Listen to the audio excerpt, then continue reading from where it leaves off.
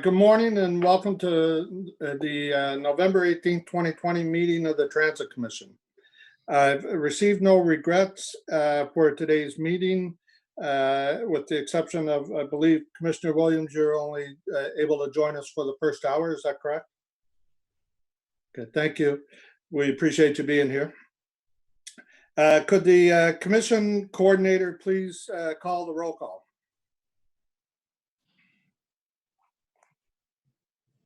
Commissioner Brockington. Here. Commissioner Caricato. I'm here. Commissioner Gower. Here. Commissioner Kavanaugh. Here. Commissioner McKenney. Commissioner Olson. Here. Commissioner Suds. Here. Commissioner Tierney. Present. Commissioner Williams. Here.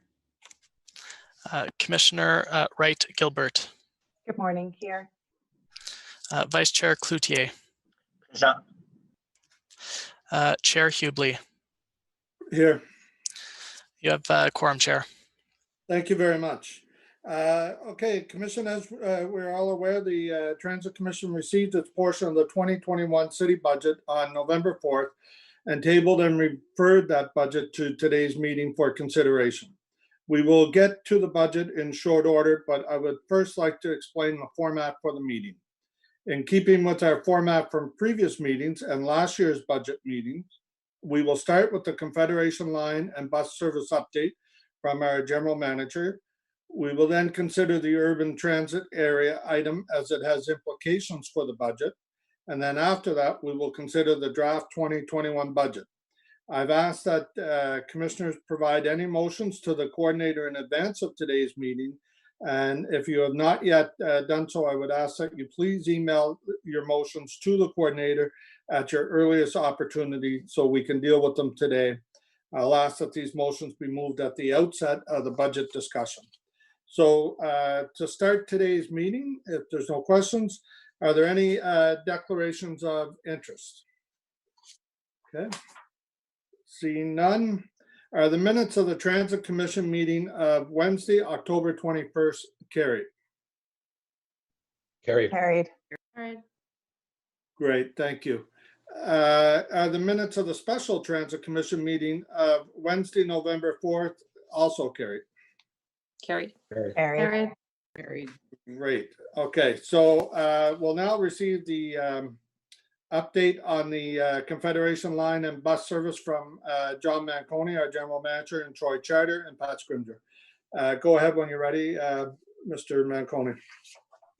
Thank you, Chair. Good morning, everyone. I'm going to ask Troy and Pat to give you the update. At the summary level, we've been delivering very, very good rail service. Things are improving. You'll see that in the update. I do want to acknowledge that this morning, though, we had some challenges, not our finest hour on two fronts. There were some delays in the launch. We had some issues in the yard on RTG's part. And while we've been doing some amazing work communicating to our customers, this morning we dropped the ball and we're looking into what happened and we're going to rectify things. So my apologies on that. But as I've said, overall, consistent, good, reliable service. But you're only as good as your last rush hour, as I tell everybody. So this morning was a bit choppy and we did not communicate well to our customers. So the investments you gave us last year that are in this budget have been yielding great results because we've had positive feedback. But this morning was not according to plan. So we'll close that gap. I can assure you of that. I'm going to turn it over to Troy now. All right, thank you, John. Good morning, Chair, Councillors, and Transit Commissioners. Like previous presentations, I'm going to start by giving you an overview of the recent performance on Line 1, followed by an update with regards to the corrective actions associated with the rectification plan items. And then in addition, I'll also provide a bit of an update on the winter preparations that are currently underway.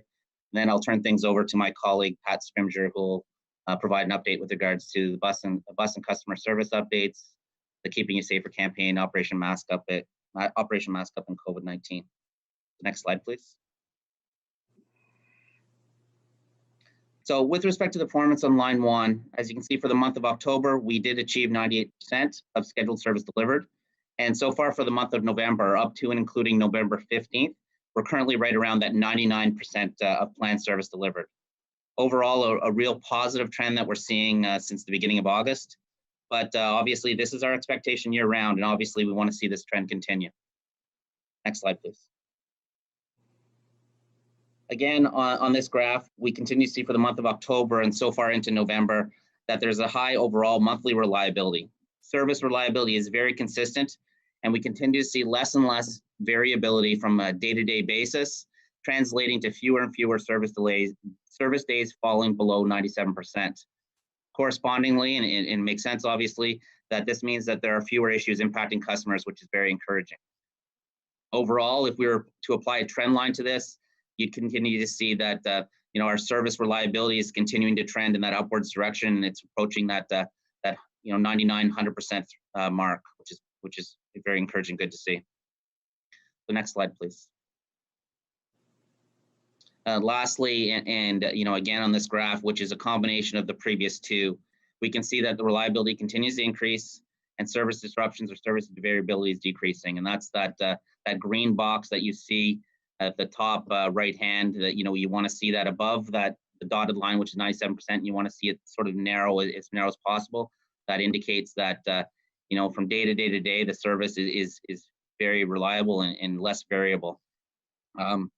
When I talk about service disruptions or service variability, obviously, I mean it's anything that's below 97% is those can be challenging days for our customers. And you look at there's fewer and fewer outliers. So using November as the example, you can see there's one dot below 97% there, and that's that occurrence where we had the deer on the tracks at Searville. So aside from that, that's the one outlier that we have so far for the month of November, and we're seeing fewer and fewer of those. Again, an encouraging trend. Next slide, please. With regards to the rectification plan, work progresses on the items associated with the rectification plan. Overall, there's been significant progress made in resolving these issues, improving the service for our customers. As outlined at the October Transit Commission meeting, the work has largely been completed with regards to the brakes and the OCS, or overhead catenary system. RTG continues to monitor, investigate other fine-tuning of the vehicle brakes, the performance of the brakes. In addition, with regards to the OCS, like all the rail systems, they're always going to be doing adjustments to it, especially when you have those change of seasons. So we're in the sort of the maintenance mode on those two items.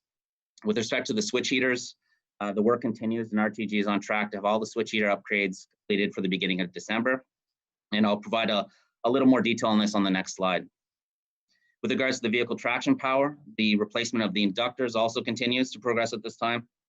And we currently have 21 vehicles complete. And if you recall the last Transit Commission meeting, it was 18. So work is progressing there.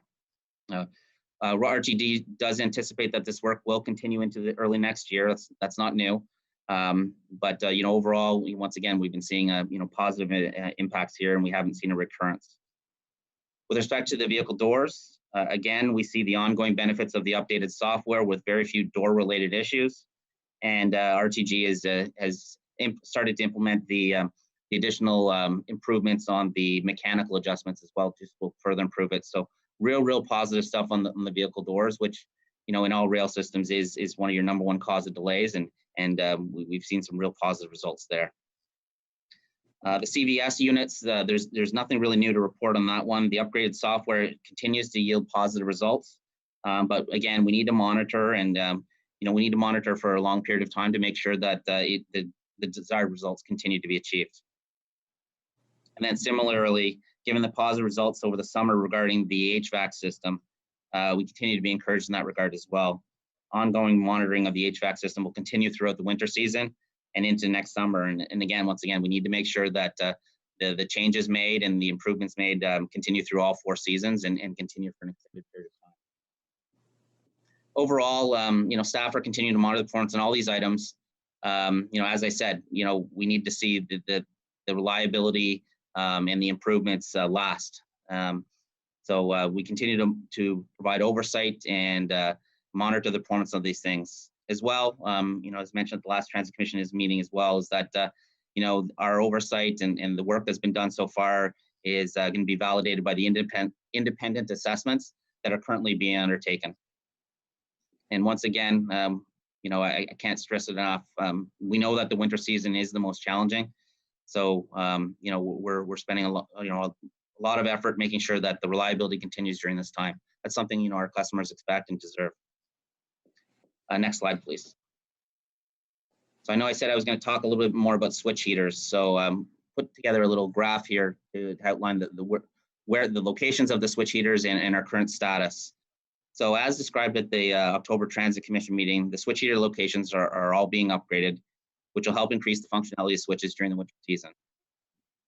As a reminder, there are 3 primary activities being undertaken to upgrade the switch heaters.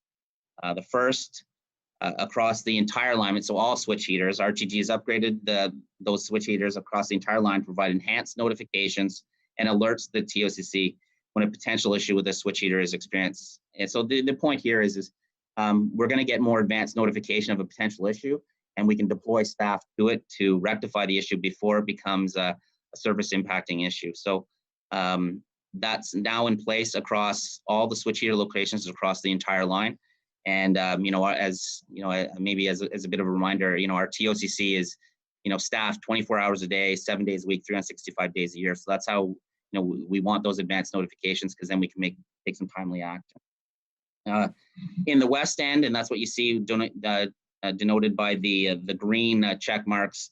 In the west end, the switch heaters, those locations have been upgraded with improved electrical heaters and heat trace elements. So that work is complete. And in the east end, the work has commenced to upgrade the switch locations, all those switch locations east of Tremblay Station, including Blair, with gas-powered heaters. This is anticipated to be completed in the coming weeks in the beginning of December. So in order to expedite and complete the work, we're going to be implementing some temporary service adjustments like we have in the past. We'll have our 1 replacement bus service running, but we have 2 planned temporary service closures on Sunday, November 22nd and Sunday, November 29th. We're doing it on these days where ridership is lowest, and it gives RTG the most amount of time to be able to get in there and get the work done and test it, commission it, ensure that they're reliable, and then we can get back to service Monday morning. A memo with those details will be shared with Council and Transit Commission shortly, and obviously we'll be communicating this out to our customers.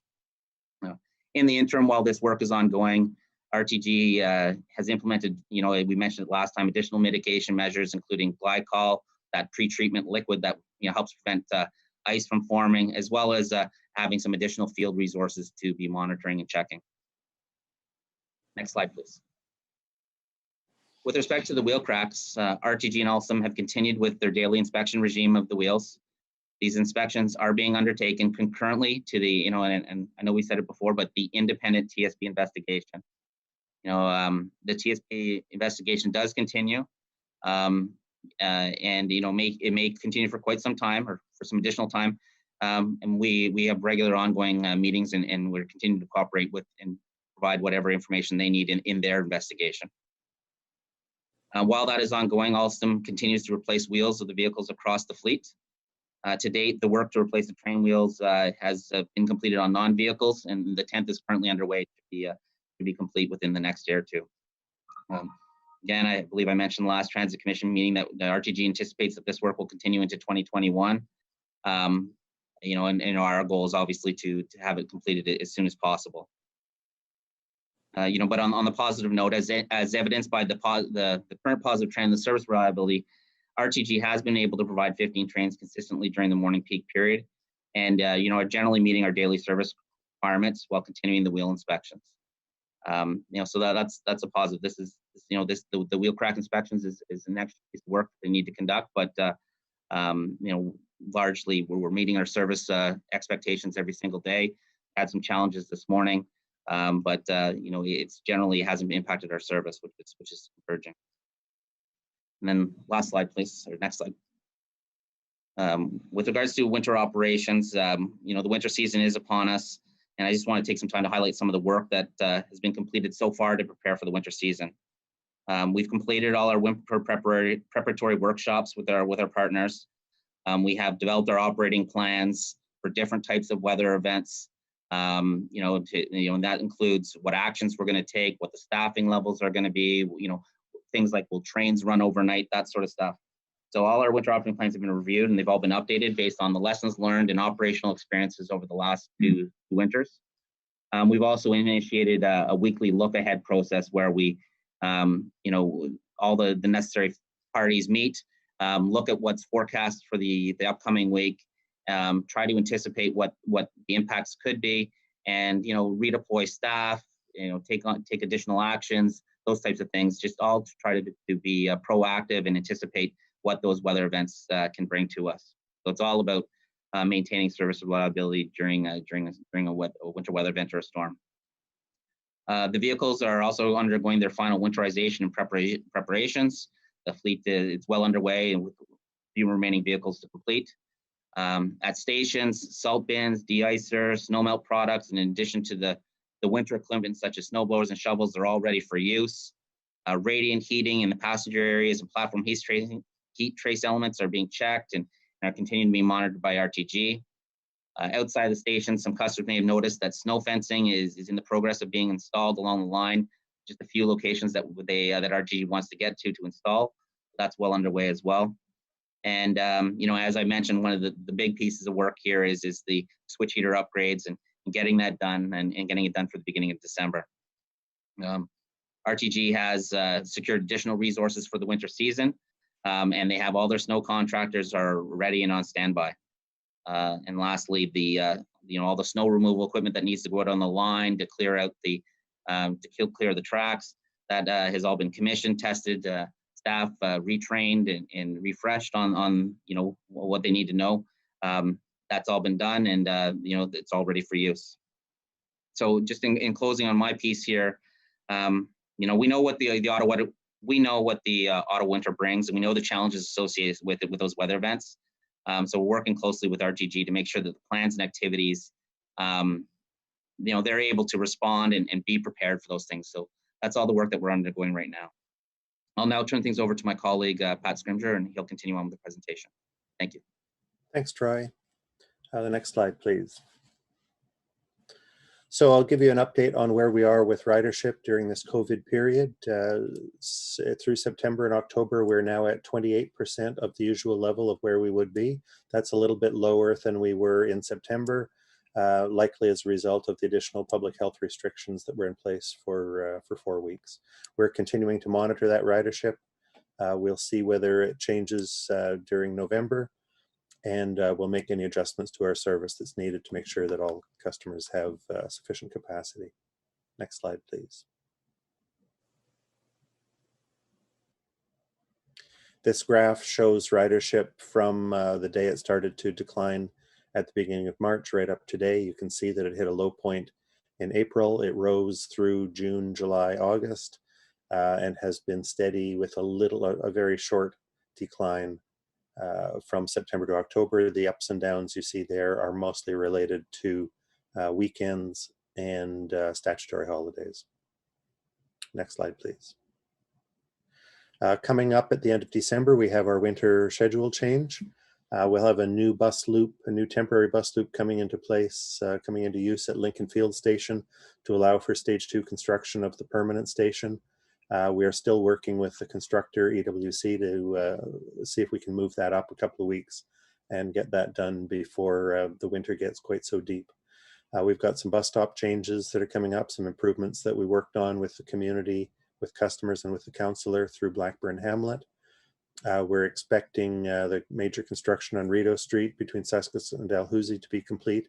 And so we expect on Sunday, December 20th, to be returning all of our downtown routes, which are currently on detour on Mackenzie King Bridge, back to Rideau Street for good connections with the O train at Rideau Station.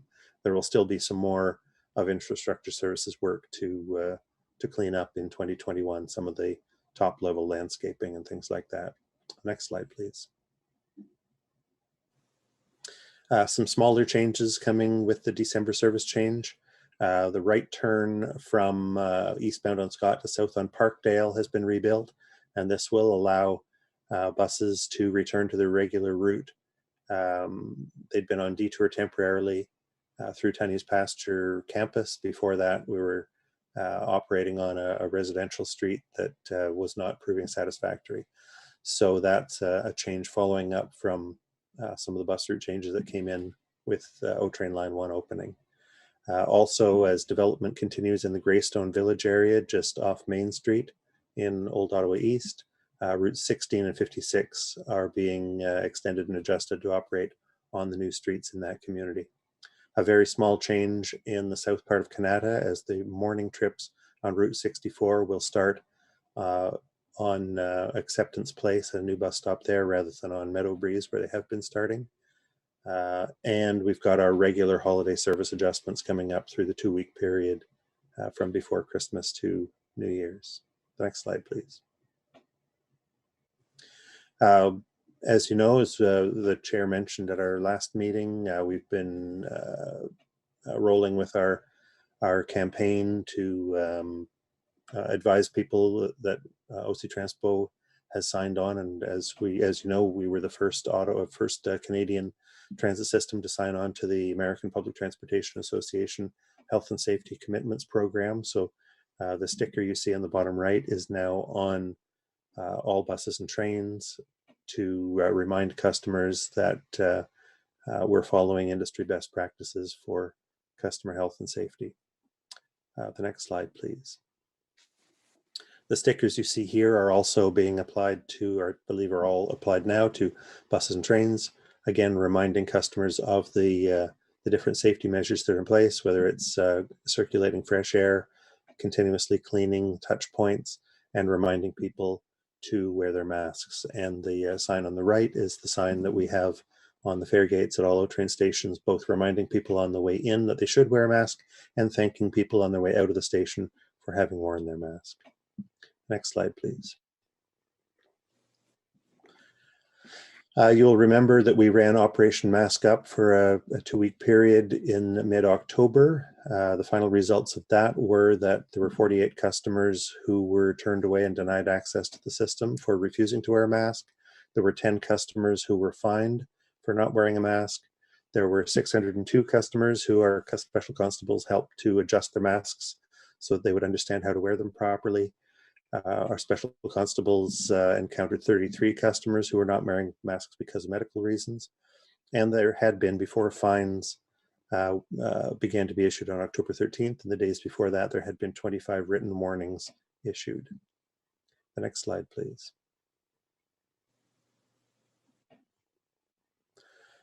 So to this point, since the beginning of the pandemic, 44 of our staff members now, it was 43 when this was prepared. There was one more report yesterday.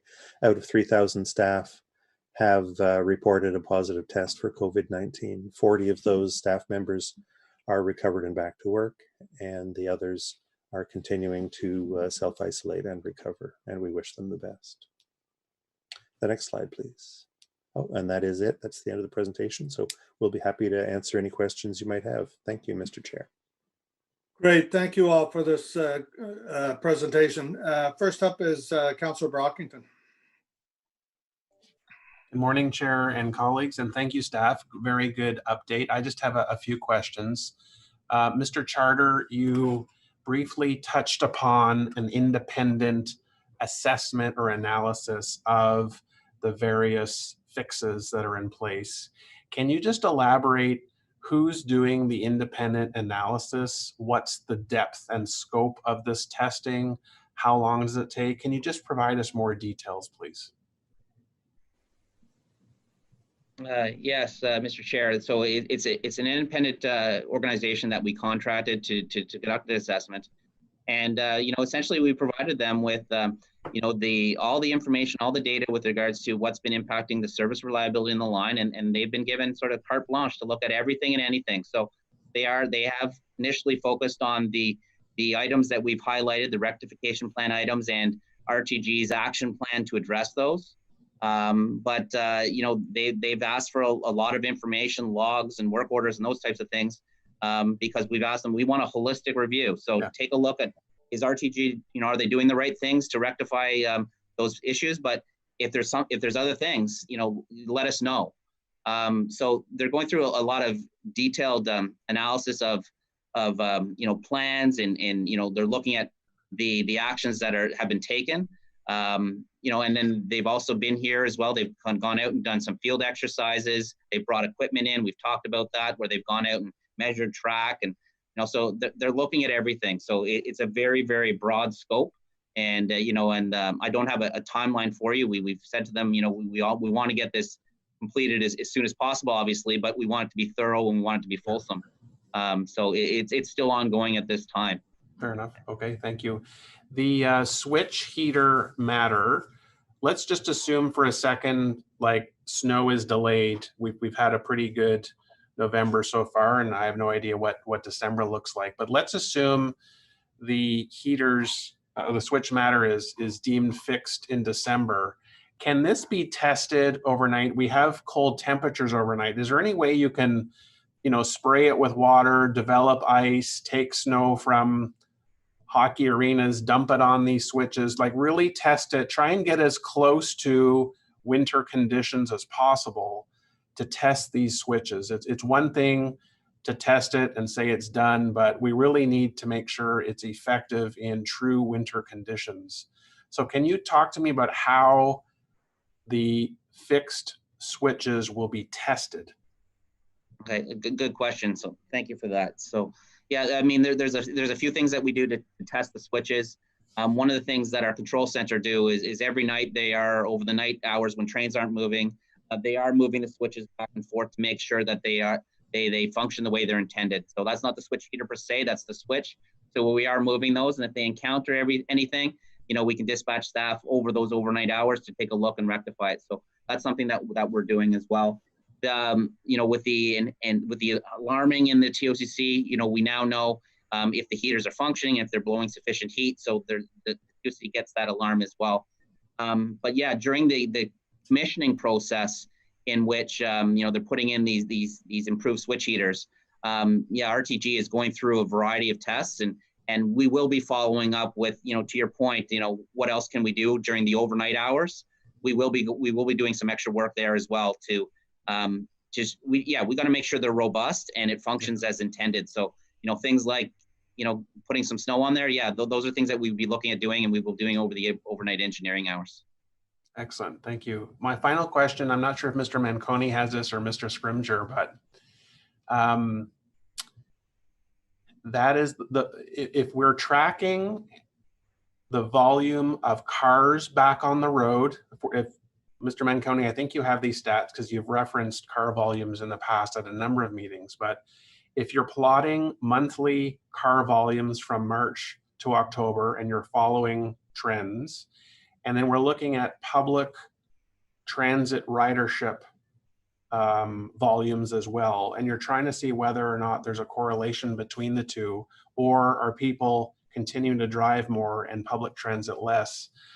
Where am I getting at with this question is if people feel that public transit is not safe, which I don't believe is the case, like I personally don't share that belief, but I do think there are people out there who are hesitant to take public transit, whether we as a commission need to go even further in our public outreach campaign communications to reinforce with people the extensive work we're doing about cleaning, our carriages are cleaned, PPP, the enforcement of PPE. So Mr. Manconi, your comments, please. That's a great question, Commissioner. Two things to that. On the data correlation, we are doing exactly that. I've got Phil Landry, who has amazing data that he's populating right now. He started to do that early in the pandemic.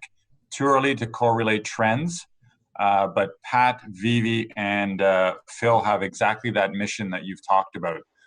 How are the trends looking, and when do we know if there's an actual trend or not? So still too early.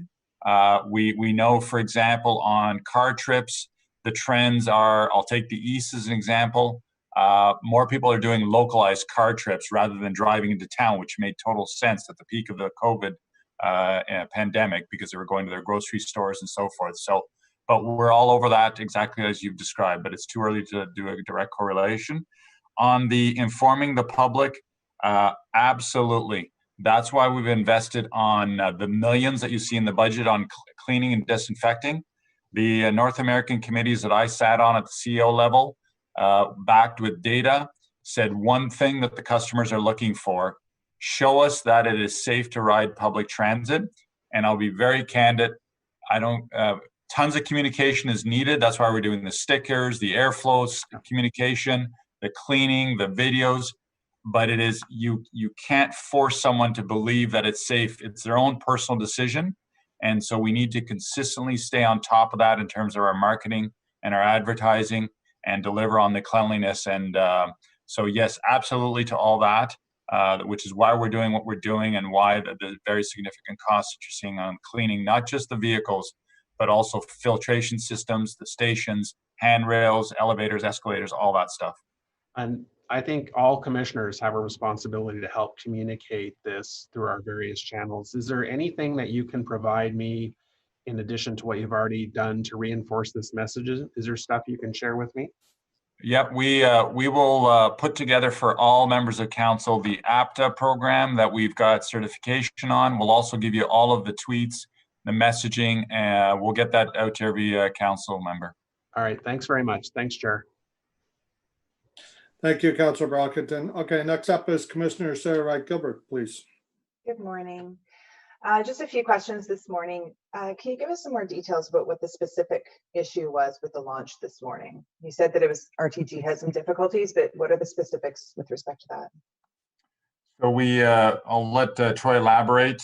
We launched, there were up to 14 trains. Then there was in the connector tunnel in the yard, which connects the yard out to the main line, there was a train that had a derailment. And then following that, there was a brake issue at Ottawa. And while we thought it was only a few minute delays across the system, it led up to about 20-minute delays on some trains. And that's where we failed to communicate. We didn't use our escalation internal processes. So the customers weren't informed, and that's the gap that we got to close on. In terms of the derailment, they've got to get the equipment in there. It's just one truck or one wheel. Again, I'll get Troy to comment on that. They'll just pull that train back onto the track probably later this evening and clear that up. We have redundancies in the yard, as you know, but the real concern on my front is we didn't communicate to our customers, because the delay at the time wasn't significant. It was that 20-minute gap that we really missed the mark on. And it's all internal in terms of communication on our side. RTG has to respond to what happened on that train as it was being moved around in the yard out to the main line. Thank you for recognizing that there was a bit of a communication hiccup, and it happens to the best of us. So I'm not going to give anyone flack over that, for sure. You probably saw my eyebrows raise at the word derailment. That's a term when we're talking about trains that causes people's blood pressure to rise a little bit.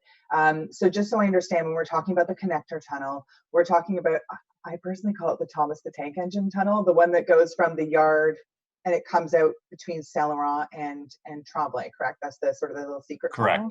Correct. Okay. I might be the only one that calls it the Thomas the Tank Engine tunnel. What caused the derailment? Do we know? Too early to tell.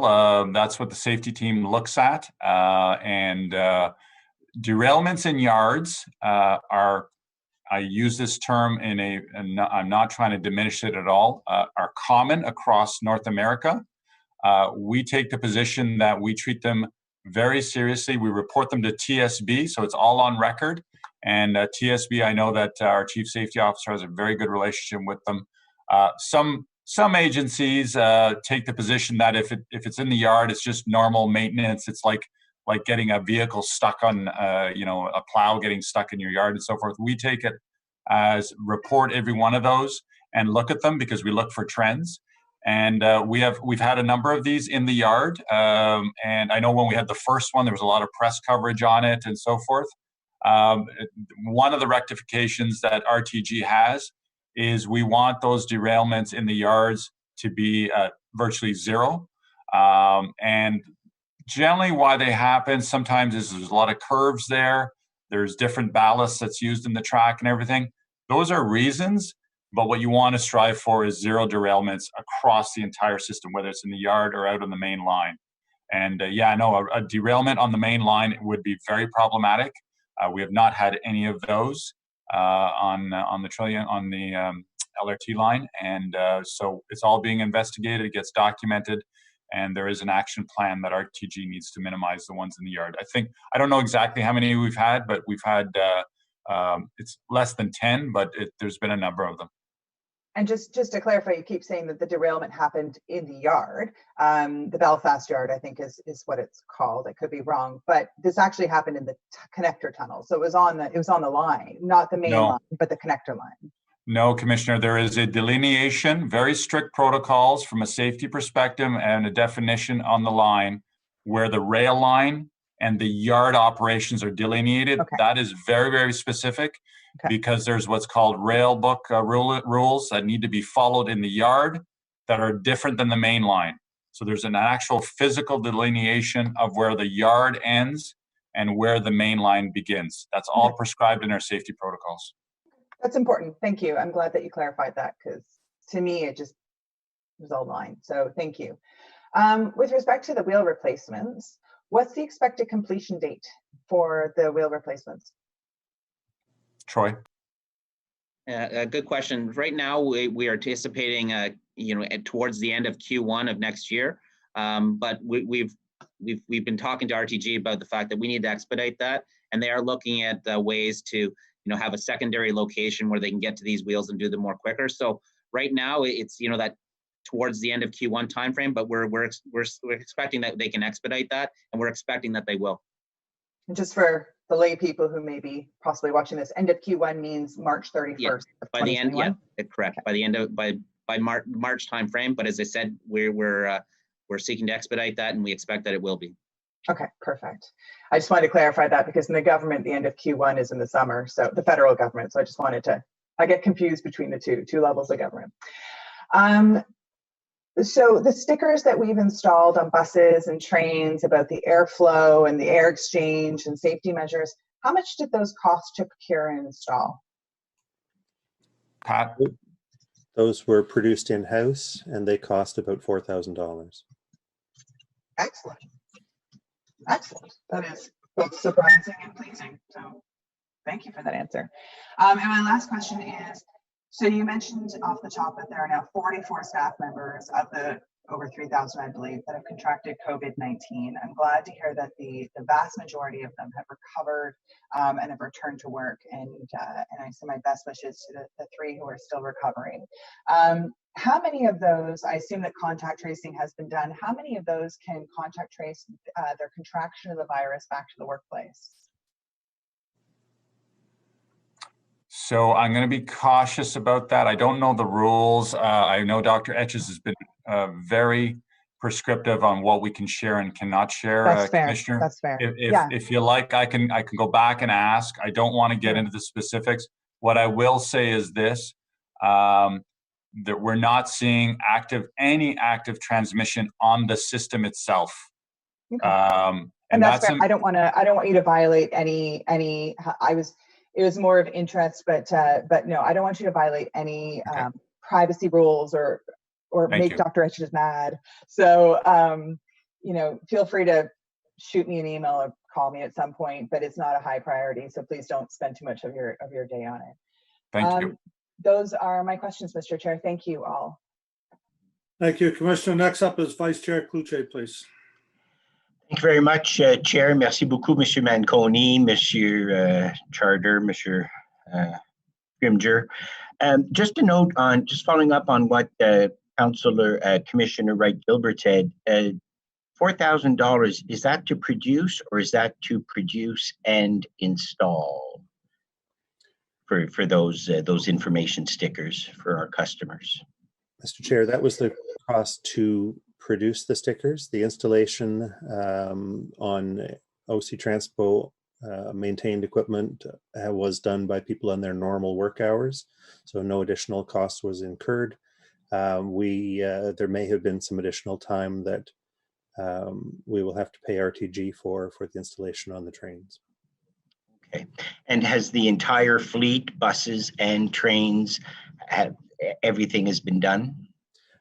I believe so. There may be some buses that have been out of service for a few weeks, having more work done where they haven't been done, but largely yes. Everything that's on the system. Okay, thank you. Just follow-up question with respect to the information that the general manager provided us this morning.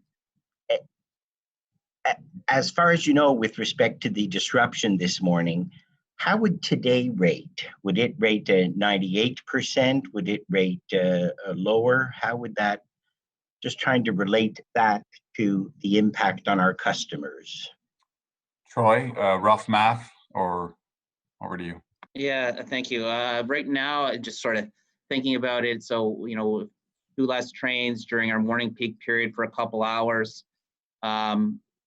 You know, if the rest of the day goes without any issue or disruption, you're probably hovering around 97%, maybe either a little bit above or a little bit below. It's around there. So, you know, that problematic time was when we had to pull that one train that was out in service, and that caused the ripple effect to the other trains. But I think you're probably right around that 97%. Okay. So, and I'm just relating that to the experience of our customer, a commuter that depends on the train, a 20-minute delay, as the general manager said. We get a score of 97, but that commuter is seriously impacted. And I recognize we are running a system for hundreds of thousands of users. So thank you. I just wanted to reconcile that for myself. On slide, and I was on the system this morning, and I was not impacted, but I recognize and I appreciate the information that other customers were. Vice Chair, can I just say something? Because you know, if you hear my tense about my tone today that I'm not happy, it's because I'm not happy, because the view we take is one customer impacted is one too many. But what I want to square up is I saw some of the body language, well, 97%, and you know, yet people could have been stuck on a train for 20 minutes. Your point is exactly bang on, Vice Chair. You got to look at it system-wide. There were some people that were not impacted at all. But I just want Commission to know we don't minimize this at all. Our goal is 100%. And I just want to push that very, very hard. Because if you were that customer that, you know, under 5 minutes, we can understand.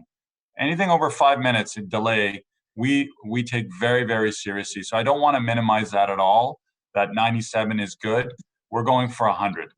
I just want to be clear on that. I absolutely acknowledge that. When I am on the system and I am trying to get to an appointment, if there's a delay, that has a big impact on my day. And I recognize that for a parent that is going back to daycare or to their employment, a frontline worker that wants to get to the hospital for their work. And I appreciate that you've said that. I appreciate that we want to look at after each individual customer and provide the best transit experience that we want. So I thank you for that and that intervention, and I support you 100% on that. There was slide number 17 with respect to the mask up operation, October 9th to 23rd.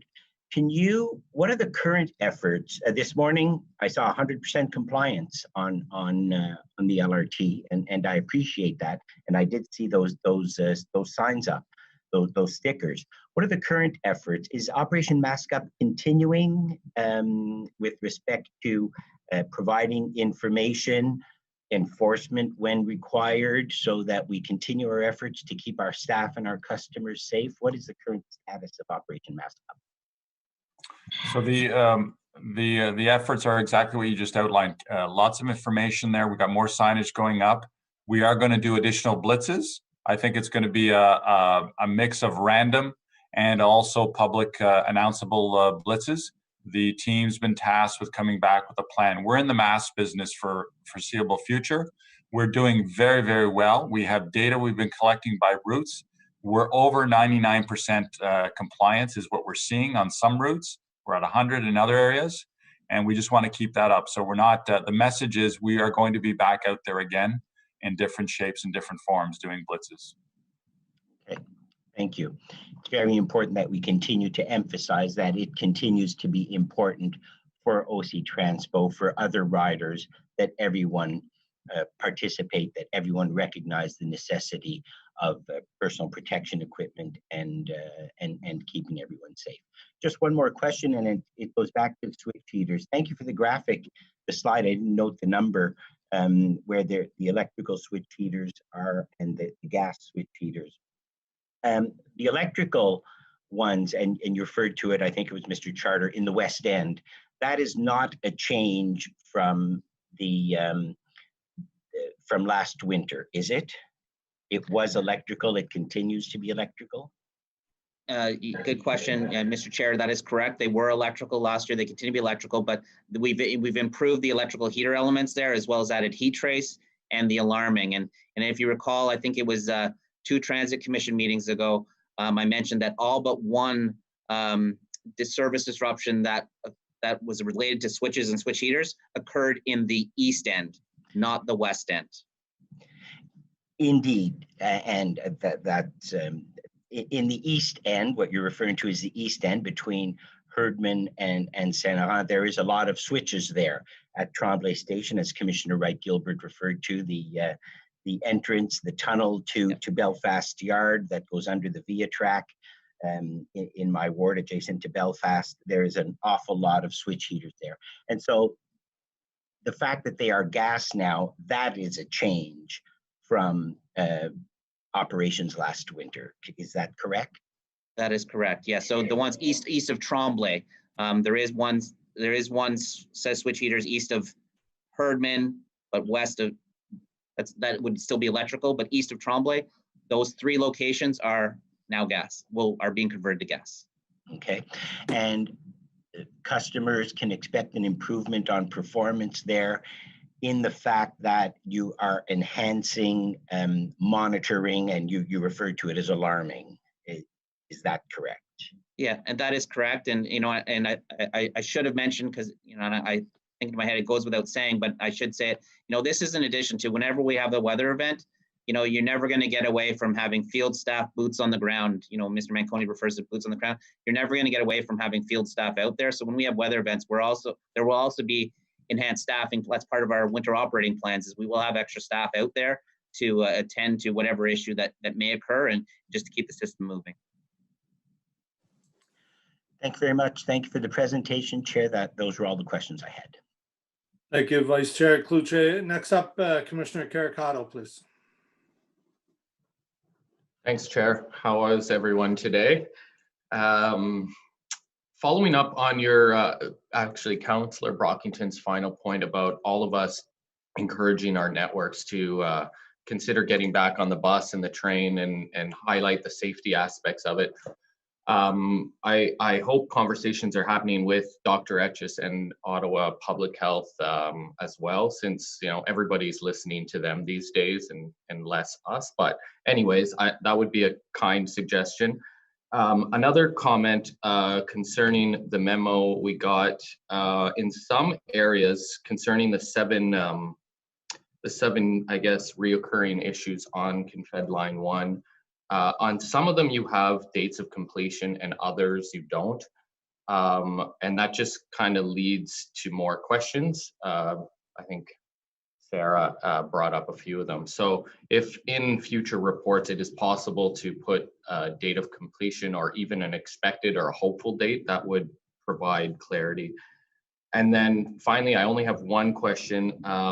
Something I've asked a few times now and emailed with you, Pat, on it, about outside signage at our LRT stations so that riders can see before going down and paying whether or not the train is running on time and how often. Just, you guys said you were going to look into it and see what the possibilities were. Wondering if you have an update for us on that. Thank you.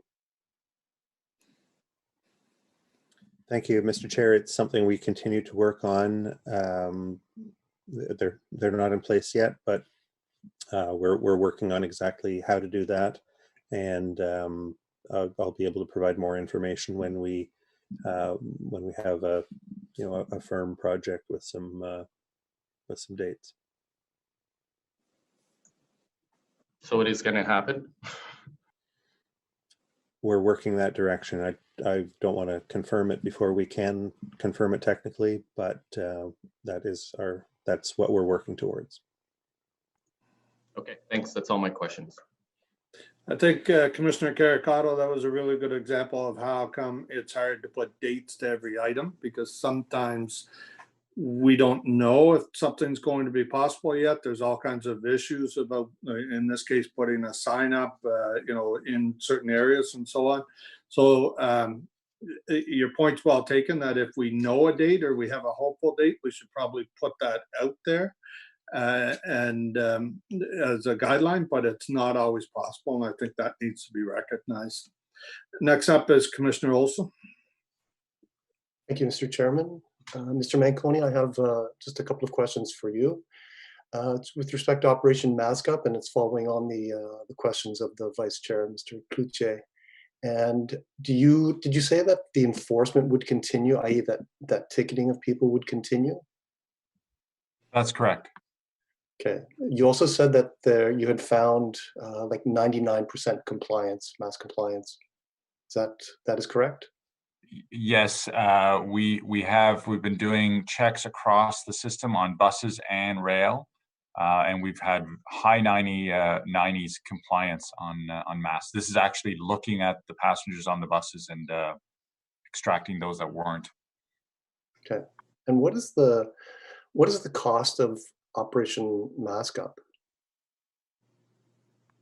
We're rolling up all those costs right now because we put dedicated teams on them, and we did full coverage, even evening hours and so forth. So there was overtime costs and so forth. I don't have those right now, but I am getting that from the team. Okay, because there's an economic concept of diminishing marginal returns. So to go from 0 to 10, it costs you a little bit less, but to go from 99 to 100, it costs you much more to get that last 1%. Is it really cost effective to continue this, knowing that we're at 99%, or as you said, I think in some areas 100%? My view is yes, and I'll tell you why. The polls that CUDA and APTA and others have done, and this speaks to the earlier comments of other commissioners, customers have said, there are some customers that have said, we are not going to ride transit until there's a vaccine, until things settle down. There's a myriad of issues that some will cite. Some are very, very comfortable riding now, and some have no choice. And we'll speak about that in the budget in terms of the equity inclusion lens. To me, the investment on the mask is part of the bigger investment in ensuring public health and building that confidence to get customers back to the system. If we let it's kind of like the ride program. If you stop doing blitzes on drinking and driving, it could creep back into you, into the society, and we don't want that to occur. So the message is loud and clear. There's heavy fines. We have very big fines. It's about taking care of others, and it's about the bigger play in terms of recovery from transit, economic, all those pieces. And if we don't keep the blitzes up, it may not be as intense as what we're doing right now. It just could be random blitzes at lower cost. But to me, if word gets out that we're not enforcing the rules, and you saw how many people we had to adjust, you saw how many people we ejected from the system, I think that will work contrary to building that confidence that others are expecting. I can tell you that I've spoken to customers that felt very uncomfortable, even on a bus that wasn't full, with someone not wearing a mask. And I got to take care of our operators and our staff also that are out there risking their lives every single day. So to me, it's an investment on the bigger play. There are diminishing returns, but I think it's part of the bigger piece. And we are, to Commissioner Caricato's comment, we are absolutely joined at the hips with Dr. Etch's team. Right from the get-go, we wanted to know if transit was a contributor to the pandemic. It is not up until now. And it's all the sum of those parts about rebuilding that confidence. Okay. Mr. Manconi, thank you very much. Mr. Chairman, that's all my questions. Great. Thank you, Commissioner Olson. Councillor Fleury, please. Thank you, Mr. Chair. And thank you for the update, John and team.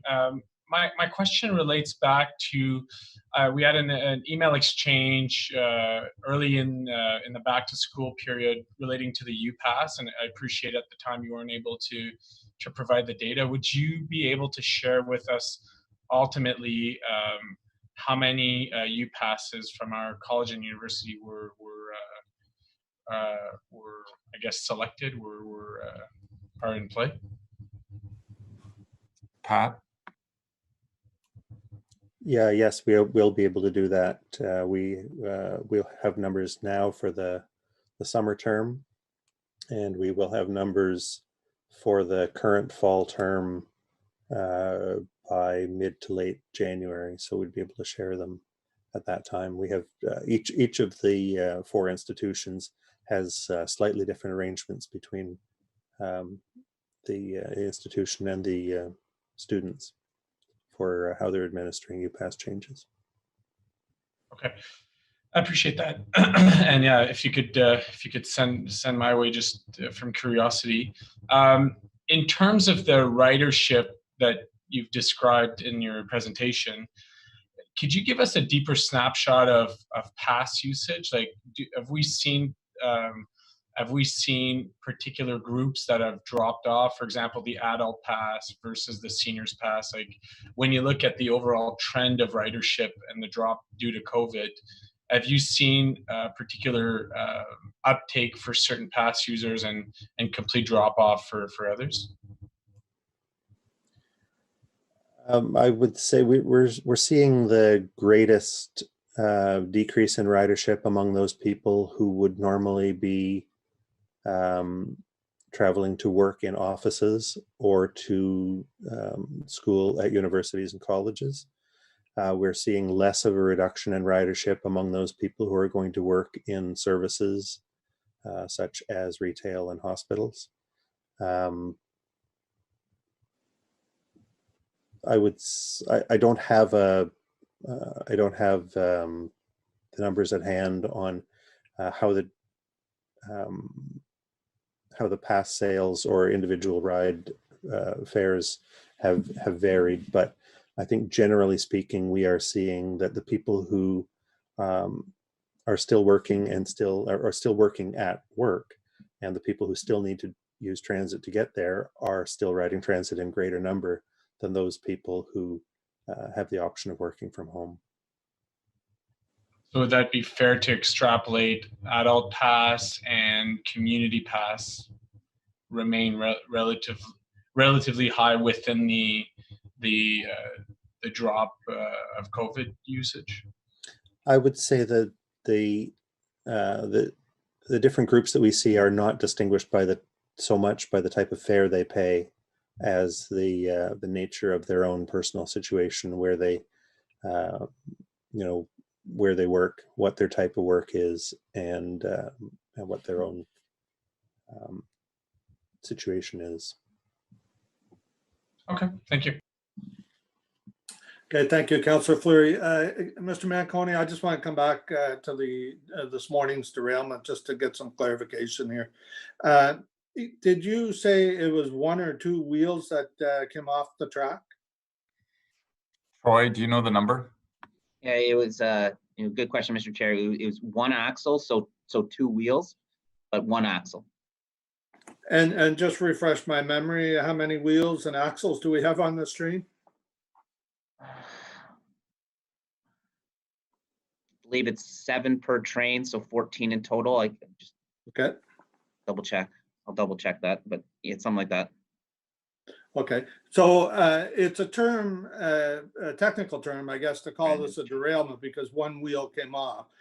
What I'd like to hear a little more about for the benefit of the public is 1 wheel coming off a track doesn't mean the train's about to flip over on its back or anything like that. The train can't proceed until we get that wheel back on. So it's not a nothing issue. It's still an issue that we have to deal with, but the safety of our riders are not at risk when 1 wheel slips off the track. Is that correct? So a couple of things, Chair. There's a bunch of safety features that immediately kick in, whether it's one truck, 1 wheel, 1 set of wheels, and so forth. There's no damage to the train, no injuries that were reported this morning so far. We'll inspect the vehicle, obviously, once they put it back on the track. Absolutely, there's a bunch of protocols that get followed. The thing that we need to remember is we have a chief safety officer, and the first question he asks on any incident, minor or major, is there any reason to stop the service? There's two people that have authority to stop the service. Is he can recommend it to me, and I can stop the service if I have any concerns. And I'll tell you, that is the first thing that gets asked on any incident. And you see Brandon on the screen there. He's the chief safety officer, for those of you that don't know him. So that's an established position under our safety protocol. It was part of the federal government downloading the self-regulatory environment to ourselves. Okay, thank you for those answers. So that concludes the update on this presentation. Is the update received, commissioners? Received. Okay, we're going to move on now to the next discussion. Is going to be Pat Scrimger is going to give us an overview of the revisions to the urban transit area boundary for 2021. Mr. Scrimger, whenever you're ready. Thank you, Mr. Chair. This report before you is very similar to reports that have been before the Transit Commission in past years. Perhaps I believe this is the first time it's come up during this term of council. City Council made a decision shortly after amalgamation that the urban transit area, which is the area where urban transit taxes apply, should be expanded. They described in the direction to staff as being automatically whenever there was a change to the urban policy area of the city or to the development area.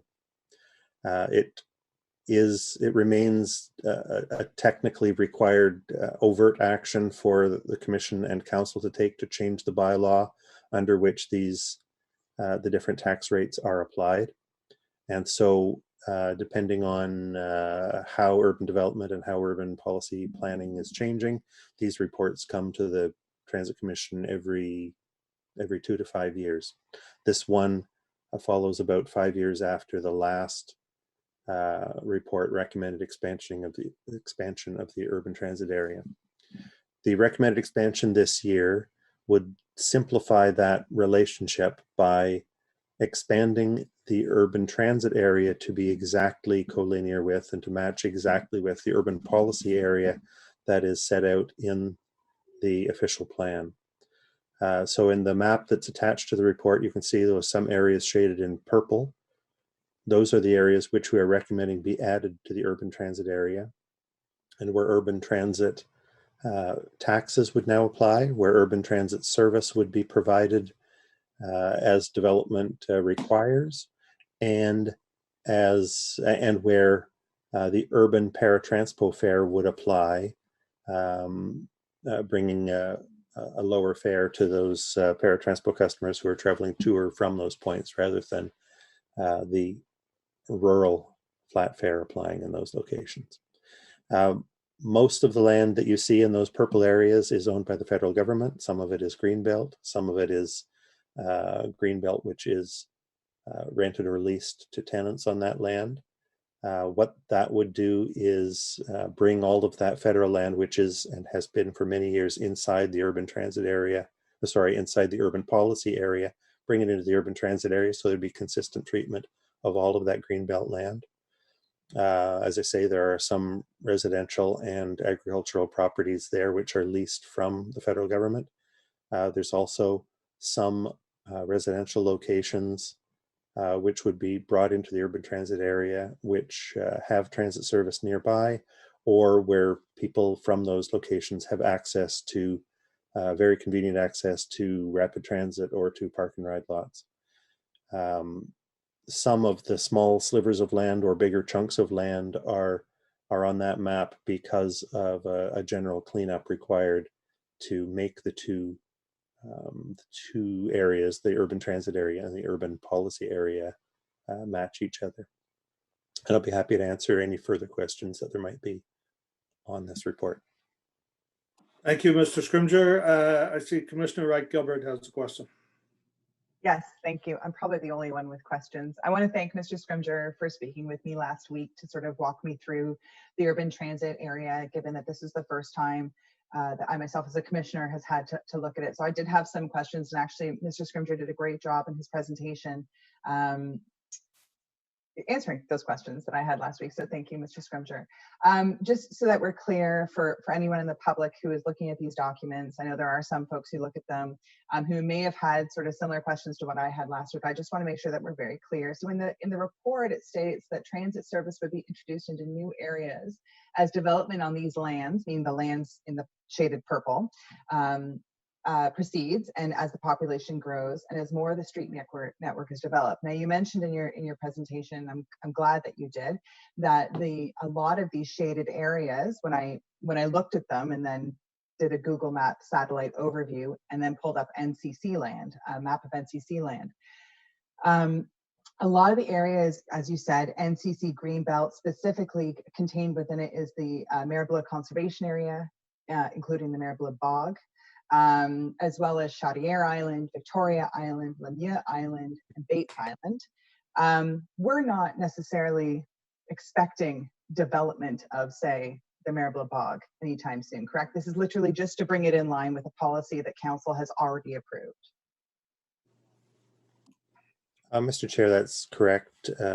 It's for consistent treatment. You can see on the map that there's large parts of the federally owned green belt which are already shaded yellow and are already considered to be in the urban transit area.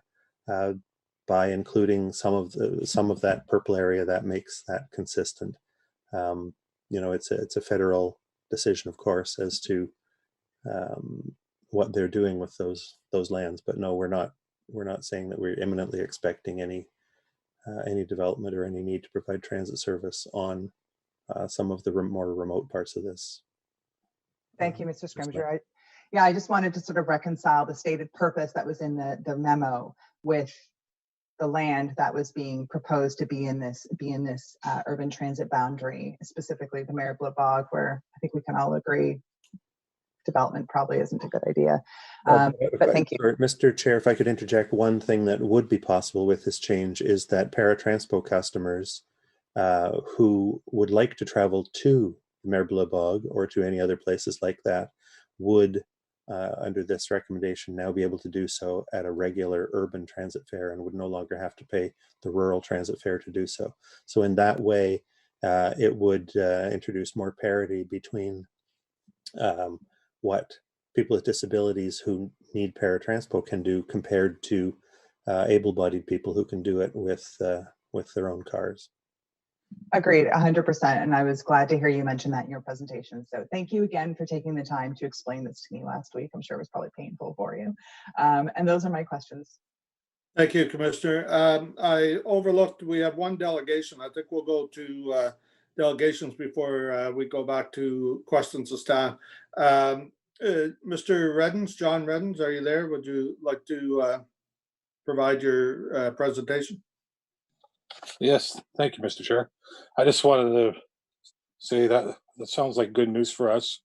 I'll give you some examples of what was going on. Like for me, I would have public meetings at the Manitouk Library, 19 kilometers away from my location to Manitouk was a regular and extra fare. My doctor office is in Stittsville, 32 kilometers an hour away. I had to pay a regular fare. If I was going to the casino, my apartment is 9.7 kilometers away from Gatineau and 9.7 kilometers away from here in Ottawa. I have to pay that fare, that extra fare, just to attend the one here in Ottawa. So what I've heard, it changes the whole thing what I was going to say, but it sounds like it's good news. Thank you. Thank you, Mr. Reddens. We appreciate your participation today too, and I'm sorry I went to Commissioner Wright before going to you.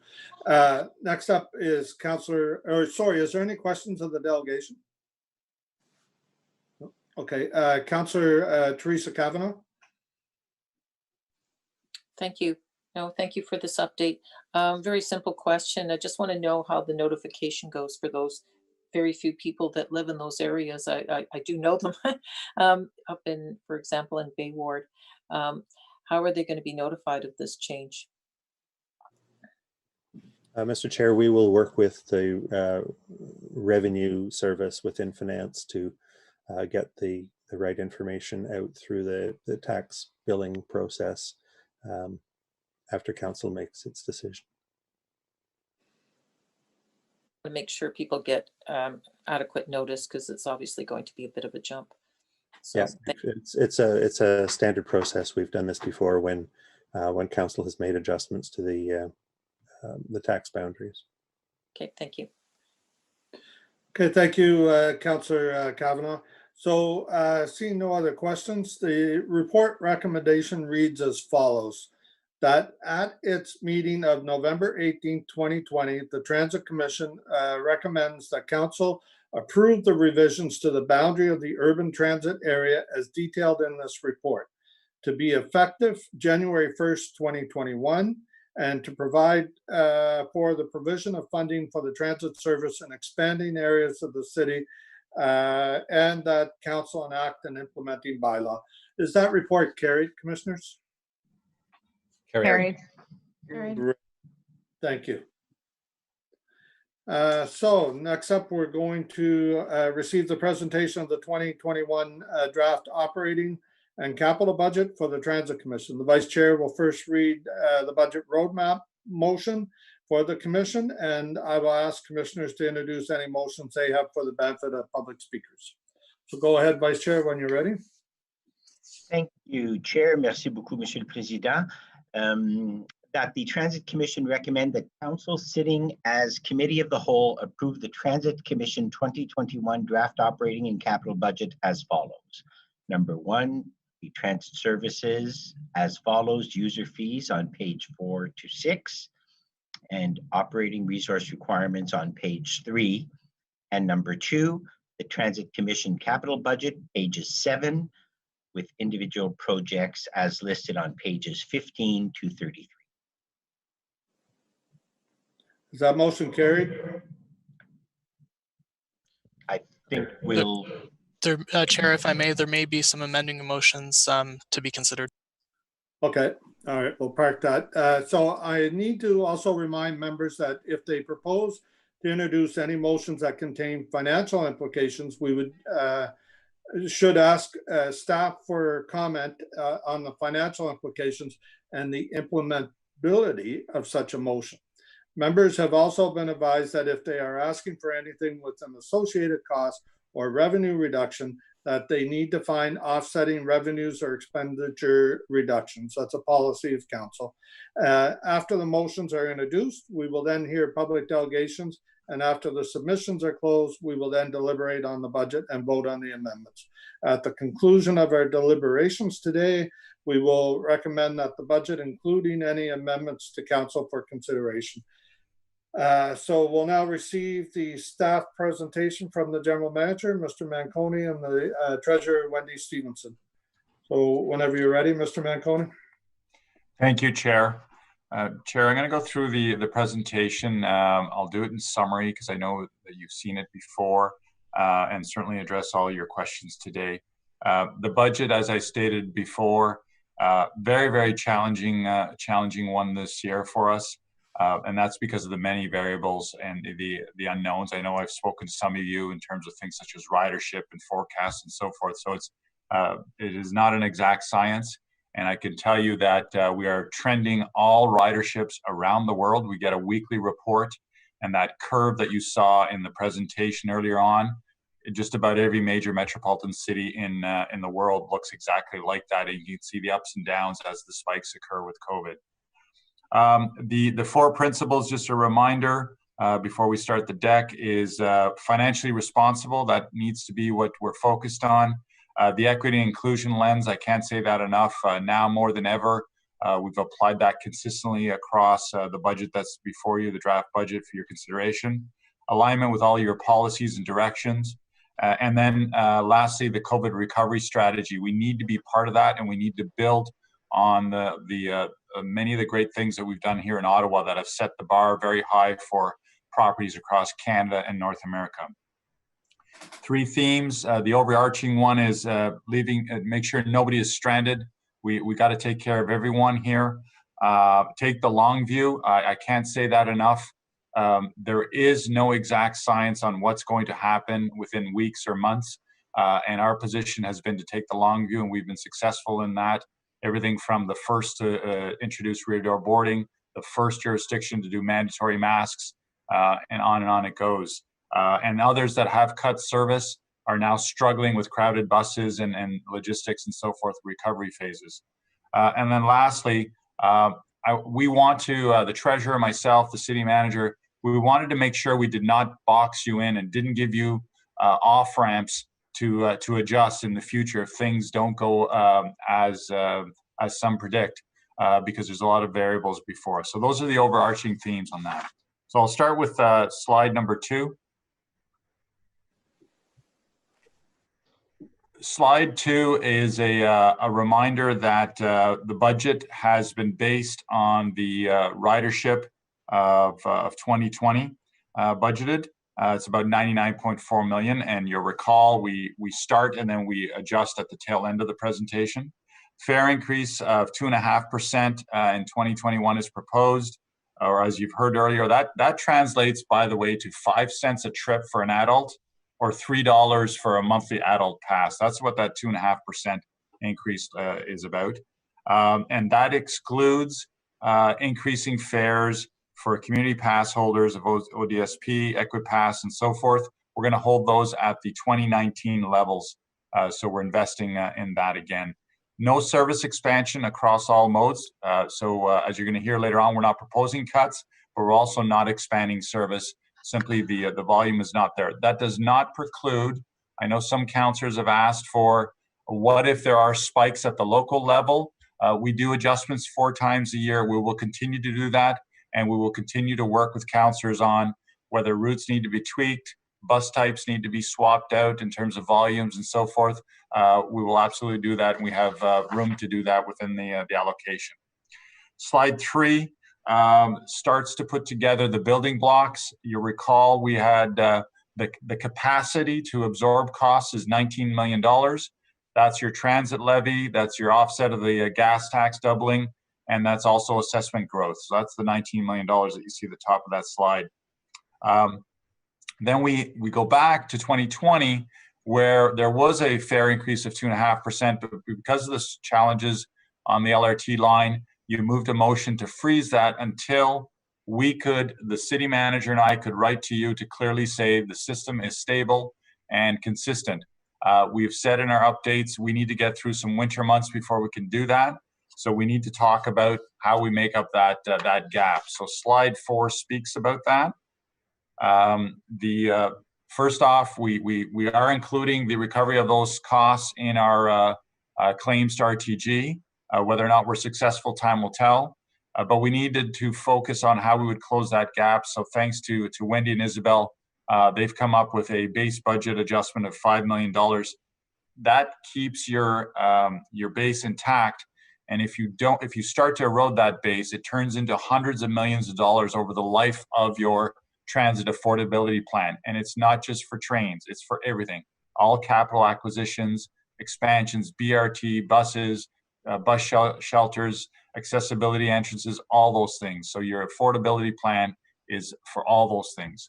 So the fare adjustments on slide 4 speaks about that $5 million base adjustment from reserves, the 2.5% minus sorry, on slide 4, please. The 2.5% fare increase, which would kick in on January 1st. And just a reminder on cost controls, I know some of you have asked on the follow-up questions in between when we tabled the budget. Yes, we're continuing with our discretionary spending freeze. We're watching things such as overtime and so forth as best we can. Slide 5 summarizes the 2 numbers. We've got $19 million was our target. We have very significant pressures, about $50 million. So when you add all those up, so we needed to find $30 million in reductions, which is the next page. slide 6. And slide 6, I won't go through all of these again. We can certainly dive into details during the question period if you like. I just want to highlight the first one because I know we've had lots of questions on this one. The $8 million for the 40 additional buses that we put on last year during the challenging times of LRT. And if we remember, it seems like a long time ago, but that was a combination of things. We had to pull buses from the main line in case of LRT breakdown, but also there was acknowledgement that that massive bus system redoing needed some tweaks. And all of you brought forward some ideas and suggestions of known problems where there was quantifiable data to justify adding service. Those will remain in place. We are not taking that out of the service schedule. The $8 million will be made up of lower traffic volumes out there. So you're seeing buses parked all over the place in terms of not running ahead of schedule. We can adjust those schedules accordingly. I just wanted to emphasize, because a few councillors have asked, will this affect the tweaks that you did last year? No, those will remain in the base, and we will mine out the $8 million in other ways, and no direct impact to customers on that. The rest are pretty straightforward on this list, but again, if you want additional details, we're happy to provide that. So slide 7 transitions us into the high cost of what I talked about before, and that's rebuilding the customer confidence on safety and cleaning. It is very, very expensive. It's labor, it's products, it's time, it's logistics. You know, I want to do a shout out to our fleet team, Mr. Greer and those folks. Just picture the logistics in deep cleaning 1,000 buses overnight in terms of what that entails. Yes, we've gotten them additional resources, but also there's some great work that's going on out there on the front line. So thank you to them. So there's costs with that. And then there's the ridership reduction of $50 to $60 million that is out there potentially looming. And again, there is no exact science to the ridership forecast. A reminder of what we've done. We mined out Statistics Canada data. We worked with our economic folks over in Mr. Willis's shop, and Pat and his team did various scenarios of potential ridership returns based on industry sectors and business types and so forth. This speaks a little bit to what Councillor Flaherty was asking about. What's happening on ridership, and we did a deep dive on there. And we did multiple scenarios. And again, they're best described as guesstimates with some science applied to it. Nobody knows. CUDA and APTA don't have any specific targets. And it does vary from city to city, with Ottawa being a bit unique in that we're a government town. Slide 8 moves us into some other challenges. You'll recall we negotiated the mandatory federal government 30-minute break for operators out in the field. That requires additional funding. We have not put that in the operating base. We're doing some one-time funding as we need to, again, give ourselves room to navigate and wiggle room to adjust depending on where we're going with service levels and what the organization ultimately looks like. But we needed those resources to enable those 30-minute breaks. This speaks to the concerns you've had in the past, or you've heard about in the past, from some operators of recovery time, ability to rest, to get to the washroom and so forth.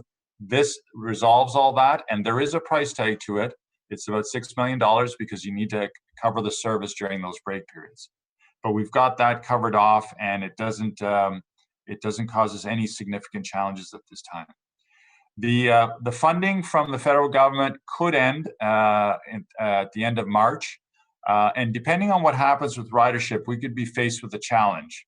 So this is where the budget got very complex, and what we did not want to do is have an unbalanced budget or have a predicament where you would be stuck in the middle of the year and not have a plan, an alternate plan to resolve this issue. So at the highest level, you see that the pressures are in the $63 to $73 million. There could be we know that we're getting the Safe Restart funding to March 31st. So where does that leave us? And the bottom of slide 8 is the punchline. You've got a potential $47 to $55 million gap.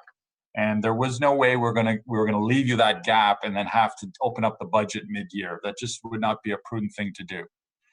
So if the funding is not provided on slide 9, We have some backstop reserve funding of $24 million. You've approved those projects of deferred capital projects with Wendy's report earlier this year.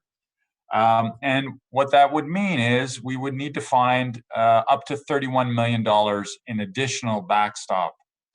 So at the bottom of slide 9, we all know the 3 options in transit. You can either change the service levels, cuts, let's call it what it is. You can increase fares. I doubt anybody wants to increase fares beyond the 2.5%, and because that gets you into that elasticity discussion. And then you could raise taxes, and so that wasn't a viable option. So what we did on slide 10 is we gave you what is now known as the three plans. If we don't receive, the best case scenario is we get the funding and we have the backstop in place. That's plan A. Plan B is we leverage the $24 million, so we will not be spending that money. We're going to wait to see if we get the backstop. And we've identified $31 million in additional capital deferrals and adjustments. I've sent you that memo that was outlined. It listed all of the areas, and I told you it wasn't a very long list. We applied the customer lens, the equity inclusion lens. We don't want to disadvantage anyone. Now, the question that's come up, I know Councillor Brockington and some others have asked, so what happens if your forecast of approximately 70% return of ridership is wrong? Because that was done a few months ago. It could be wrong. It probably will be wrong. There's nobody that can tell you what that ridership forecast will look like. Our recommendation would be that you adopt Plan B, and if there's a further erosion of ridership, we would come back and do further capital budget adjustments before you consider cutting service. This speaks to the long view. This speaks to the recovery piece. This speaks to post-immunization, all of those things, being ready for that. Because Plan C is you cut service. And on cutting service, it's a challenge on multiple fronts. To be very, very, it's straightforward. To save money, you need to stop the service, lay off employees, and it's the bus service where you can go. You can't go to LRT. Those are fixed costs. There's no way RTG is going to be a good corporate partner and say, well, you can reduce the service and we'll give you a rebate. That's just not going to happen. The bus costs are the next, well, they are the most significant part of this budget. And you have to lay off the people and you have to sell the buses and stop maintaining and fueling the buses. That takes time. Those of you that were involved in route optimization, it takes months. And so we're not delaying. We didn't assume anything. We are recommending Plan B. The budget is built on Plan B. Those capital projects remain in the budget and we will extract them if the funding does not come through the federal government. With respect to Plan C, we've already started, and we started a few months ago, to build up principles and potential cuts in the event the direction from council is that you want to cut service. The earliest I can bring that to you is June. We would be in front of you in June. We would need to identify a capital bridge financing to get us into Q1 of 2022 when the savings would materialize. Again, layoffs, sell buses, sell assets, and so forth. We are not recommending cutting service at this time. And I know there's lots of questions about, and I'll be candid, I don't like the term. I hear empty buses. Again, it's point in time. There are people that are depending on those buses to get to feed their families and loved ones and so forth and keep the economy going. So Plan B is what we're recommending. And Mr. Chair, that concludes the presentation. Happy to take all questions. Thank you. Thank you very much, Mr. Manconi. Now, if we could, I'd like to ask that any motions be introduced for the benefit of the public speakers. And let me see here. I have a list of what's already ready to go, so I'll go to that list first. Councillor McKenney, would you like to read your fare freeze motion, please? Yes, thank you, Chair. Is it possible to get it up on the screen, or should I find it myself? Eric, can we There it do is. that? Okay, thank you. Whereas Ottawa has one of the most expensive transit passes in Canada, and whereas Ottawa has one of the most expensive single-day fares single ride fares in Canada. And whereas the COVID-19 pandemic has brought unprecedented financial hardship to many Ottawa residents, particularly those who are unemployed or working in low-wage jobs. And whereas retail and other frontline workers and other minimum wage workers are mostly reliant on public transit to get to work, therefore be it resolved that transit fares be frozen until the pandemic is declared over and the state of emergency is lifted. And be it further resolved that Transit Commission recommend Council direct that Mayor write to the Government of Ontario to request financial assistance to make up the shortfall that a transit freeze would create. And Chair, just want to note that if staff are considering this out of order, I will add that we can make up a shortfall through an offsetting increase to the levy, an increase to our advertising rates, and to the commencement of advertising in LRT stations. Okay, thank you, Councillor. Thank you. Did staff want to comment on that? Is that a sufficient offset for this budget, or for this motion, I should say? Chair, unfortunately, no. I'll speak first about advertising revenues. They are plummeting. We all force majeure clauses have been used. Our advertisers have come in. We're not even getting the revenue streams we're supposed to be getting. And I can tell you that to bank on revenue from any source, there's no captive market out there. The ridership is so low. It would be, well, let me just caution you, I think that's a very risky proposition, and I couldn't support that in terms of that. Okay, well, I'll just make it an increase to the corresponding increase to the levy, the transit levy. So then we need confirmation from the Treasurer's Office that that doesn't produce a tax increase, because, correct me if I'm wrong, that has to go to Committee of the Whole if you want to change the tax rate that's in the proposed budget. Thank you, Chair. Yeah, that does increase the taxes greater than what was approved in terms of our budget directions report. So it's to be no more than 3%, and this would be greater than 3%. Okay, so then the motion is out of order then. So the motion then can go to Council, is that correct? Caitlin, did you want to weigh in on that?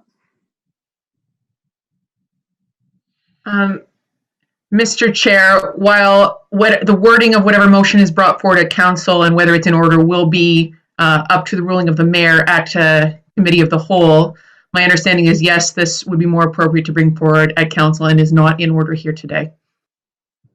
Okay, sorry, Councillor. So you'll because you're looking at a tax increase, we'll take this motion off the table now. Is that?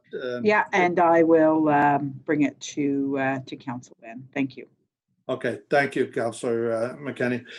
Councillor Brockington, would you like to read your Family Day Pass motion, please? Thanks, Chair. Colleagues, I'm not sure if you need me to read it. This is a blast from the past, a motion that we as a commission addressed last year and actually approved this. This motion would expand the number of days in 2021 compared to 2020 that the Family Pass would be available to our customers. The motion lists the days and periods where the Family Pass would be expanded. Right now, it's just weekends and stat holidays. So this would expand the summer months, Christmas break, March break, etc. There was a request from Mr. Manconi and staff in between Transit Commission last year and when this appeared at Committee of the Whole of City Council, to pull this to allow staff to do some additional work, which I agreed. But the COVID and the challenges of COVID refocused their priorities, which I support, and we never got around to addressing this as a council. So it's come back. We need to approve this in order for council to approve it in a few weeks. So again, it's a 1-year opportunity to expand the family pass, and the staff will collect data and present this to us a year from now, and we can decide whether we make it a permanent part of our fare options. Thank you, Chair. Thank you, Councillor Brockington, and I believe that motion's in order. The next up is Commissioner Olson for your motion on mask revenue diversion to healthcare. And again, Commissioner, I have to ask you if you have an offset, because that is a loss of revenue. I understand. I would suggest that perhaps the OC Transpo could make an increase to the amount of deferred capital projects by another perhaps $20,000 or less, if that is not comfortable. But they are already ready to make some deferments, and this would add roughly 0.1%, I think, to that amount. So I think that's a good offset. This motion would also do is show the people of Ottawa that we're not trying to actually capitalize or make money from their misfortune. And I think this would be a good gesture on the part of the Transit Commission, part of the city. Mr. Manconi, would you or our treasurer like to comment on increasing the capital deferment program? Yeah, I'll go first, and then I'll ask Wendy or the treasurer. Great intention. I think the thing I have to say is this is about funding provincially funded programs. I think you might be going down a bit of a slippery slope here. I totally understand it. It's a nice gesture and so forth. The mechanics of it, I will ask the treasurer to speak to whether or not we're even authorized to do that. My concern is that you're taking municipal funding and putting it into healthcare, which is federally funded and outside of the mandate of this commission. So that's where I have a bit of a challenge on this. I understand only $20,000 or so, but that would be up to commission to give me direction to do that. So just those are my comments. Thank you, Mr. Manconi. Ms. Stevenson, would you like to add? Thanks very much, Chair. I think my comments are very similar to Mr. Manconi's. This would basically be an uploading of funding or revenues to another level of government, which we don't do. We don't fund other levels of government. Mr. Chairman, may I comment? Sure. So the revenue from ticketing people who are not wearing masks is not included in the budget, as far as I can tell. There's no estimate for it. So any revenue that is in fact gained from this is a windfall. So this was not budgeted for. It's not accounted for in any kind of spending. And as I say, I don't see how it's not the right thing to do, in fact, to take this windfall and actually apply it where it could be of some benefit to people in Ottawa who have not had treatment that they probably have needed, especially as I noted in my motion with respect to mental health and addictions. I think this is very important. It may not be an awful lot of money, but I also think there's a good reason to look at something like this. And I would leave it at that. Actually, Commissioner Olson, it would impact the Community and Productive Services budget, Councillor Suds's committee, because the ticket revenue, I believe, goes into the pot for enforcement. That be correct, Councillor Suds?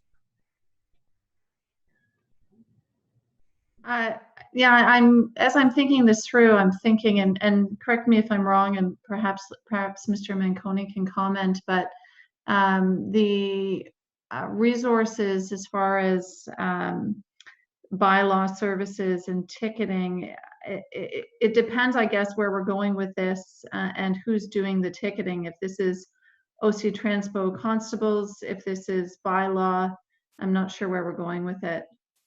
If it's bylaw, obviously it falls to CPSC, and there is through the community funding framework, a mechanism that we are providing funding to various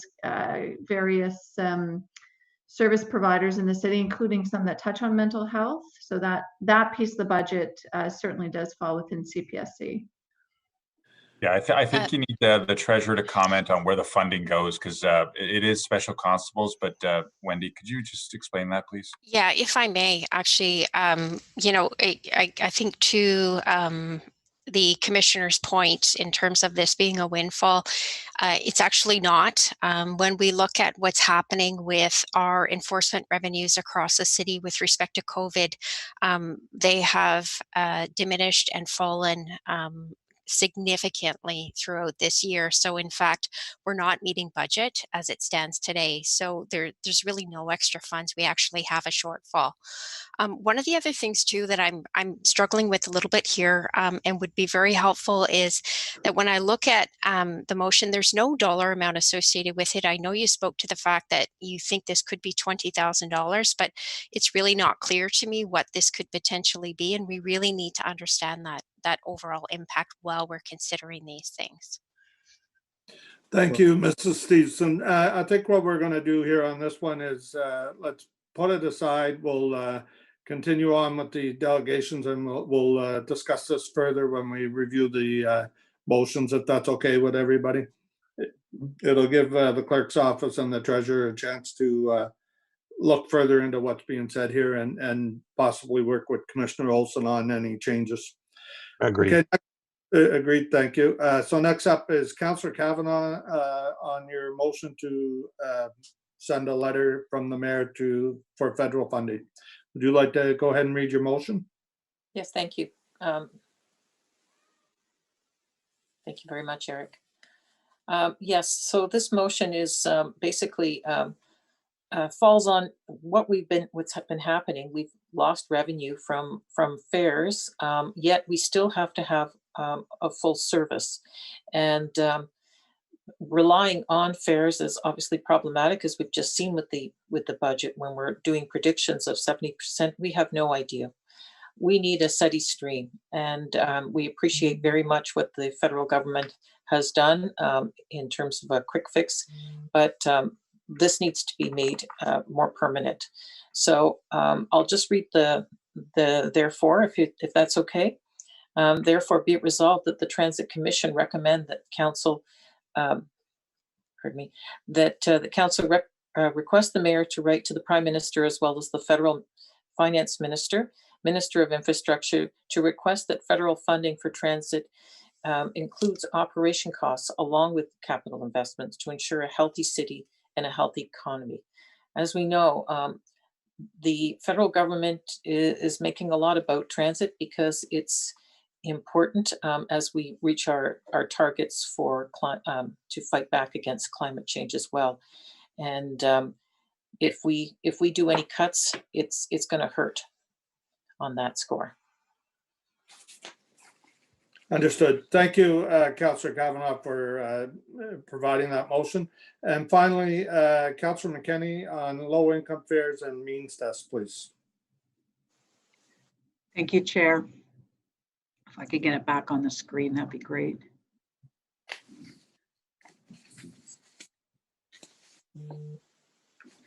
Again, whereas Ottawa has one of the most expensive transit passes in Canada, and whereas Ottawa has one of the most expensive single ride fares in Canada, and whereas the average processing time for an Equipass is 6 weeks, and whereas the requirements to provide proof of annual income is a barrier to applying to the Equipass, and whereas Canadian municipalities have moved from a single price low income pass to a sliding scale fare. Therefore, that should read, whereas some Canadian municipalities have moved from a single price low income pass to a sliding scale fare.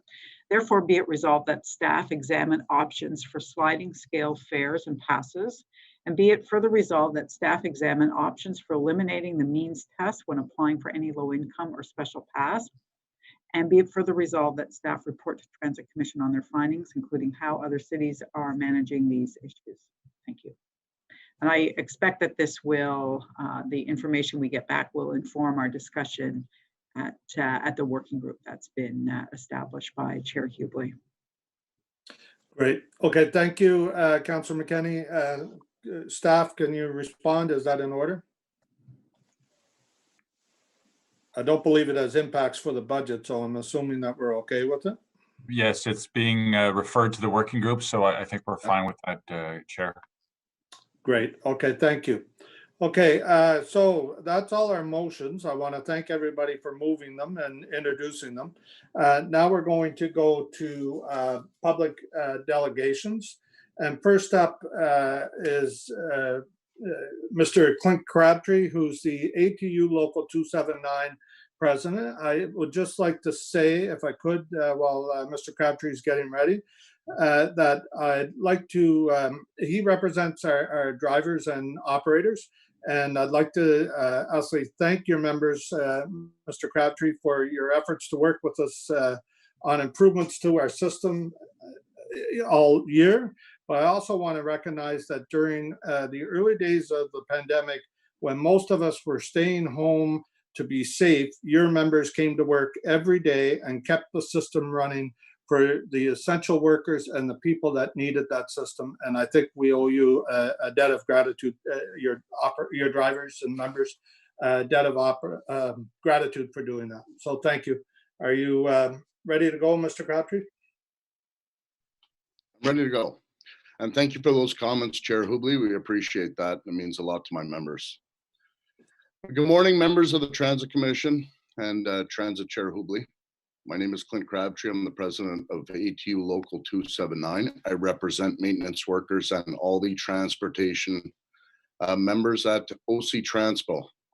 I'm here today to speak on the importance of operator shields and barriers and having them on the entire fleet at OC Transpo, and I support this initiative put forward at the budget. As president of ATU Local 279, I've dealt with numerous assaults against my members.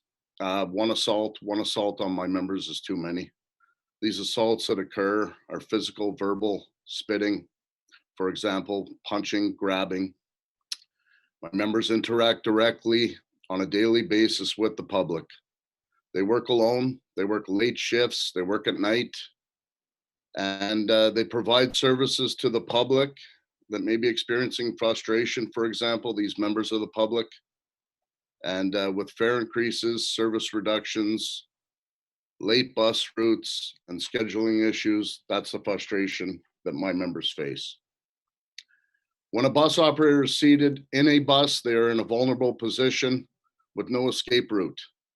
They deserve to be protected. The worst assault I've seen as president of this union was one of my members almost losing permanent vision in one of their eyes. And this happened while they were in the driver's seat of a bus. When you go to work, you deserve to be protected. You deserve to go home safe to your families, your friends, your loved ones, etc. at the end of each and every day. As president of ATU Local 279, I need to ensure that happens for my members. And there's also the responsibility of the City of Ottawa and OC Transpo to make that happen as well. Due to the pandemic, we installed plastic shower curtains and they're currently in place on the buses, but in no way do they protect bus operators or prevent assaults from happening. These bus operator barriers, these shields do. I've been pushing for protection for my members since I became president of this union, and now we need to approve this and make it a reality. I do not enjoy having phone calls, and I do not enjoy phoning my members that have been assaulted, nor do I want it to continue. We need to protect them now and going forward, and barriers will no doubt, in my mind, prevent assaults from happening.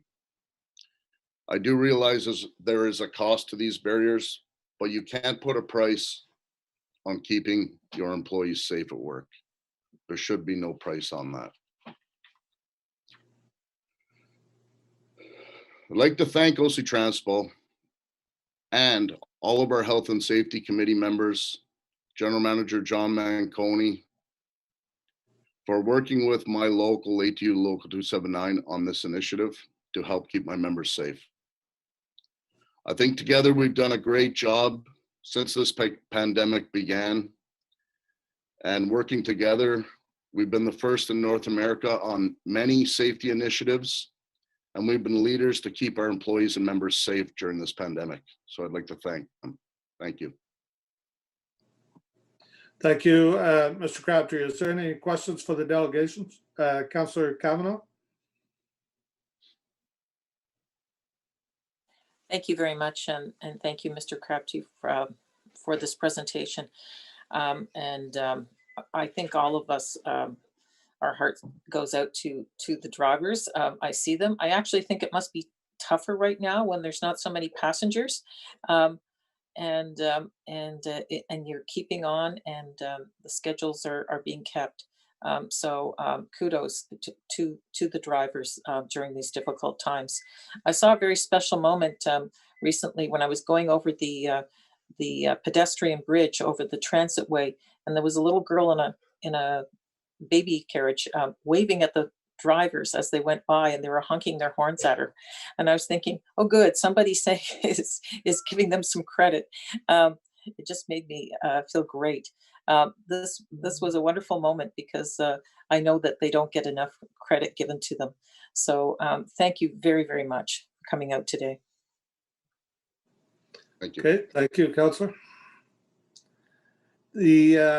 So no other questions. Mr. Crabtree, thank you so much for your time today and joining us. And again, thank you to all your members for what they do every day. Thank you, Chair Hubley. Enjoy your day. Okay, next up is Laura Shentz.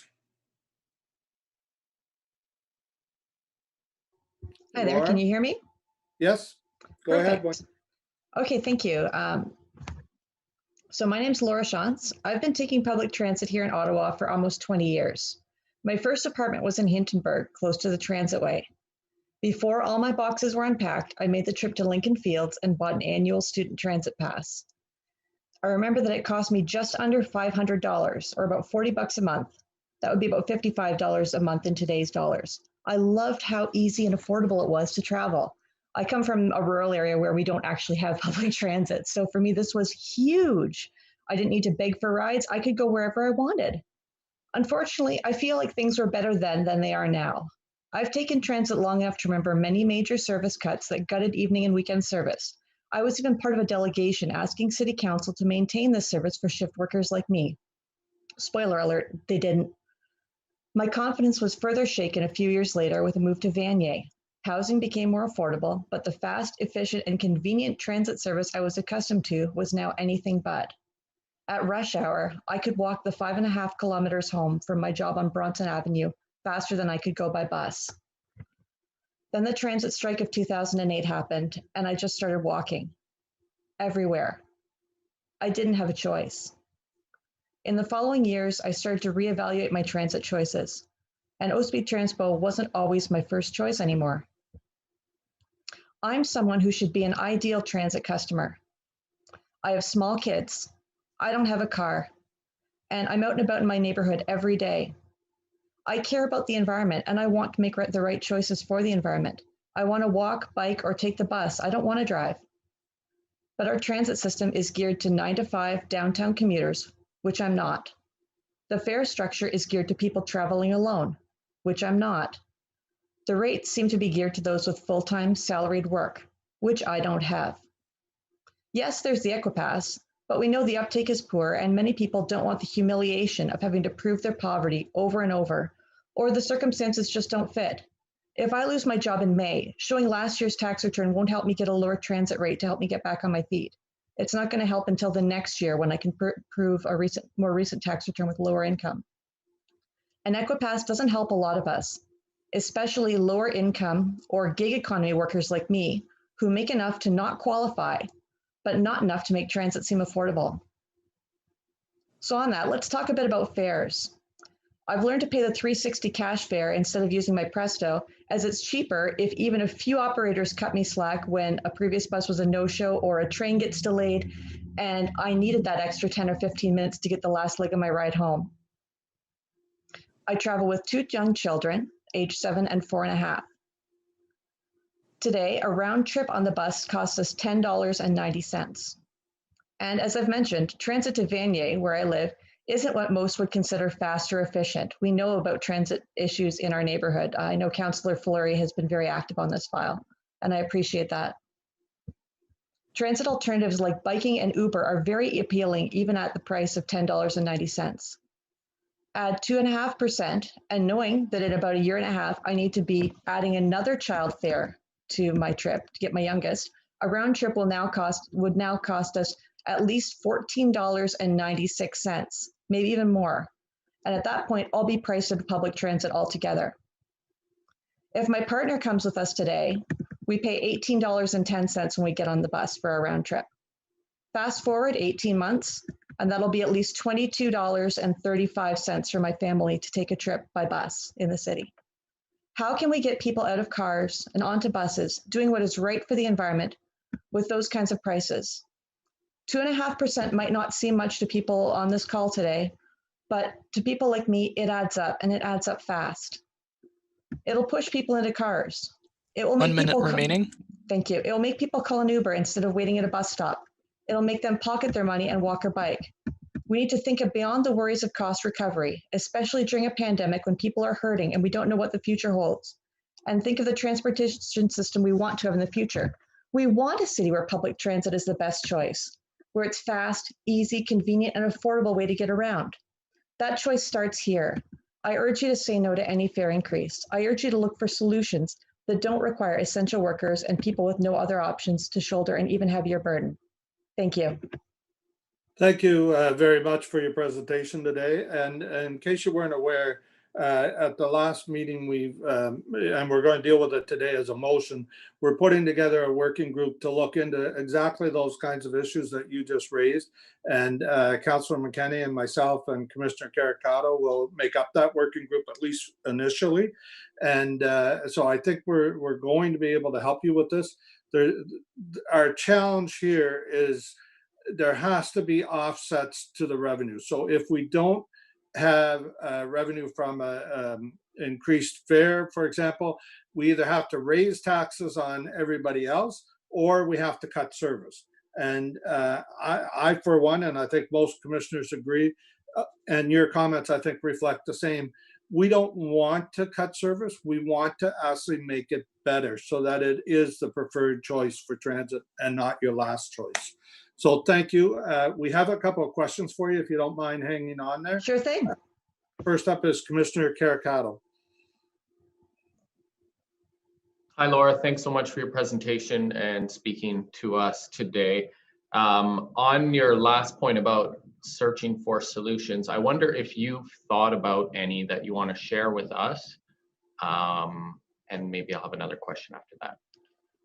In terms of my personal ideas for solutions, I support Teresa Kavanaugh's motion to ask higher levels of government. I know the Keep Transit Moving campaign that has been happening with all kinds of transit advocates across this country it's been very effective so far. I think we need to keep pushing this. I think transit shouldn't just be a municipal priority, as it is, in my mind, an absolutely essential service that should be funded more than just with a little bit of money from gas tax. We should have a higher funding envelope regularly from higher levels of government. I'm also personally not averse to raising property taxes above the 3% envelope. I think that this is an exceptional service. This is a pandemic. This is not business as usual. We can't treat it like business as usual. We have options like special assessments that go beyond just increasing property taxes forever. We could look into things like that. We know they've been done in past to pay for projects like mosquito abatement in Canada and to pay for a skating rink in Alta Vista. We know that these are options, and I personally would be willing to explore them. Excellent. Thanks so much. That was great. Okay, thank you, Commissioner Caricato. Commissioner Wright-Gilbert. Hi, Laura. Thank you. I just want to say thank you so much for coming out and speaking to us today. I think that your speaking remarks were very, for me, they're very well received. I think that they really highlight the issue with this fare increase. It's something I'll be sort of exploring a bit in my questions later to staff, where yes, the fares for the various lower income passes, Equipass and whatnot, have been frozen at the 2019 rates, but that excludes those folks who are doing shift work or are working lower wage jobs, lower income jobs that don't necessarily qualify for these passes, but would be unduly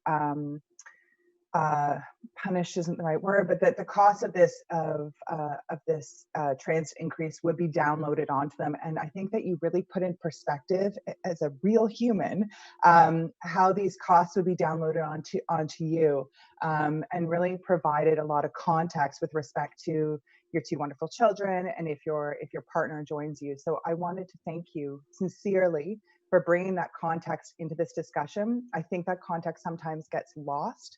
I just wanted to personally thank you for providing that context today and joining us. Thank you. Thank you, Commissioner. Okay, and finally, Councillor Fleury has a question for you. Thank you, Mr. Chair. Thank you, Laura, for the presentation. Not everyone has the ability to attend as a delegate, and I want to share with the Commission that the situation you've described is the situation I hear from many in our community, too many as it relates to those challenging decisions. They love our community, they love the proximity of elements, but they feel the transportation challenges, specifically around transit. So I want to increase the voice of what you've described to say, I, as a local councillor for Lower Town, Sandy Hill, and Vanier particularly, I hear what you've just described quite often, and it is a chronic challenge, not only from service and speed of service, but also from cost and decision making around the cost and its impacts. I hear most about the adult pass, frankly. I know how the adult pass is the bulk of the passes that are purchased, yet we've continued to see an increase, and now it has become unaffordable. And you've described various situations, in your case, with your spouse and family member, that adds financial challenges to the transit experience. So thank you for taking the time and sharing what I hear often from residents in our community. Thank you, Councillor Fleury. Okay, see no other questions. Thank you very much for your presentation today. Thank you. Next up, we have Carrie Glennis Elliott from the Ottawa Transit Riders Group. Good morning. I'm on. Can you hear me? Yes, we can hear you. You go ahead when you're ready. All right. Thank you. Thank you. So yes, my name is Carrie Glines Elliott, and I'm from the Ottawa Transit Riders, as Laura is as well. And I think most of the councillors probably received my open letter. The Ottawa Transit Riders has been working with a coalition of equity-seeking groups to oppose the transit fare increase. And we sent an open letter to a lot of the councillors, and it was also included in the records of this meeting to exactly discuss why we're opposed to this increase. And I think you're going to hear quite a bit about this. We basically have three main reasons. One of them is that the people who are stuck riding transit right now are transit dependent riders. This is an essential service. A lot of those people are low income. A lot of people in this pandemic have done quite well. Wealthy homeowners have done quite well out of this pandemic. They've been able to stay safe. They've been able to do a lot of teleworking. The people who have really suffered in the last few months have been low-income workers, the grocery stackers, the people who work in healthcare, people who work in education systems. And I feel like increasing transit fares is basically like imposing an aggressive tax on people. The city council is very worried about raising taxes on wealthy homeowners. They're quite concerned about that, the optics of that and all of that. But when you raise the cost of an essential service like transit, you are shifting the burden from people who can afford it to people who can't afford it. And I find that very, very disturbing. I'd also like to point out that I thought there was an agreement when we were concerned about the LRT service that fares weren't going to be raised until we could be assured that the LRT was reliable. We don't have the ridership now to really confirm that the LRT is reliable, and we haven't gone through another Ottawa winter yet. So I'm a little bit confused that there's talk about raising the fares before we really confirm. But You're cutting out there, Kelly. Is there, or Carrie, sorry. Is there? And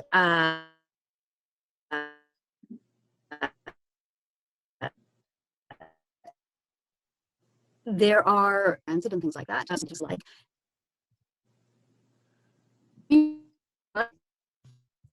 all right, I'll repeat. I was going to say about climate change that we still need to consider climate change.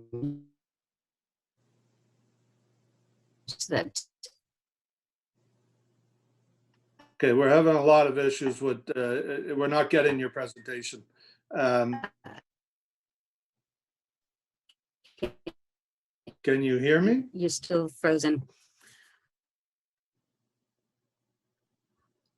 Climate around, because I've already sent a letter and I think people have read it. So you've heard what the Ottawa Transit Riders, what our opinion is. So I will wrap it up to say that I would really hope that this city council rethinks the idea of raising fares. And that's enough for me. I'll stop now. Okay, thank you very much. Is there any questions for the delegation? Okay, seeing none. Next up is Tyler Pazuk. I hope I'm saying that right. Tyler, are you there? Yes, can you hear me okay? Yes, go ahead when you're ready. Thank you, Chair. My name is Tyler Pazuk, actually.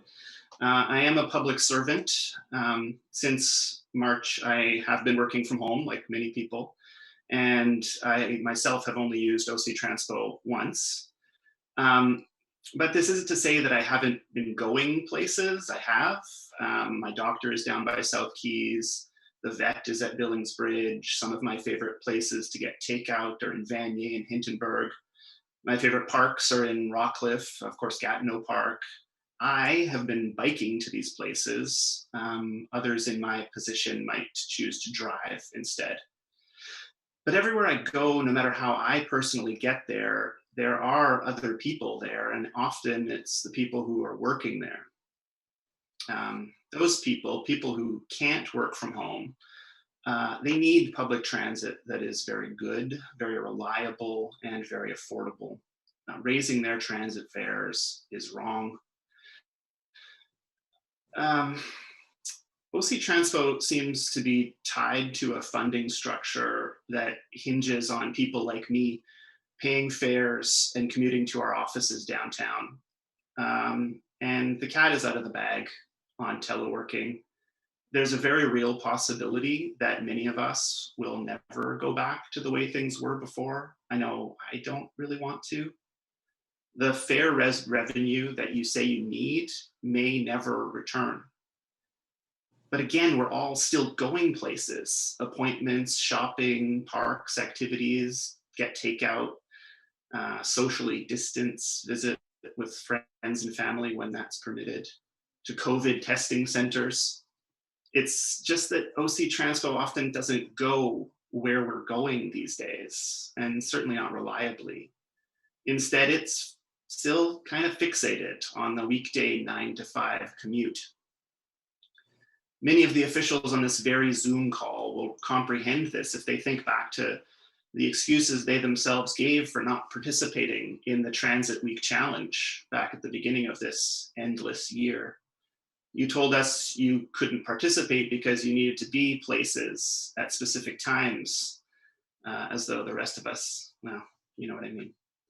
Imagine if we had a transit service that worked to get us everywhere, or at least most places, everywhere we needed to go. Imagine if the excuses you gave kind of weren't valid anymore.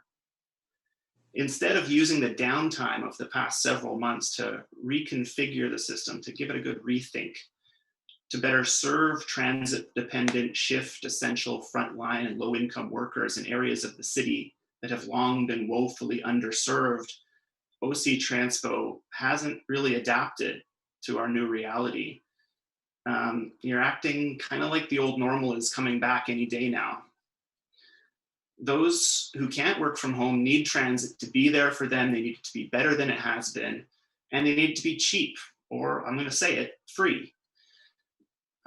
Even thinking about raising fares when service is so poor is kind of shameful. you're penalizing people who need transit for your reluctance to build a system that works for all of us. Now, OC Transpo keeps saying, we're bleeding money at the fare box. But everything I've just said, ensuring that transit-dependent residents and essential workers can get from where they are to where they need to go safely and reliably, ensuring that drivers, including yourselves, start to think about transit as a good option to get anywhere you need to be in the city. It all comes down to this. The City of Ottawa needs to fundamentally rethink how transit is funded. If good service is dependent on fare revenue, but fare revenue is reduced because service is bad, or because there's a literal pandemic, then clearly we need different sources of funding, full stop. This isn't going to be the last pandemic. This is all going to happen again. We need to make sure our transit system is more resilient. Raising fares doesn't do that. Raising fares hurts transit-dependent residents, and it deters everyone else. I ask all councillors present to commit to opposing the fare increase. Thank you. Thank you for your presentation. Councillor McKinney. Thank you, Chair. Thanks, Tyler, for coming out and speaking today. I agree with you. We have to take a serious look at how transit is funded. I think all cities have to going forward, but I'll speak to this city for now. And certainly depending on an ever increasing fare revenue, just doesn't do it. I believe that elasticity probably starts just after zero, but it's certainly at $22 for two people round trip. We have gone beyond elasticity. Would you agree with that? Yes, absolutely. And you said that you take transit. I do. I take the train in when I come into work, but I don't have to. But I do. It's very convenient for me. It's right behind my home. But when I'm on the train, and I'm not on the bus nearly as much, but when I'm on the train, I see what I'm assuming, of course, assumptions are, for the most part, people who are likely working in service industry and gig economy. It's at odd hours of the day, and students overall. So people who are riders who really don't have other choices. Would you say that that's your experience, just in terms of who you know is still taking transit, and your experience when you're on a bus? Yeah, I mean, like I said, I haven't myself been taking the bus since the beginning of the pandemic. I've only ridden the train once, but I mean, previously, I think that's if you ride outside of peak hours, that's basically who you're looking at. And Mr. Scrimgeour even said that earlier in this meeting today that obviously the reduce in ridership is predominantly coming from downtown office workers commuting, and that the lowest reduction, if that's the right way to put that, is people working in the service industry. And so that makes sense. And those are, I mean, the fact of the matter is those are people who sometimes there's no other way to get where you need to go besides taking the bus. And so you're, and outside of those peak times, service isn't very good, and it's not reliable. And if you miss one, you're waiting 35 minutes or whatever for the next one. And there's a lot more we can do to make sure that the system is more reliable for those folks. And cheap. Mm-hmm.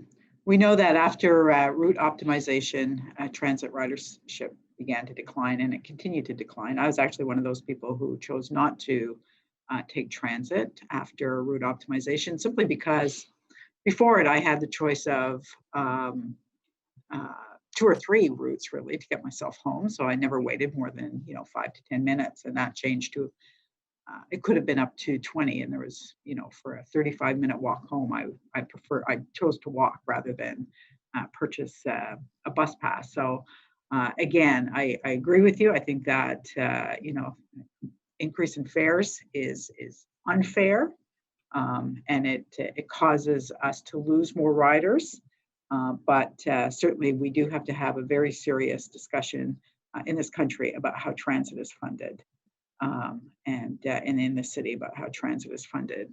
So I thank you for coming out and for your comments today. Thanks.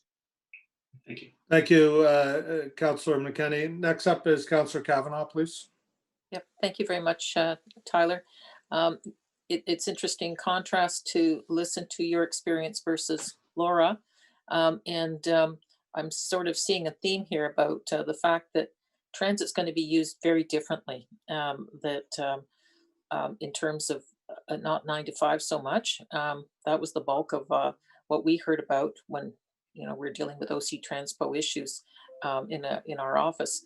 But this is going to be quite different, and I just wonder if you think that we'll see some kind of hybrid, because you may go to the office maybe once or twice a week or something along that line, and that you may not be buying a monthly pass. You're just going to use your Presto once or twice a week. Is that sort of the pattern you're seeing? Because I'm kind of visualizing that.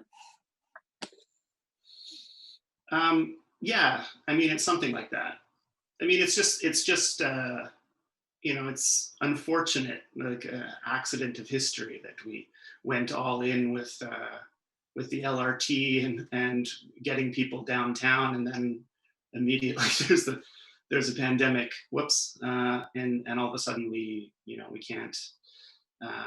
That's not the service that we really need anymore. And there's you hear a lot of talk about 15-minute neighborhoods is something that the city wants to move towards as well. And like transit needs to be part of that discussion. Like even in the deepest suburbs, like the default shouldn't necessarily be you hop in your car and you drive to the Loblaws or the Metro. There should be an option everywhere in the city for you to have a reliable, quick, cheap bus ride everywhere you need to go, and especially in your local neighborhood. And like that's maybe the kind of system that we need to be looking at, something like that. I see that. It serves us on the local level. Yeah, and the official plan's goal of a 15-minute neighborhood may include bus rides but going to the grocery store, not necessarily to work, which I get a lot of in my ward with seniors. Councillor Kavanagh, could please ask that you keep your questions related to the budget and the answers from the presenter as well. Like that's what we're dealing with today, is the budget and not the future designs of transit. Thank you. Okay. All right. Well, we'll have to deal with the here and now, but I appreciate your comments. Thank you. Thank you. Okay, thank you. Commissioner Caricato, you have a question as well? Yeah, thanks, Tyler. Appreciated your presentation. You mentioned transit doesn't go where people want to go or need to go. Could you expand on that? Sorry, Commissioner, could you please relate that to the budget, the issue that we're dealing with here today? We're not getting into redesigning the transit system now. Okay, then I'll ask my second question, which is if we reduce the fare or make it free, as you suggest, how can we expand service as you're requesting? And do you have some ideas for us? Because I'm open to suggestions. Okay, maybe you want to take that offline, Commissioner Caricato. Maybe the two of you could connect and have that discussion so that we can get on with dealing with the budget today. Would that be okay? Commissioner Caricato? Yes, yes, except, okay, I was going to say yes, except I believe his answer might be to the benefit of other commissioners, not just myself, but if you'd like, I can get your email, Tyler, and we can meet up sometime. Tyler, do you have a short answer to that relates to the budget today? Unfortunately, Chair, your interjection made me forget what Anthony asked. So we'll connect offline, Anthony, if that's okay. That's great. Thank you both. Next up, we have Mr. Reddens, John Reddens.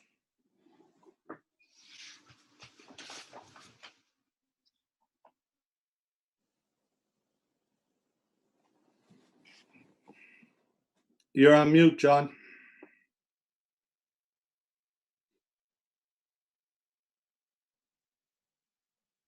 Well, now I've lost them altogether.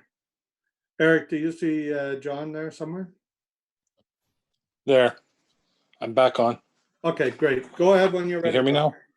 Yeah. Yep. Here we go again. 1 year later, face more increases in transit. We have no guarantee that the LRT will be fixed, but shows improvements. And we are in the middle of a pandemic.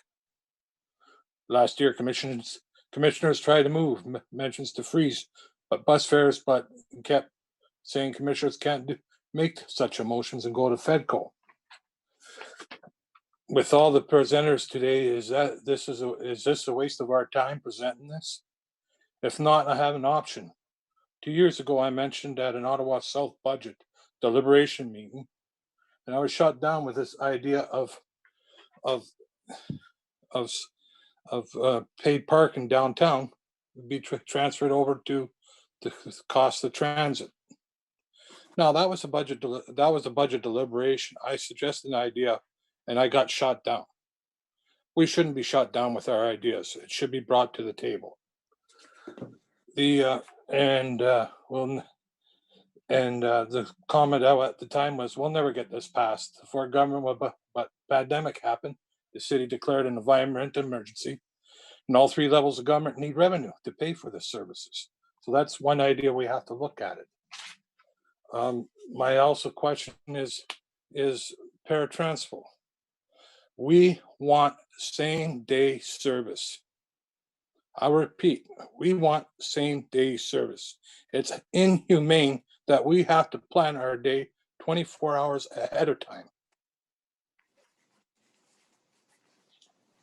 And I'm sorry, but it's come to a time where you have to start putting investment in us.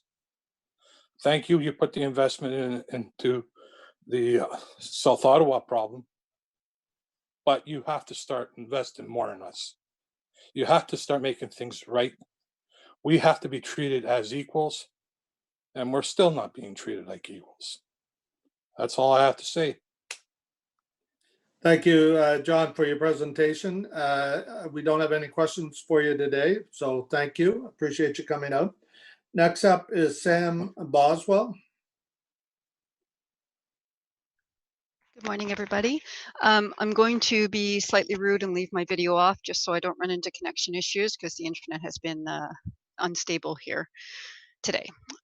So thank you very much for giving me the opportunity to speak. I will keep this relatively short because the other delegations have basically covered what I was going to cover, but I will emphasize first, I hope that these delegations are not in vain. I get the strong sense that some people here have made up their minds and that they do not see an issue with a fare increase.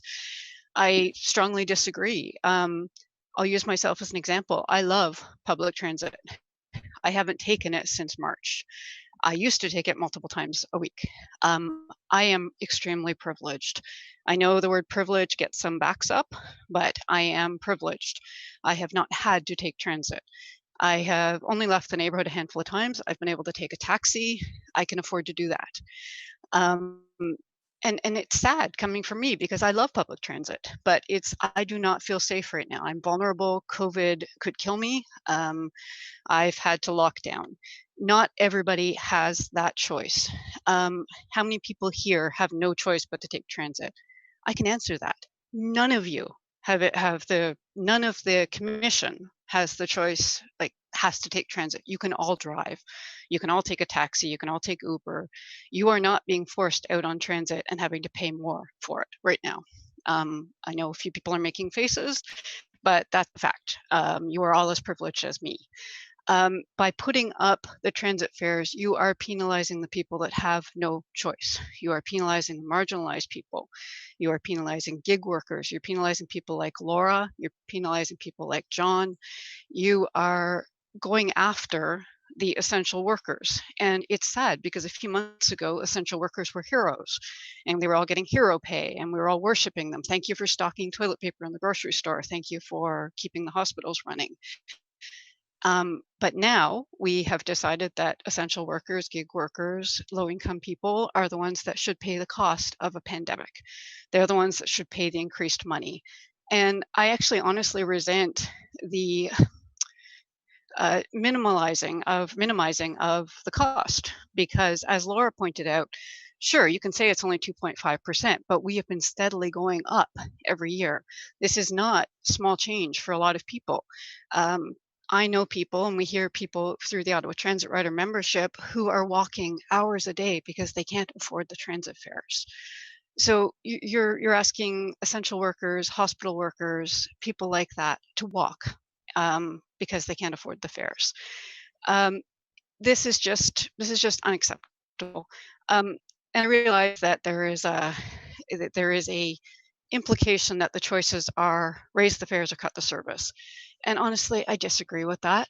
The motions today, especially Councillor McKenney's, about raising the transit levy or possibly raising taxes, that is better. You can't phrase it as us and them. We raise taxes across the city, even if it's temporarily. Better transit benefits everybody. This is not just benefiting the essential workers. It does, it helps them, but better transit benefits the whole city. I, for one, would be happy to see taxes go up a little bit. I think this sticking to 3% has been a huge mistake, especially in such unprecedented circumstances. So I guess just emphasizing what everybody else has said is be creative. Try to find another way to do this. We do not need to be punishing the people that have kept the city running. So don't do it. And that brings me to this working group. I'm really, really glad to see that this is going forward. This is something that Ottawa Transit Riders pitched last November 1 minute during left. that epic 9-hour Transit Commission meeting, and we've heard nothing about it since. So this is good news. This is going ahead. I would like to see transit advocacy groups and riders included. So us, Ecology Ottawa, Healthy Transportation Coalition, Courage, Horizon, Free Transit Ottawa, and the Para-Parity people. These working groups cannot continue just to be city staff. This needs to involve the average person, average rider as well. So I look forward to hearing from you on how we can help. So in closing, because I got the 1 minute warning, please do not approve a fare increase. This is the wrong direction for any number of reasons, and it's a terrible idea. Thank you very much. Thank you, Ms. Boswell. Commissioner Wright Gilbert has a question for you. Thank you, Mr. Chair. Thank you, Sam, for presenting to us today.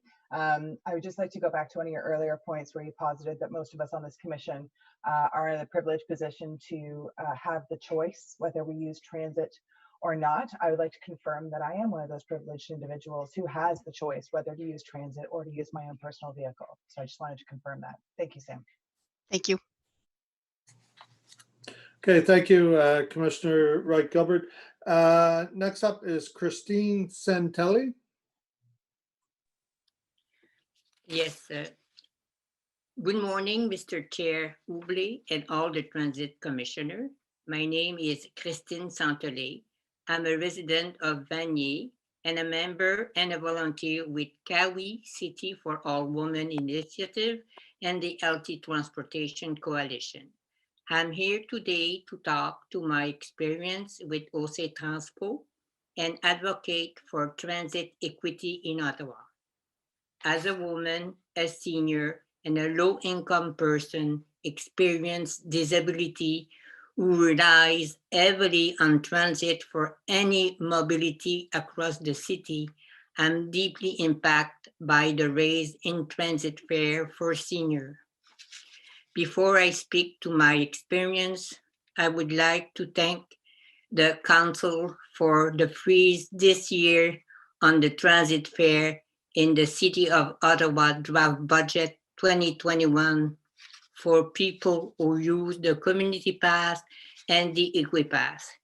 The freeze reflects OC Transpo commitment to apply the City of Ottawa equity and inclusion lens to all its service to make sure that no one is excluded from such an important and basic service as public transit.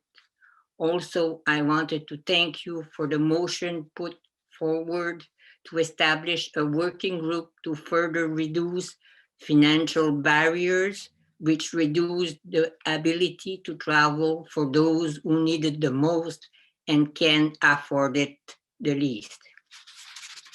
The monthly pass for a senior is $45.50. I cannot afford it, so I pay by single ride fare of $265 compared to the Equipass single ride fare of $175.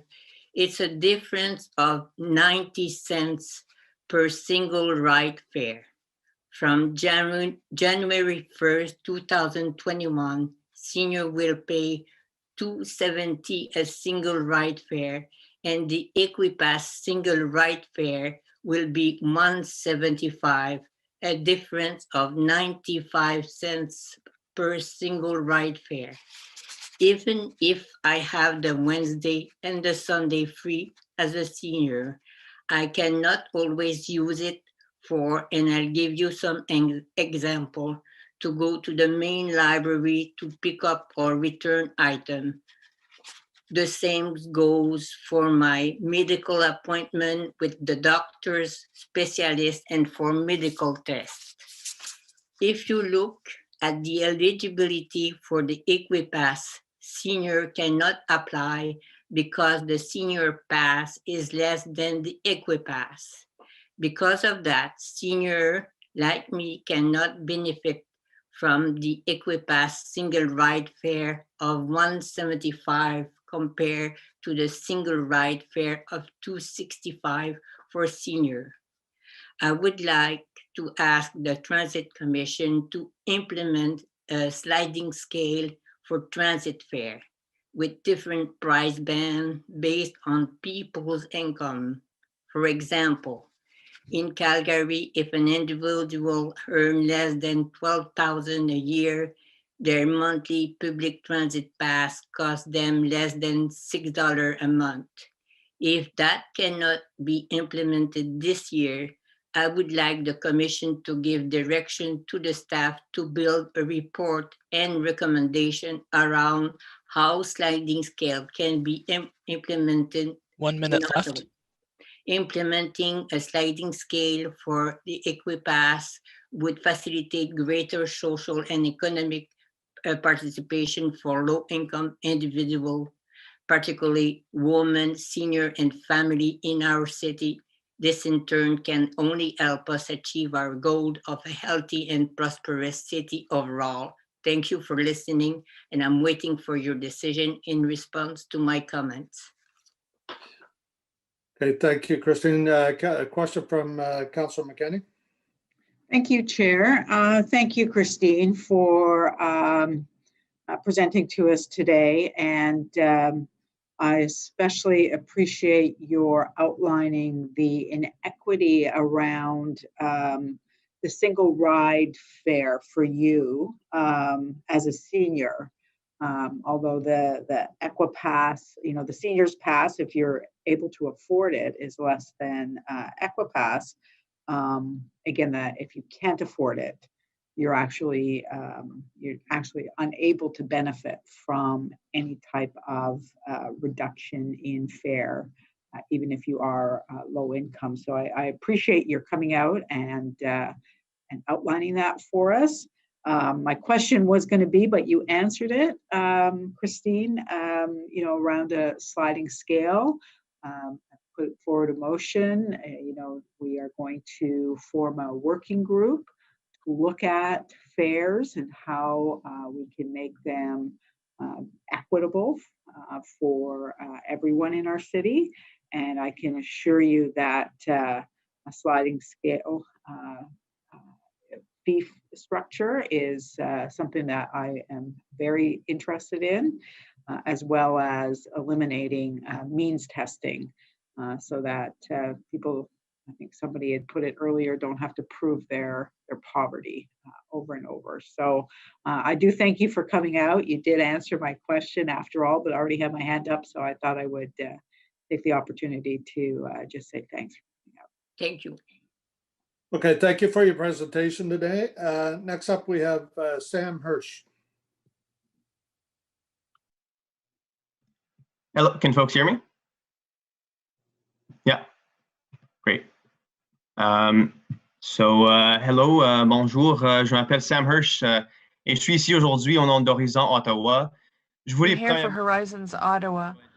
I want to acknowledge that we are in the unceded territories, the Algonquin people, and we're talking about people who are going affected by public transport. A couple of years ago, I had been living in Ottawa for about 2 years at a time. I had just finished a work contract. Working in the field that I do, you end up working contract to contract work that ends up being more or less precarious. So I was unemployed for the first month. That first month turned into another month and then 6 months.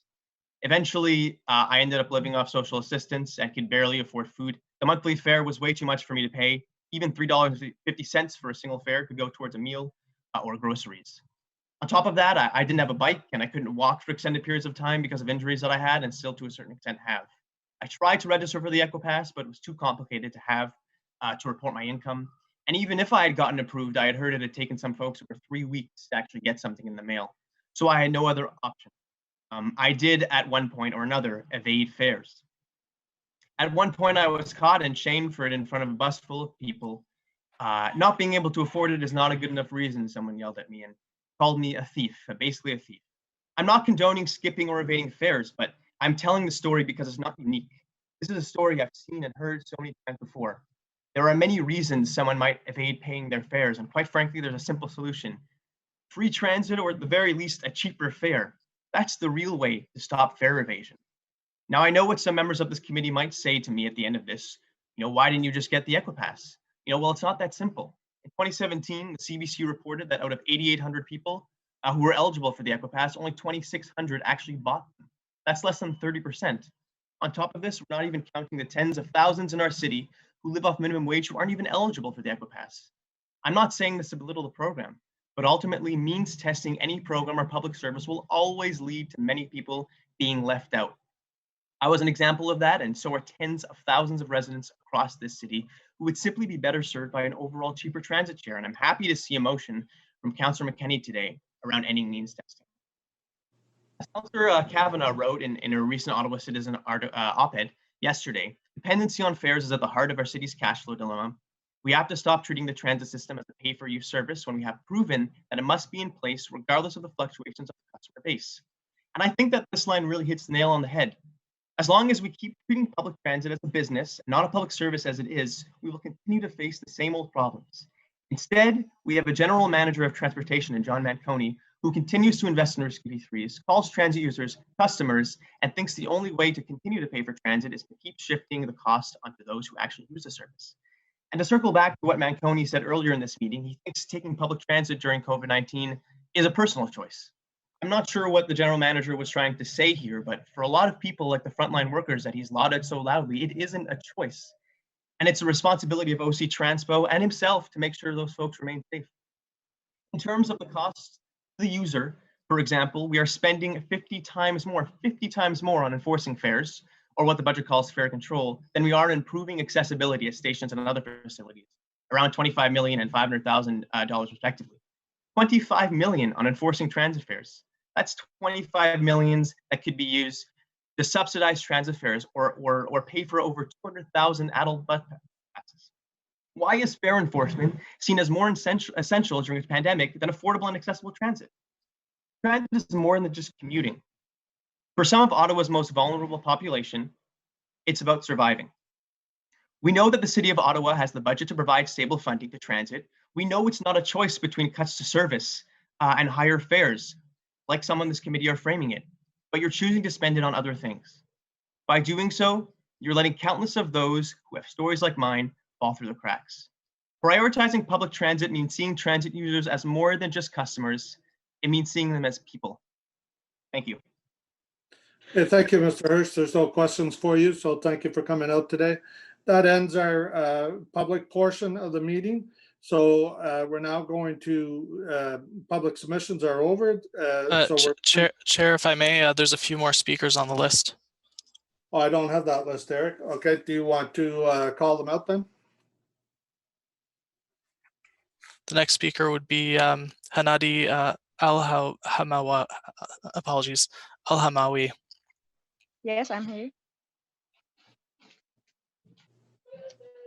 Good afternoon, everybody. Before I start, I would like to thank you for this opportunity. I'm here today to talk about transportation. Public transportation is expensive here in Canada. Most of the public transport users on low income.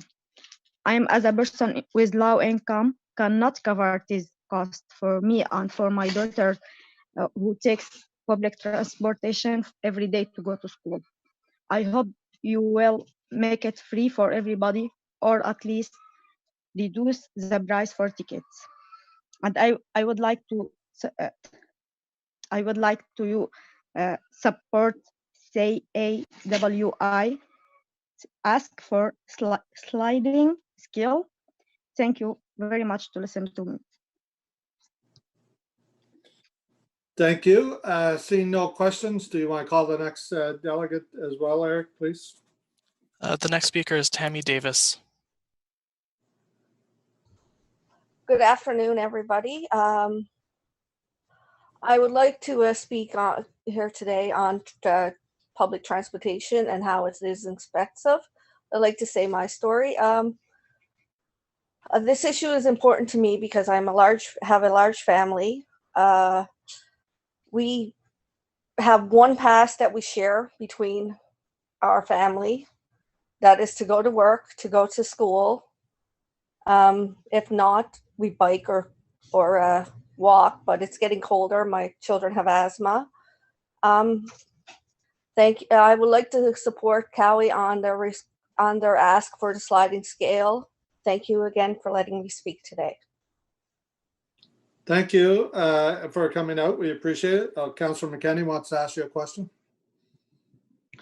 Yes, thank you, Chair. Tammy, thank you for coming and speaking to us today. And Hanadi, before you, thanks for coming out and speaking. Tammy, you had said something that caught my attention. You share a pass amongst your family.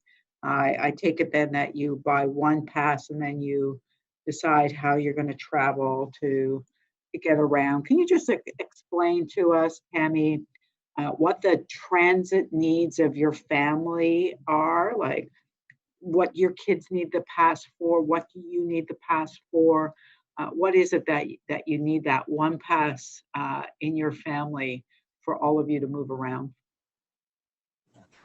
We use it for getting to school for my children. Also, they just started work, so getting to work.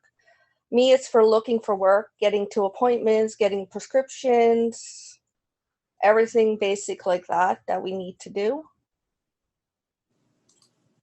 And you have one pass that you share amongst how many people? There is 4 of us. 4 of you. Because we heard earlier that a round trip for 2 people, if you were just to buy tickets, would be $22. So that would be $44 for your family to take a round trip if you had to purchase tickets to get onto a bus and then purchase tickets to get back. Is that, I guess Yes, that's, yeah. Not something that you could ever afford, Tammy? No, not on one income feeding. There are 6 of us living at home, so. Okay, I do thank you for coming out. And I think that it's really important to hear from people who have real lives and real struggles so that we understand what's happening out there in the real world. You know, we all get free transit passes. I'm not sure if you realize that as counselors, it's one of our perks. We all get a free Presto card. So it's sometimes difficult for us to really understand the sacrifices that people have to make just to move around in the city. So I'm very happy to acknowledge what you had to say here today, Tammy. Thank you. Thank you so much. Okay, thank you for coming out today. Sorry, Eric, could you just read out the next one, and then I've got the updated list, so I'll be able to go back to it after that. The next speaker is Fatima Gimba. Thank you. She's just coming online now, I believe. Yes, I'm here. Can you hear me, please? Yes, go ahead when you're ready. Okay, thank you. Good afternoon, Chair. Before I start, I would like to thank you for this opportunity to address this committee. My name is Fatima Gimba. I work as a peer facilitator for the LGBTQ plus newcomer support group in Centertown Community Health Center. As a newcomer in Ottawa, I would say public transit is very important to me because it is the only option for me to run my day-to-day activities. As a low-income earner, I would say that the fares are already pretty high. My colleagues who also use the public transit share the same point of view. And to this fact, and to add to this fact, the upcoming budget projects that the fares will be raised by 2.5%. So I would like to urge the city councillors to implement a sliding scale for fares for public transit in Ottawa. And if the city councillors are unable to do that right now, please give direction to the staff to prepare a report and recommendation on how sliding scale for fares can be implemented in Ottawa. Thank you very much. Okay, thank you. There's no questions for your delegation. So next up, I'm going to spell the last name. It's B-A-I-G, and it's a delegate from Cowie. Yeah. Hi, everyone. I'm Khulud Bey, Community Engagement Coordinator with Cowie. I just want to thank everyone for the opportunity for letting me speak today. I've been working with a few of the women that you've heard already, and just wanted to give them a shout out and how well they've done in speaking today and bringing their concerns. Over the past month, I've had the privilege to engage many such women from the community, particularly on the issue of how transit is impacting them. And as you've already heard from the women before me, transit in this city is in crisis. And it seems that additional revenues that are going to be collected through the 2.5% fare increase will be collected on the backs of those who have absolutely no other option but to rely on transit.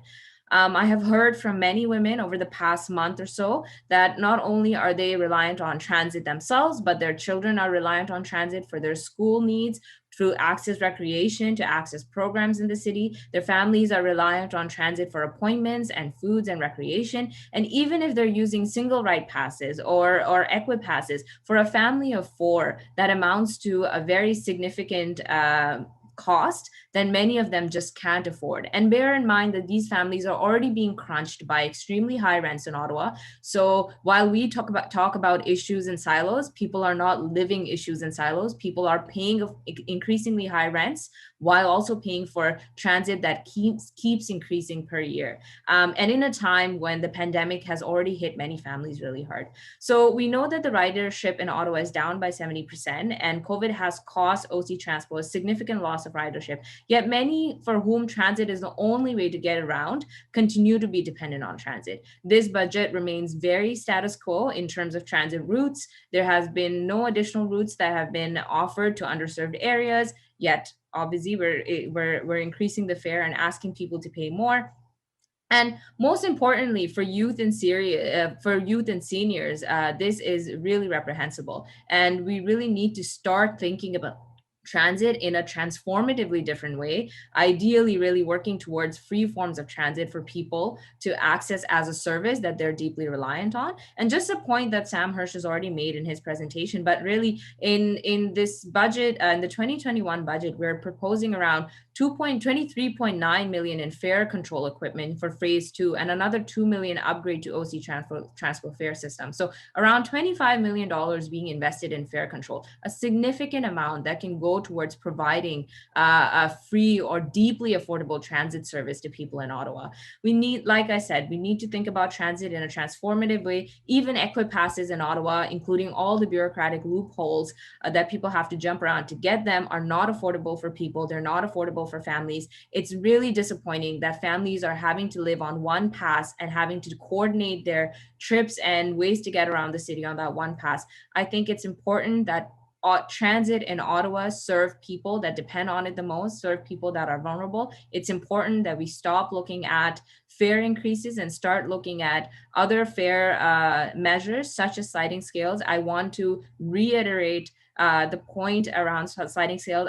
Before Ottawa, my family was a newcomer family in Calgary. We were a family of 5, and my family was deeply dependent on the sliding scale fares in Ottawa. So we were paying around, I think, $20 for a transit pass per month, which was amazing when you have 3 kids taking transit to school. So I want to iterate that. I want to stress that if that can't happen in this year's budget, we need to give direction to staff and get recommendation around it. And I'm really interested in Catherine McKenney's motion on the transit working group and looking at alternative ways of how fares can work in Ottawa and how transit overall can be looked differently in light of COVID, in light of everything that we've seen. Thank you so much for listening to me. Okay, thank you. There's no questions, so we'll go on to Eugenie Waters. So Councillor Kavanaugh okay. Sorry. So next up, Eugenie Waters. Yes, hi, thank you for having me today. I'm a family physician in Ottawa, and I work at community family practice located near the Montfort Hospital, and I also work 1 day a week at the Ottawa Hospital at the general campus. And I just wanted to speak in support of Councillor Kenny's motion to freeze the fares, and I'm also really happy to hear about the working group to make transit much more affordable and consider a sliding scale. Just from my work experience, I do interact with between 15 to 30 patients per day who are all residents of the City of Ottawa. I have patients in my practice who have continued to work throughout the entire pandemic in many essential service roles, be it as personal support workers or support staff at long-term care, retirement homes, retail workers, pharmacies, grocery stores, other essential businesses. And I also have many patients who have disabilities, who rely on paratransit, social assistants, single parents, etc. And for many of these individuals and families, transit is a necessity, and it's important for them to access all sorts of social supports, but also to access their healthcare needs. And I could give you many examples. I think this is a crucial equity issue for residents of the City of Ottawa, and I really would like to acknowledge the other public delegates who have spoken today. I think a lot of their comments are things that I hear regularly from my patients. I also just want to acknowledge comments, about the proposed 2.5% increase in fare. I agree with other speakers that it is not a negligible cost. I certainly know that from many of my patients, that 2.5%, especially added over years of transit fare increases, is really a barrier for many people to access transportation. And I'd also like to say that I have many patients who previously, prior to COVID-19, were using transit regularly and gaining tremendous health benefits from it, whether it be accessing various health or social services.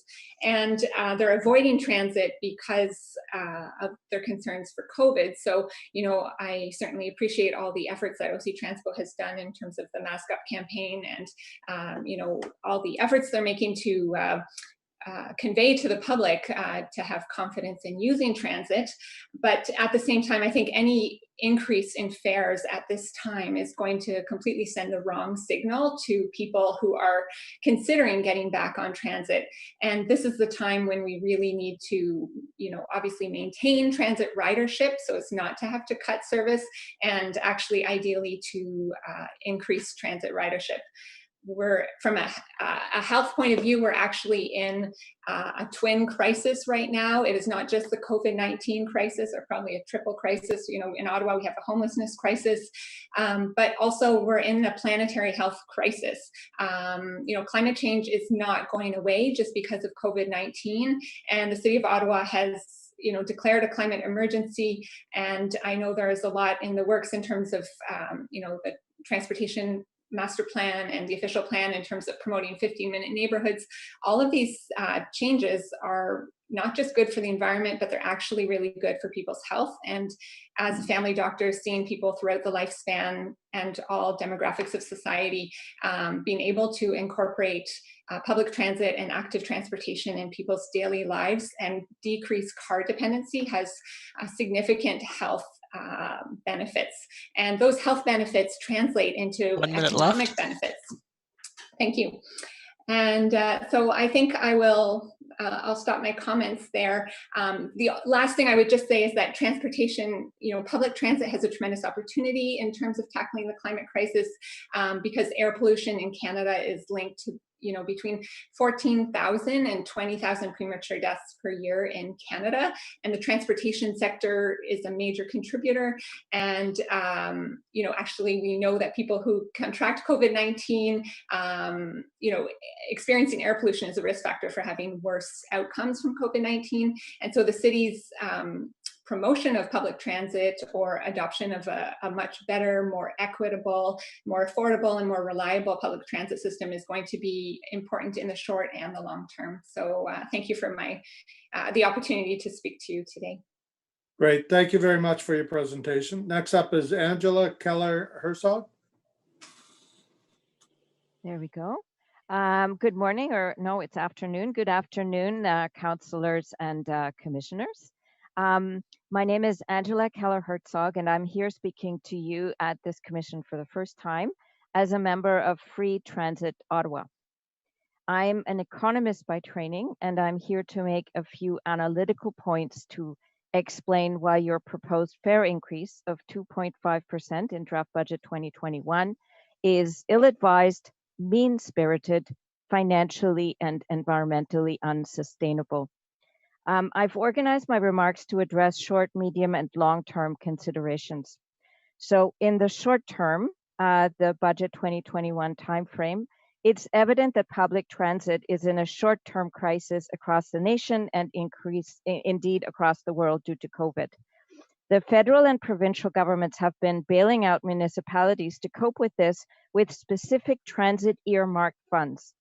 And I believe that, like Treasury, that prospects are good for Ottawa to be made whole financially in future phases of the support program. The COVID crisis, therefore, has nothing to do with motivating the proposed fare increase, quite the opposite. You can freeze fares and the feds will make up the shortfall. The persons taking public transit at this time in Ottawa are persons and riders that don't have any other choice. In the COVID context, to force a 2.5% fare increase on this segment of riders is simply unfair. It is mean-spirited. Secondly, looking at the medium term, say a 3 to 5 year time frame, in many Western economies, including Canada, we have been seeing widening inequality, economic inequality. COVID has clearly aggravated this, so from an equity perspective, it is ill-advised to raise fares. From an environmental and climate perspective, it is clear that we need to make a significant and urgent shift to a low-carbon economy. This means incentives and efforts to increase ridership on electric public transit, which might not be welcome news to some of you. This means incentives and efforts in the opposite direction from a fare increase. From a climate perspective, people should get paid to ride electric buses. And from a regional transit point of view, it's clear that work mobility patterns are shifting, and the city with our multi-phase LRT investments is introducing structural changes to transit choices. It does not make sense to invest billions in transit with a fare regime that disincentivizes ridership. So thirdly, looking at the longer term, you state that you're simply following the 2017 long-range financial plan to safeguard the financial sustainability of transit. I would ask you, if the executive board of a corporation explained to its shareholders that their product pricing for a COVID-affected service in a context of severe structural change is fully and rigidly determined by a financial analysis determined 4 years ago, they would be fired.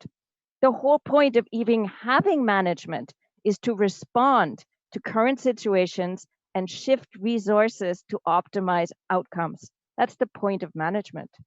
The direction that other municipalities around the world are going is to invest in public transit and make it very affordable or entirely free. The long-term objective is to have public transit.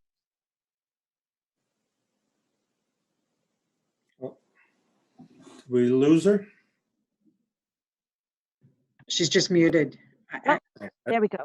Oh, I tapped my keypad. All right.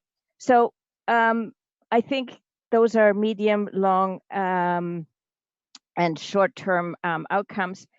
Lastly, I think that I've got some time to speak to the Councillor McKenney motion. 1 minute left. Okay, great. And I have 3 suggestions regarding where resources can come from. The provincial and federal COVID bailout funding made up for the fare-free revenue shortfalls in 2020. So why are you making cagey assumptions that they would not make up for a shortfall in revenues because you're not able to raise fares at this time? Why is the likely bailout good enough for you as a plan A source of funding for your plan, but not good enough as a source of funding for the McKenney motion? I don't understand that logic.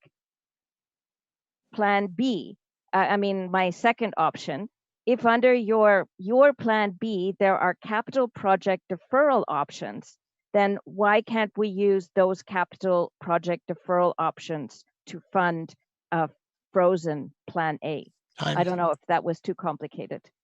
And the third option would be, there is on the current budget, there is close to $1 million for transit operations support vehicles and equipment replacement. All of these cars are conventional fossil fuel cars. There are between $300,000 and $500,000 unspent funds for green fleet replacement. So I would argue that you could halt the expenditure on these conventional cars, and there would then be funds from another pocket to replace them with electric cars for those cars that direly require replacement. And we know that in the next year budget, 2022, there will be funds for the electrification of vehicles in line with the climate plan. Okay, thank you. Commissioner Caricato, you had a question? Just like to say thank you, Angela, for coming out today. I know we're also neighbors, and appreciate you presenting today, and all of what you said. Given our tight timing, I think I'll leave it at that, but I'd love to continue on this conversation about how we can look at future structures, as we will be doing with the working group. Thank you. Okay, thank you, Commissioner. There's no other questions, so thank you for coming out today, Angela. Next up is Raymond Laurie.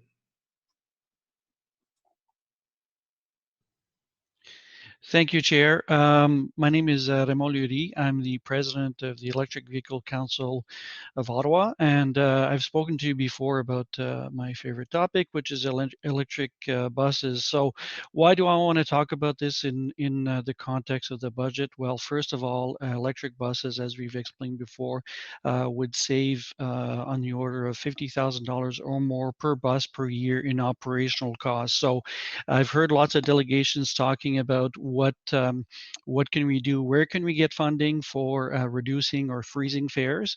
And electric buses would be that one of the solutions. Now, it's not something where we could wave a magic wand, as our friend Mr. Manconi likes to say, and make it happen overnight. But the thing is, though, we need to start looking at it now so that we could reap those operational savings over the lifetime of the buses.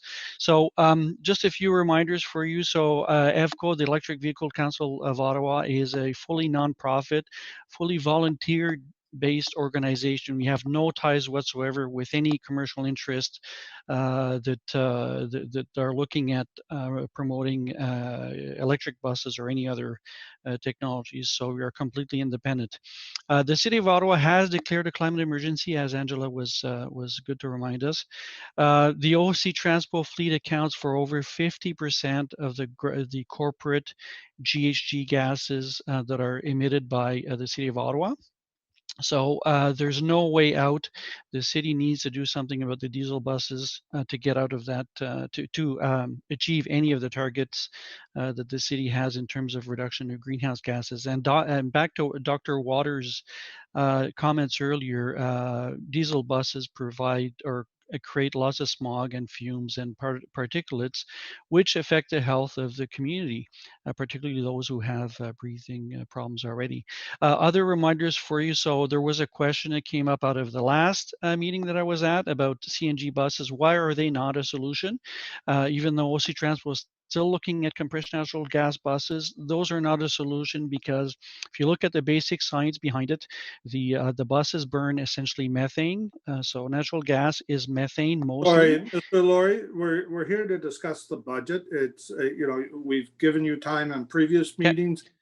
You're going to get time in future meetings to promote your product. What we need today is just questions related to the budget. And the only thing in there on e-buses, I believe, is just the funding for the pilot that was approved by the commission.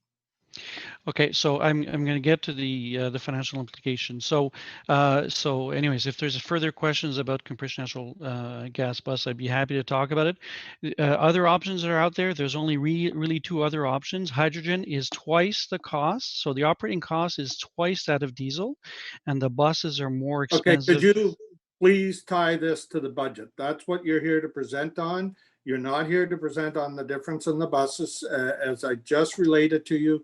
We've already given you time to do that in previous meetings.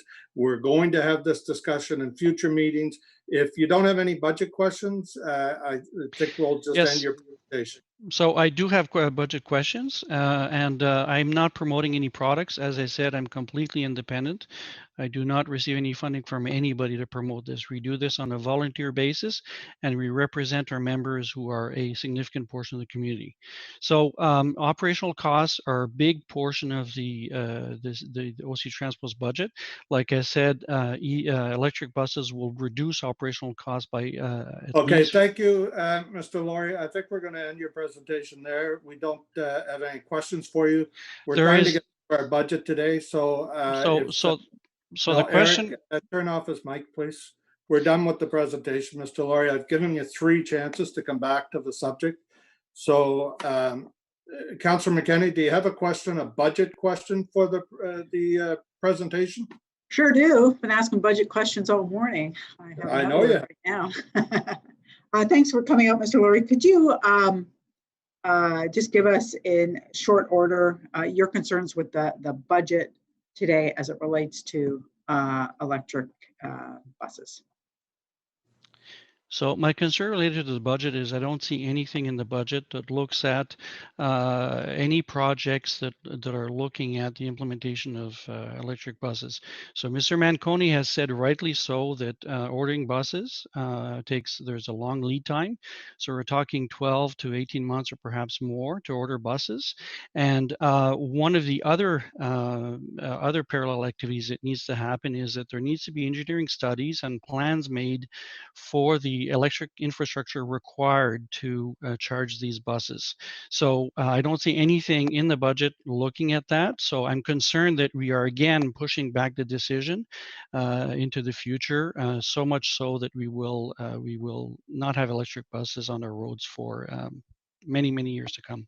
Okay, thank you. And I will be following up with staff on that. So stay tuned. Thank you. Thanks, Chair. Thank you both. Okay, so this now we are at the end of public submissions. I believe, Eric, no other late applicants have come in? That's correct, Chair.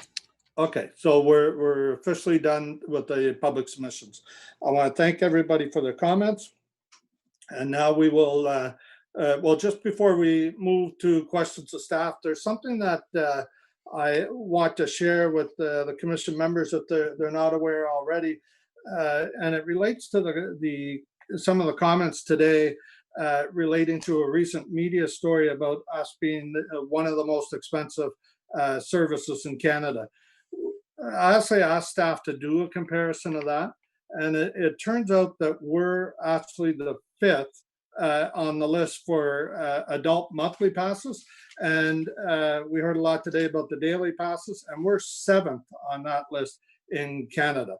So it's, while I understand the comments that any cost of transit can be a burden to some, we should not, as a commission, let people have the impression that we are the most expensive or one of the most expensive when clearly we're not there. So thank you. And now we'll go to questions to staff, starting with Commissioner Wright-Gilbert. Thank you, Mr. Chair. I first want to start off by thanking Mr. Minconi, Mr. Scrimgeour, and Madame Bégin for meeting with me last week to go over my specific questions about the budget. That meeting was incredibly valuable to me, and I just want to thank them for their time. It's actually reduced the number of questions I have, which is always a good thing. So a couple of just preliminary questions. Am I correct in stating that the total transit budget is just over $676 million?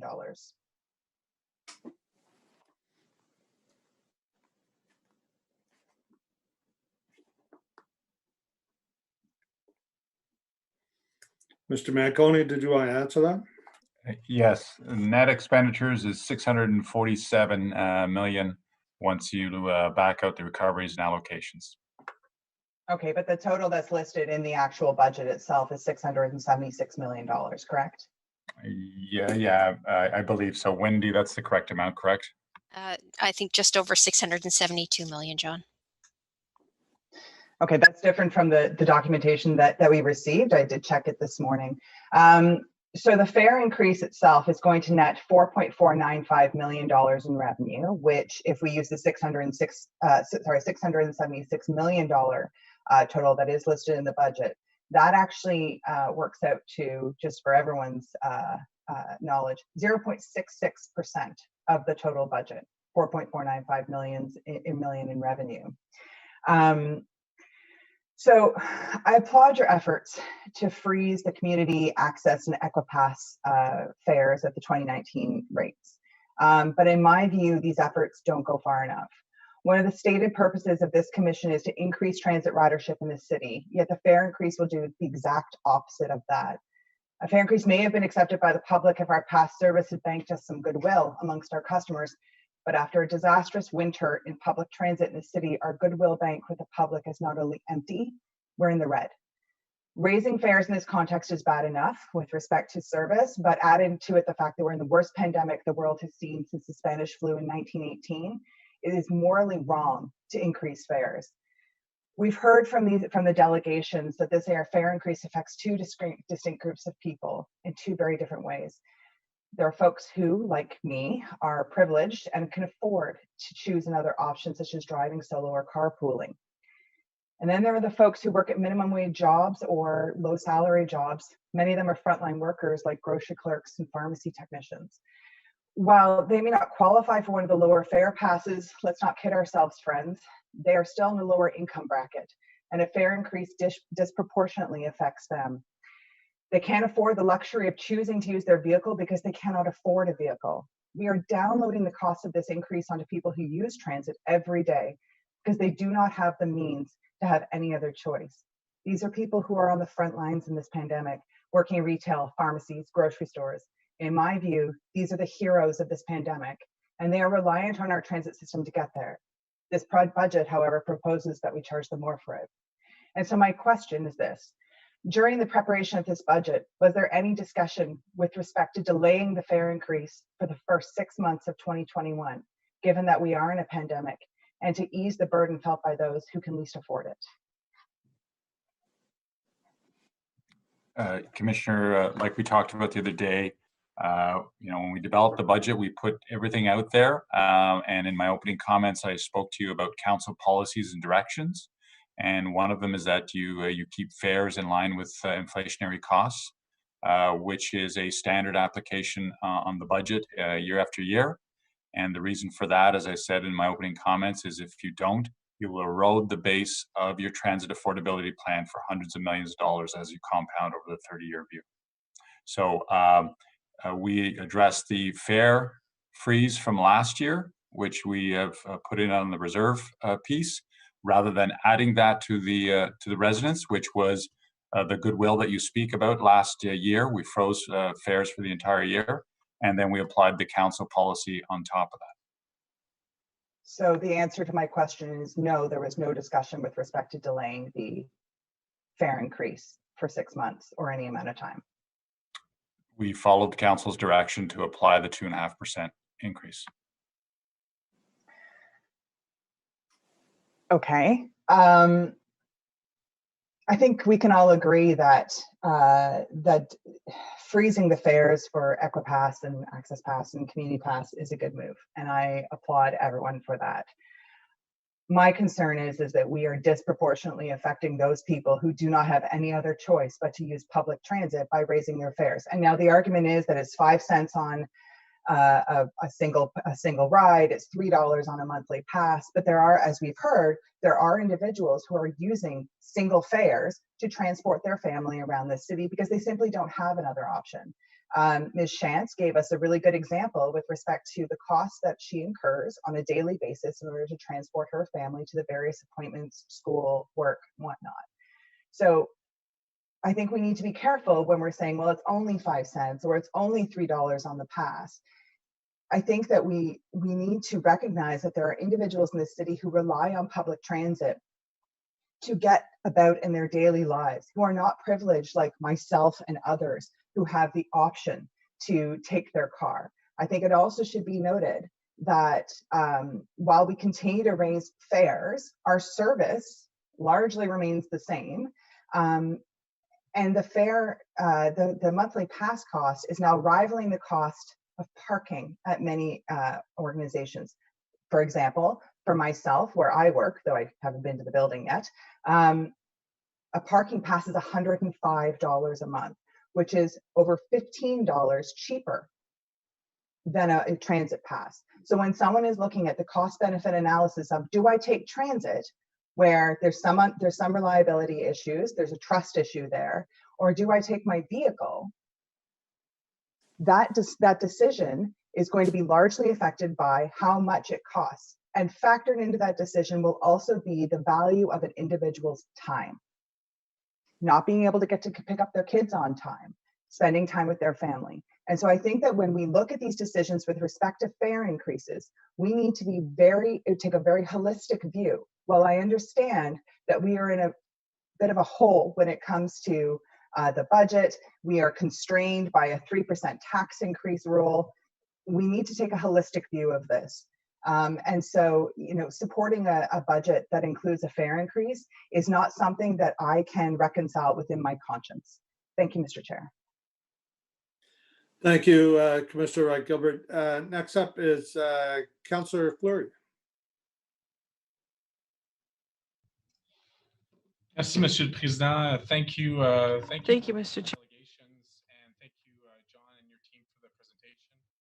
Always interesting public policy and funding challenges here. Want to understand a few things as it relates to our budget pressures till the end of the year. I recognize and appreciate what you're saying around the quote unquote reserve for the early period of 2021. And I understand that there's been some coverage due to COVID ridership loss up to now, but I remain uncertain about in the budget it says 117 million, and I question. Well, I just wanted some clarity on what was covered of that portion from senior levels of government. John, do you want me to take that? Yes, please, Wendy. Okay, Councillor, I believe you're talking about the 2020 budget. Is that correct? Well, that's right. And okay. The reason I'm raising it is because in my perspective, it influences perhaps the outlook into 2021. Yep, absolutely. So what you're seeing there in the budget book is the pressure that we have in 2020. As you know, we have received $74.9 million from the Safe Restart Agreement that came through our first allocation of funds. And we have applied for funds through phase 2 to cover the remainder of our pressures to the end of the year, plus the pressures that we see for the first 3 months. So that allocation will flow through to March 31st, 2021. Do you have that amount handy just so for the transit portion? I believe until the end of the year, don't quote me exactly, but I think it's $44.6 million. And then we've made that additional application for the first 3 months, which would cover the revenue loss as well as our cleaning costs associated with that, the enhanced cleaning costs. Okay. And so when do we expect to get an answer for the 44 million to at least cover this year, which might influence the early pressure into 2021? We've been told by the provincial government they're reviewing our applications now. We expect to hear from them before the end of the year. Have they given us a definitive date? No, they have not. Okay. Do you have enough flexibility within the financial and delegation threshold to cover those losses with the budget that's presented today? So we have worked very closely with Mr. Manconi and his team in terms of putting those mitigation plans in place. John has spoke of Plan B, which will see us through to the end of 2021. So we are confident that we can cover that if we need to, should we not receive that funding from other levels of government through the SRA. And then just as point of clarification for the COVID pressures, so we have a revenue lost, but then there's a new, as you've described with the increases proposed to fares and new operational costs, salaries and so on for 2021. Are you factoring those in the COVID pressure finance request to the province and feds? Because I think there's a portion that's fair, which is the loss, but I would also like to factor in and for us to consider those increase in costs that we're not able to offset during the period. So there's two main components of the actual application that we've made, which are the most significant, Councillor, and that really is the loss of revenue due to our lower ridership. And then the second is our cleaning costs. So those are the biggest pieces that have come as part of that application through the phase 2 process, which is similar, I would suggest, across all transit agencies. Okay, yeah, no, and those are fair, like 1, 2, very obvious. I don't question that. If we were to consider that third bucket, which is we're shortfalls on revenue due to ridership, and then because of the current financial layout, we had assumed some additional revenues from fares and obviously because of wages. So how could is there a window to consider that in our provincial and federal ask? And if so, what would be that amount? I'm not sure I'm understanding you, Councillor. Okay. What I can tell you is that we have included all of our costs that we have forecasted through to the end of March 2021. You're asking for, I'm going to suggest some of those little bits and pieces, and I can tell you, we have picked up the crumbs on the floor in terms of including those in our application, but largely insignificant the significant pieces that are included in our application relate to the loss of revenue, as well as those, I'm going to say, enhanced cleaning costs. Okay, and I guess to clarify what I mean by the third bucket, I'm talking about there's a revenue assumed with the fare increases. What is that amount for 2021? And then why wouldn't we include to that the increase in wages, which are an additional pressure going into 2021 with the current ridership drop? So, Councillor, if I understand your question is, the short answer is those aren't eligible. You can't, so the fare increases amounts to about $5 million. To Wendy's point, we've taken everything that's COVID related, that's cleaning, PPE, loss of revenue, and we've loaded up our application. That's that's what's causing the deficits. In terms of going to the federal government and saying, oh, by the way, we have a council policy and a council approved budget guideline that says raise the fares by 2.5% and stay within 3%. They're not going to agree to fund that. So we can't put that in there. And the increase in wages, that's through our union negotiations. That's like any other department that just flows through. But to give you reassurances, Councillor, and everybody on commission, all of the COVID-related costs, Wendy was clear from day one. We have captured all those, we're tracking them, and we forecasted them in terms of moving forward into 2021. How they become a long-term new norm, that's yet to be determined post-vaccine and post-disinfectant technologies and things like that. But I want to assure you all of those are loaded into the ask to the government. Is that correct, Wendy? Did I characterize that properly? Yeah, you did, John, actually, and you made a very good point. So when you talk about that fare increase, you're absolutely correct. That is something that I would suggest as you say, we cannot include that in the application. It's not a cost that we can recover as a result of COVID. It's something that we have to absorb ourselves. Let's leave it there, and maybe Councillor Kavanagh, not to put you on the spot, but maybe that could be a friendly amendment to your motion to add that component. Maybe that would create a window where we could consider a fare freeze for 2021. I'll go on to another point, Mr. Manconi. In the FTE report that we have, there are sort of two increases. There's bus service increase 38. Individuals or spots, and then bus service expansion at 58. Could you maybe speak to those FTE to that FTE report? Certainly. If I could just add one more element, we are dropping our total FTE count by 15. So we are not increasing FTEs. We're actually going down, and that's because of the refurbishment program. We're scaling that back as part of the mitigation measures.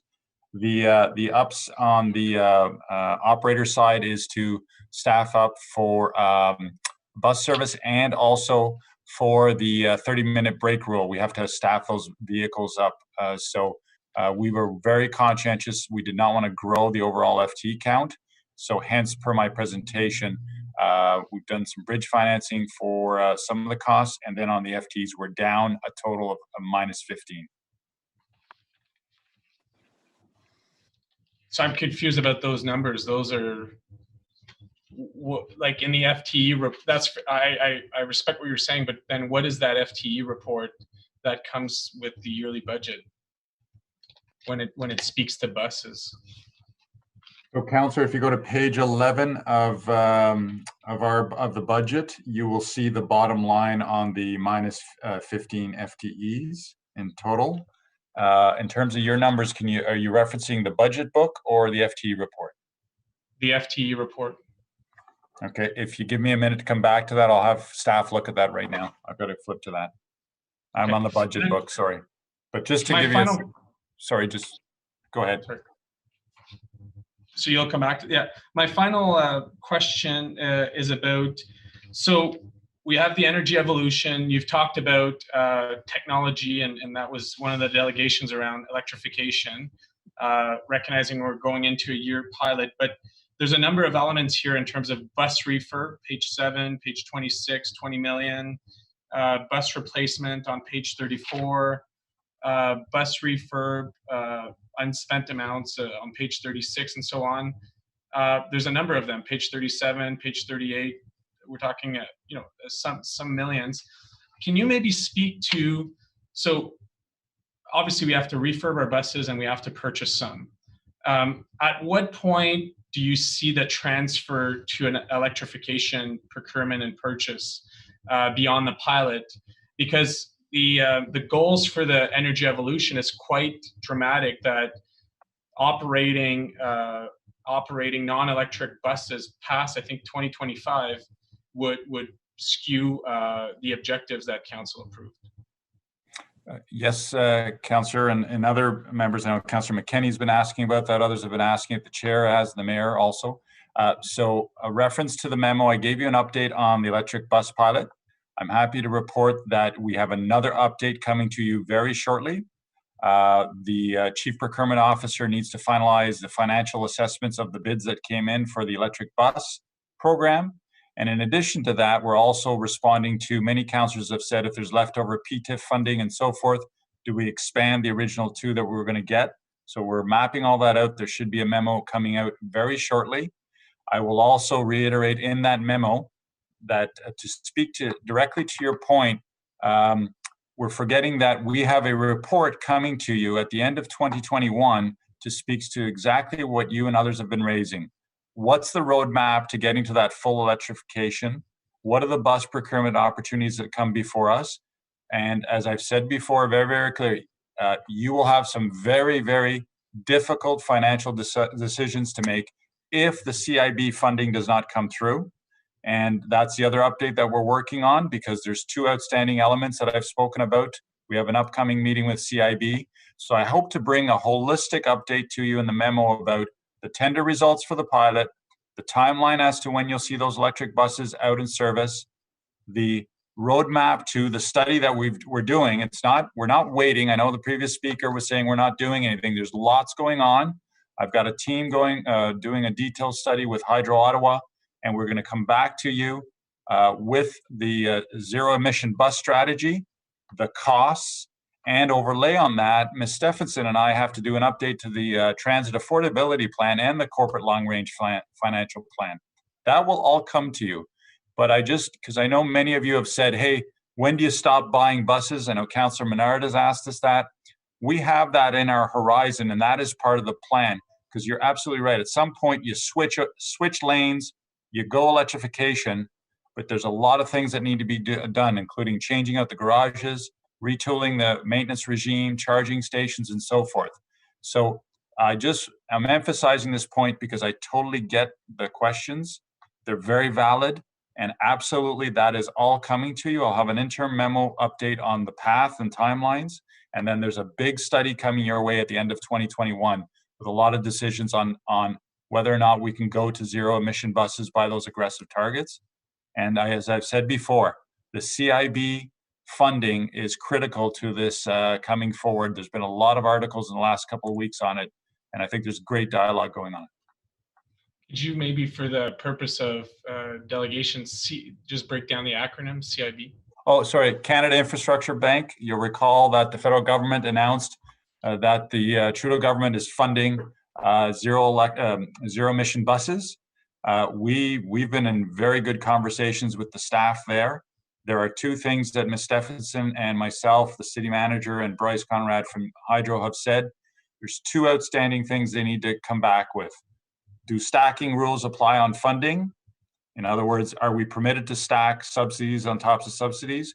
And secondly, will they cover the transition costs to electrification, which is a huge piece of the puzzle that nobody to date has spoken to us. Now, the Canada Infrastructure Bank folks totally understand that, and I'm happy because that's a big piece of the puzzle. And there's Q-Trick just wrote a very good article that speaks exactly to that the transition costs need to be covered on that. So if the Canada Infrastructure Bank comes through on those issues, we will certainly be looking at getting a term sheet with them to be potential funding source for electrification. Thank you, Mr. Chair. Okay, thank you, Councillor Fleury. Next up, well, before I go to Councillor Brockington, I just want to clarify something. Councillor Fleury, you just asked Councillor Kavanaugh to put the fare freeze into her motion. Is that correct? No, her motion, my understanding is her motion refers to engagement with federal responsibilities or federal interest. I'm proposing, if it's a friendly, to add the fare increase and wage increase for this coming year as a request of that motion, as highlighted by Wendy and John, that we don't meet the current funding, COVID funding allocations don't factor in the sort of pressure we're feeling around. We really need to anchor down on cost increases. So because we don't know when the feds would answer that letter, or even if it would be a favorable response, you want the taxpayers to hold the bag on this in the interim? Because that's not what Councillor Kavanaugh was doing with her motion, but it is if she adds in your claim. Is that what you're to do? I just want to clarify. Changes Councillor Kavanaugh's motion significantly and may cost support for that motion. Mr. Chair, I'm proposing a friendly. If it's not received as friendly, I respect that as well. Okay, thank you, Councillor Fleury. Chair, Okay, next up, excuse me, Councillor Chair. Barrington. Chair, Yeah. I have Councillor Fleury's response, if I could, on the FTEs. Oh, sure, go ahead, Mr. Mayor. Councillor Fleury, and we could certainly take it offline, but I think you're looking at previous years in the FTE report for 2020 or 2019. So the 2021 FTEs are in the budget. This, the report that you're referencing, that's a look back. So that was the previous year's FTEs. Okay, thank you. Thank you, Chair. Okay, sorry, Councillor Brockington, for the wait for all this talk. Could you go ahead, please, with your presentation? Thanks, Chair, and some good questions. I want to ask some high-level questions first. Can staff, the city treasurer, talk to us about the long-term financial plan that this commission and city council have endorsed? It talks about a fare increase of 2.5% for, I think it's the next 10 years. Can you just remind us that that's been passed? That was a vision that we've endorsed. Thank you, Councillor. Yeah, you are correct. We have a long-range financial plan that includes fare increases over a number of years. And as we included in our budget directions report that we brought to FEDCO and Council and was approved, it included that 2.5% increase. We took that direction and then developed the budget from that. So thank you for that. That's important because we have developed a plan. I'm not saying that there are some shocks throughout that period, including a worldwide pandemic, that should not give us time to reflect and pause. That's part of what we're doing. We're having a debate now on fares, but I just wanted to ensure that the committee's had that context. And today we've heard a lot about fares, but that's not the only way we get revenue. The transit levy is another portion as well. And everyone that has spoke today has focused on fares. And I just want to say there are essential workers, there are pensioners, there are low wage earners who are also homeowners. And we're asking them to pay 4.6% more than what they paid last year. So when we're talking about revenues that we're asking people to pay, it's not just fares, it's also the transit levy, which I think is important when we're trying to piece all this together in our minds. I wanted to also talk about legal matters. I'd like staff to talk to us about when you're developing a budget, we know we have, and I'll just say, legal issues out there that may be decided in 2021, may be decided in future years. How do we budget for legal judgments that may require the city or OC Transpo to pay money? I'm going to ask the treasurer to explain the corporate approach to that, if I could, Wendy. Sure, thank you, John. It really depends, Councillor, in terms of how we know what that number is or isn't. And I think at this point in time, we really don't know what that number is at this point. So we have not built that into our budget. However, we do have some reserves and contingencies if we need to come up with some sort of payment to address those, then we would leverage those. So it really depends on whether you know that number or don't know that number. Yeah, for example, the Confederation line legal challenges that we have at some point, the decision will be made, and you know, I think the reality is that there may be a requirement to pay money, and you're right, we don't know the amount, but I just wanted to understand from a budgeting point of view, how do you anticipate, how do you budget for a number? So I appreciate your reply. I just wanted again to reinforce for the committee and my own thinking about 2021 after April 1st, when the monies from the upper level of governments at this point in time are expected to expire. We're budgeting for 70% ridership levels. I think that's somewhat optimistic. Explain to me, Madam Treasurer, on April 1st, transit revenues don't match what we're budgeting, and you've got to start paying bills, right? How do you, it's like driving a clutch. You're trying to accelerate with one foot, clutch the other.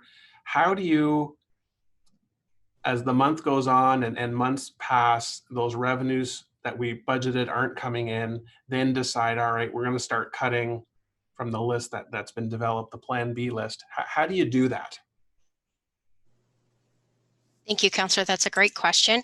And it is something that we have given thought to. You know, Mr. Manconi talked about the fact that it's difficult for us to, I'm going to say, have that crystal ball in terms of clearly identifying what ridership is going to look like. But what we've talked about is that mitigation plan that we do have in place, and I think you're very clear on that. But if we have to look forward because there's an additional gap, then we will continue to look at that capital, and we will review our capital plans to determine if there's additional projects that we can defer to fill that gap. And then the second piece that we would look at would be our annual capital close exercise. So looking at the capital projects that we have finished off, and then mining out some funds from that to cover any remaining gaps. Okay, thank you. Two of our larger cohorts who use public transit in the city are federal government workers and post-secondary students, both of which are not meeting in person in any great quantities and are, I think, significant drivers to our revenue reductions. What type of behind-the-scenes discussions are happening with the Public Service Commission and our 4 post-secondary institutions about a gradual return to work or return to school in 2021, which helps our own estimates, but what are we hearing? So, Mr. Chair, there's a couple of discussions going on. I know the city manager meets at the highest level of the federal government and is trying to get a line of sight as to what percentage, if any, comes back. And the same, and then at our staff level, I know Mr. Willis and I have been talking to our counterparts over at STO, and we're engaging the federal government in similar discussions.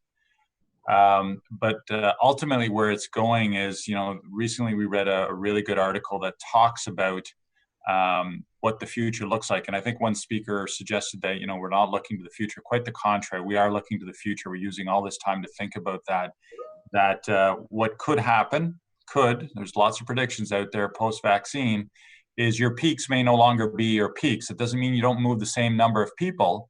It actually helps our system, and it's not as stressed. We all know what 3:30 looks like. We all know what 7 o'clock looks like on our system. And quite frankly, one of the things, and this is, we're reading some of the best literature out in the transit industry, and I read one this week, and the author was bang on.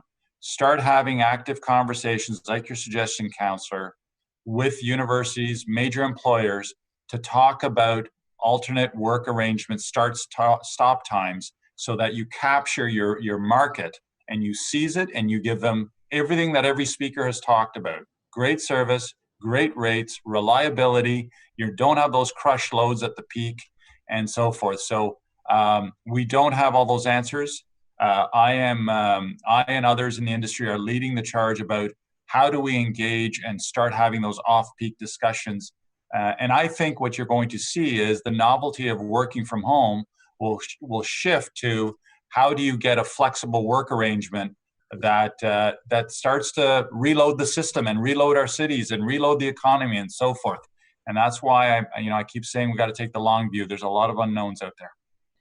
Councillor Kavanaugh's motion talks about that the mayor write to the PM and the Minister of Finance to talk about, this being an essential service and to get funding in that regard. But is the City of Ottawa not in a more unique position because we are we're the capital city of Canada.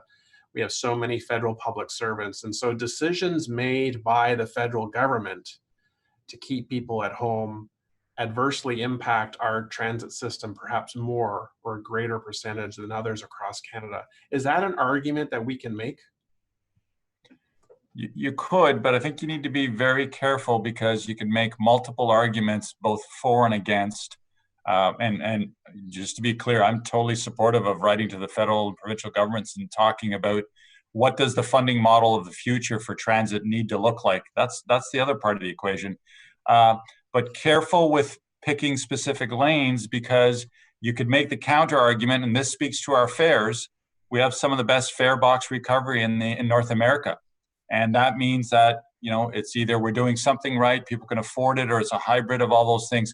There's a bunch of policy discussion points associated with who funds what and how. And, all you folks own all of the politics associated with that. What staff are doing is seeing what's going on across the world with this pandemic. And I can tell you that many discussions are being had at the transit level about what the funding model should look like, both operating, capital, and how do you sustain that, and fares also. I noted in your documentation the price of diesel gas is estimated to drop in 2021, $1.03 now to 98 cents in 2021. Can you talk to us how you buy diesel in large quantities? What is that process? And is it possible to get lower than 98 cents? I'm going to give John, Mr. Marconi, before you answer, sorry, Councillor Brockington, we didn't get a chance to give you a 1-minute warning, but if you're okay with, because I think you probably have a few other questions, if after John answers you, we can move to the next one and put you back on the list. That's okay, fine. Thank you very much. Okay, so the diesel question over to Wendy because her team does a phenomenal job of saving this city millions of dollars. So Wendy can explain the funding stuff. Yeah, thanks very much. It really has to do with our hedging policy, Councillor. So it has that look ahead in chunks of time that allows us to secure those prices. And really what it does is it provides us with predictability in terms of what we're going to pay. So we don't see those lumps or peaks and valleys. It's very consistent. And so with the next price that you see coming in, we're actually going to have some savings, which is fantastic from a budget perspective.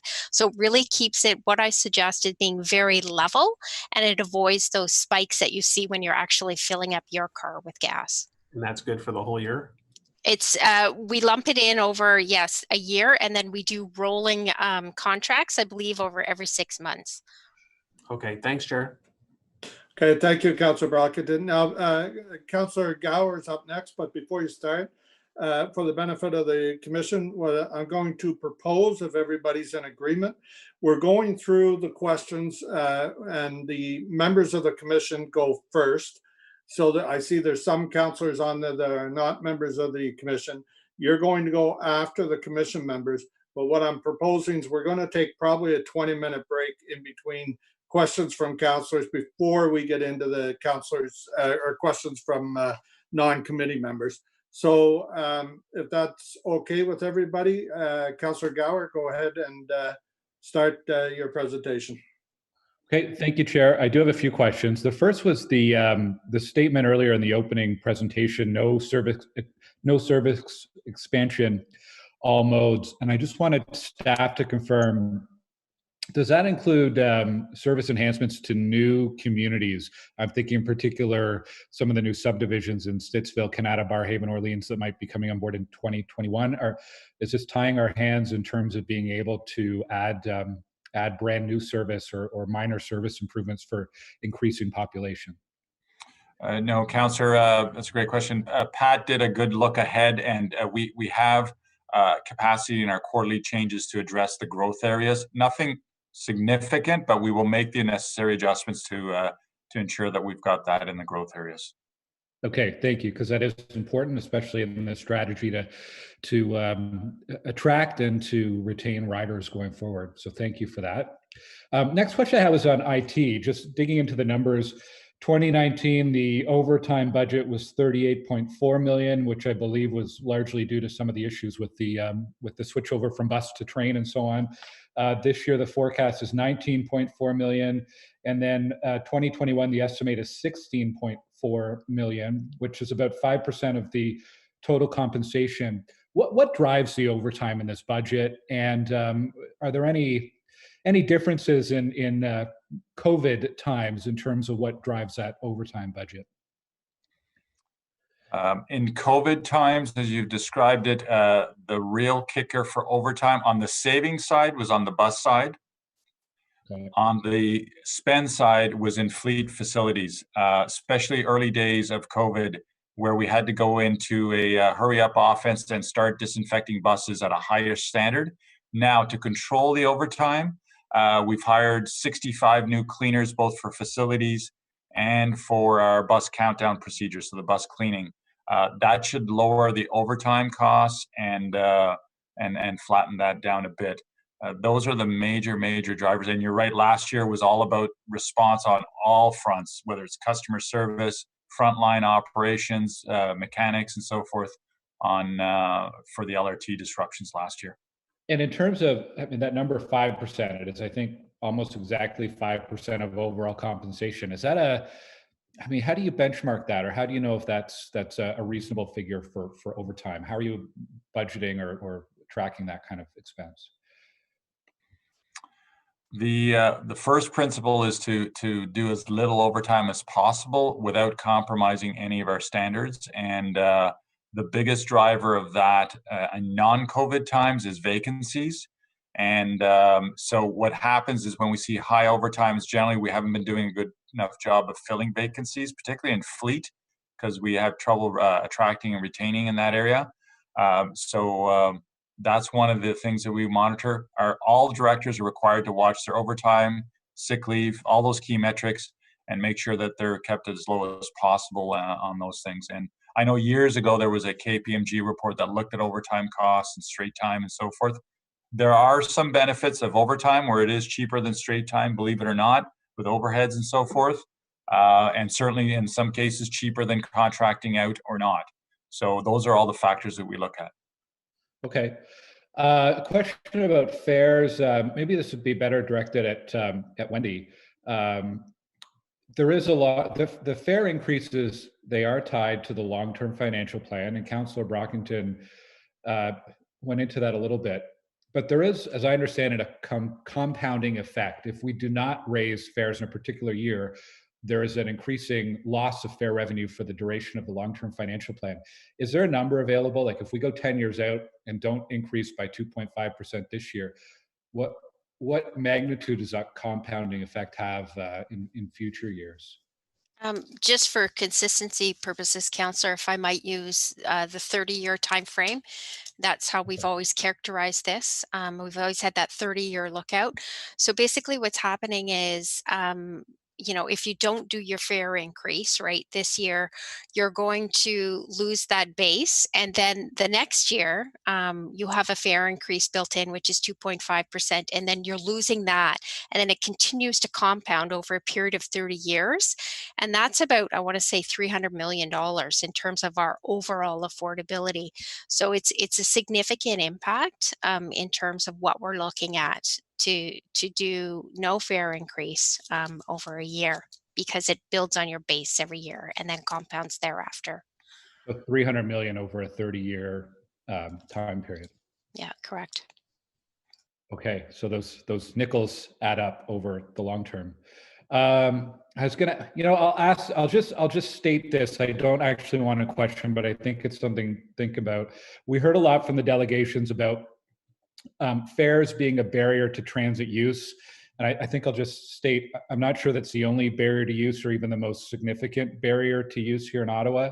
And but it's probably for another conversation. I think frequency of service, reliability of service, customer service are perhaps as big a factor as fares are in terms of whether or not people use transit in Ottawa.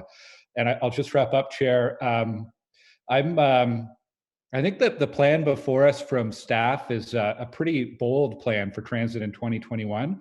I'm glad that it recognizes how crucial good transit and continuing transit is here in Ottawa, even during COVID, even with fewer people who might be taking the bus. I'm glad to see the freeze on the Equipass and the community plans. I'm glad to see no cuts in service. I think that's a pretty bold plan to put in front of us, given the significant financial and ridership pressures that we have. And I'm glad to see that the long term and the continuing need to keep expanding and building on our service is front and center in this. It's not without risk. The big risk, obviously, that federal funding piece and then the ridership assumptions. I think the difficult conversation will be in April of next year if we do end up with that shortfall of $50 million or so. If the federal funding doesn't come through, and we have to make some difficult decisions about reductions of service. But I think the plan in front of us, it's bold, it carries some risk, but I think that staff have some reasonable assumptions built into it and mitigation in order to address that risk. So.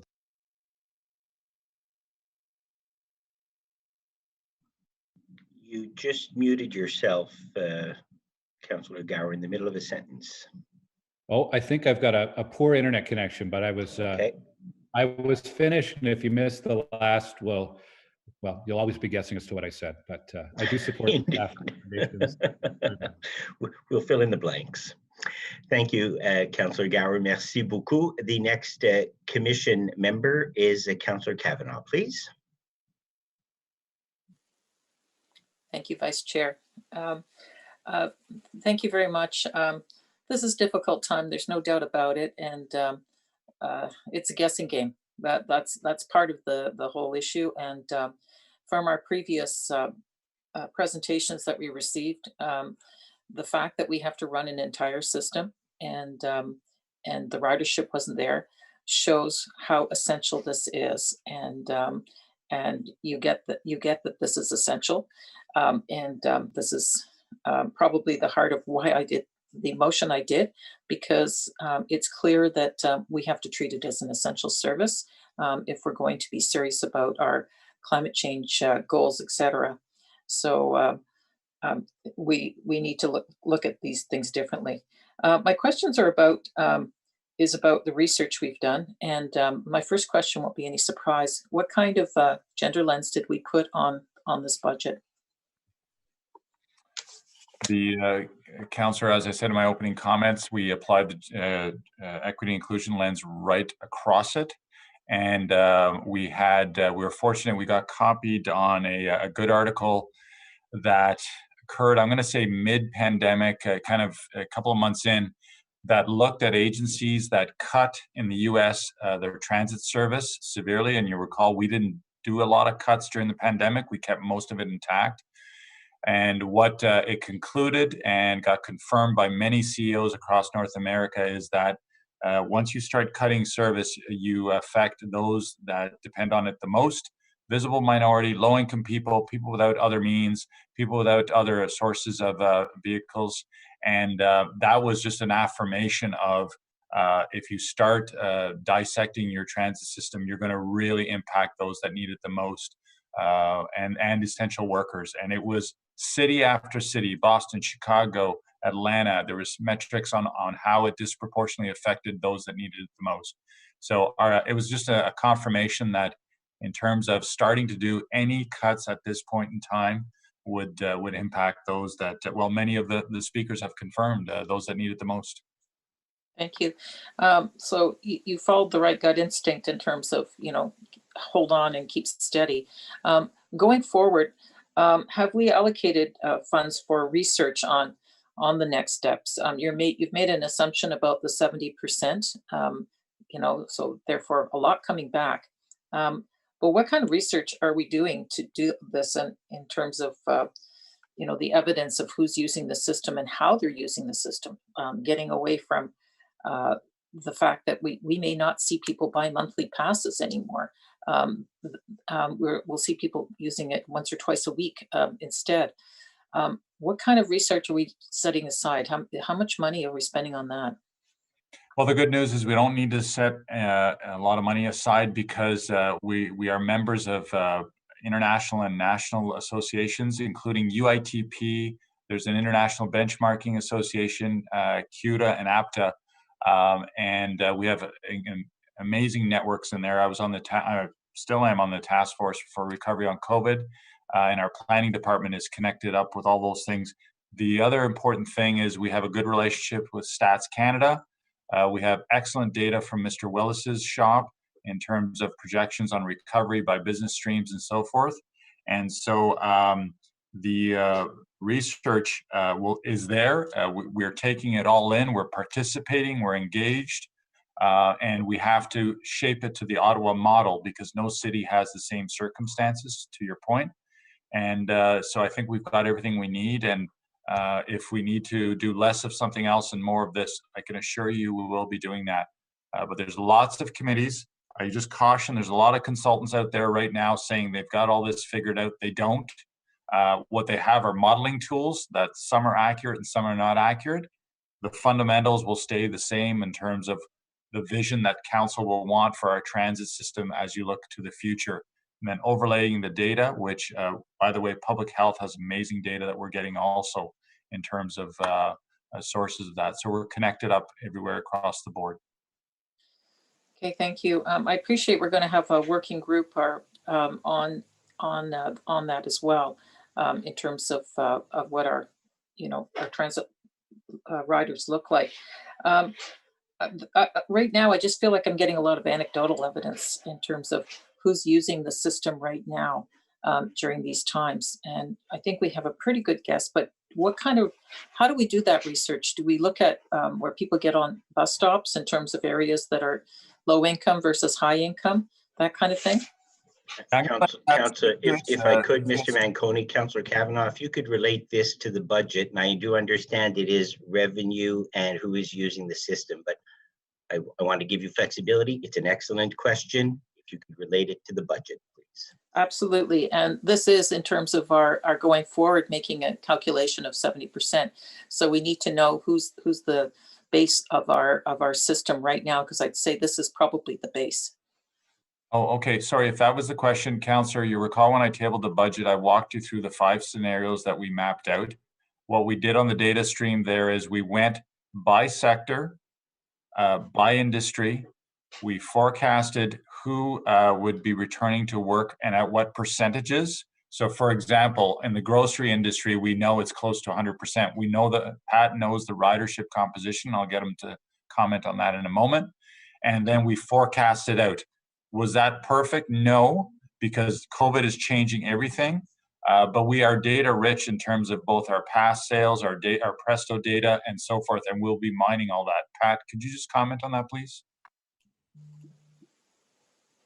Sure. We have data, Mr. Chair, from a number of sources, and so we start from the city's origin destination survey, which is done periodically, which asks questions about where people live, how much they travel. We combine that with Statistics Canada, who collects journey to work information, where we can cross-reference who's making the trips with what sectors they work in, what other demographic information we have.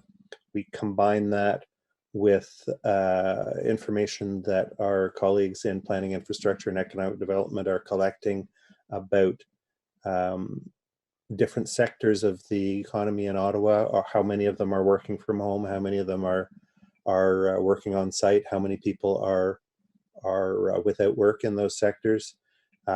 We can combine those to make proportionate numbers, and then we can multiply it by the number of people we see traveling, the number of people we used to see traveling, and come up with some pretty good calculations of who's affected in which way in each of these intersections of subsectors. And we can do that with all of these data sources without needing to go out and interview each person and find out the individual travel needs of that person themselves. How do we know if people will return if they see the fare hike? And how will that affect them? How do we research that? Because that's obviously key here. There's a lot of research in the transit industry going back many, many decades, both in across the world and specifically in Canada, about what is the sensitivity, what is the price sensitivity to people as a fare increases. And it's really about how does the price compared with their own income and in comparison to all the other costs that are increasing or changing through their life. How do they react to changes? And the general statement is that if the price of any good or service, whether it's public transit or anything else, rises at about the same rate as standard inflation, then it doesn't stand out as being different from anything else. If there's a major discount on a product or service, or there's a major price increase on a product or service, that will encourage people to make other choices, whether they move towards a different type of energy source for heating their house, whether they travel differently, whether they make a different choice as they're taking a job or buying a house. And this happens on both the short term, the day-to-day and the month-to-month, but also in the long term as people decide what job to take, where to buy that house, whether to buy that house, whether to choose a life that does not include buying a car. So there's both long-term and short-term parts of that kind of consideration that people are making. Thank you. We had a senior who presented today and her concerns, and we do have a lower rate for seniors, and we also have 2 free days.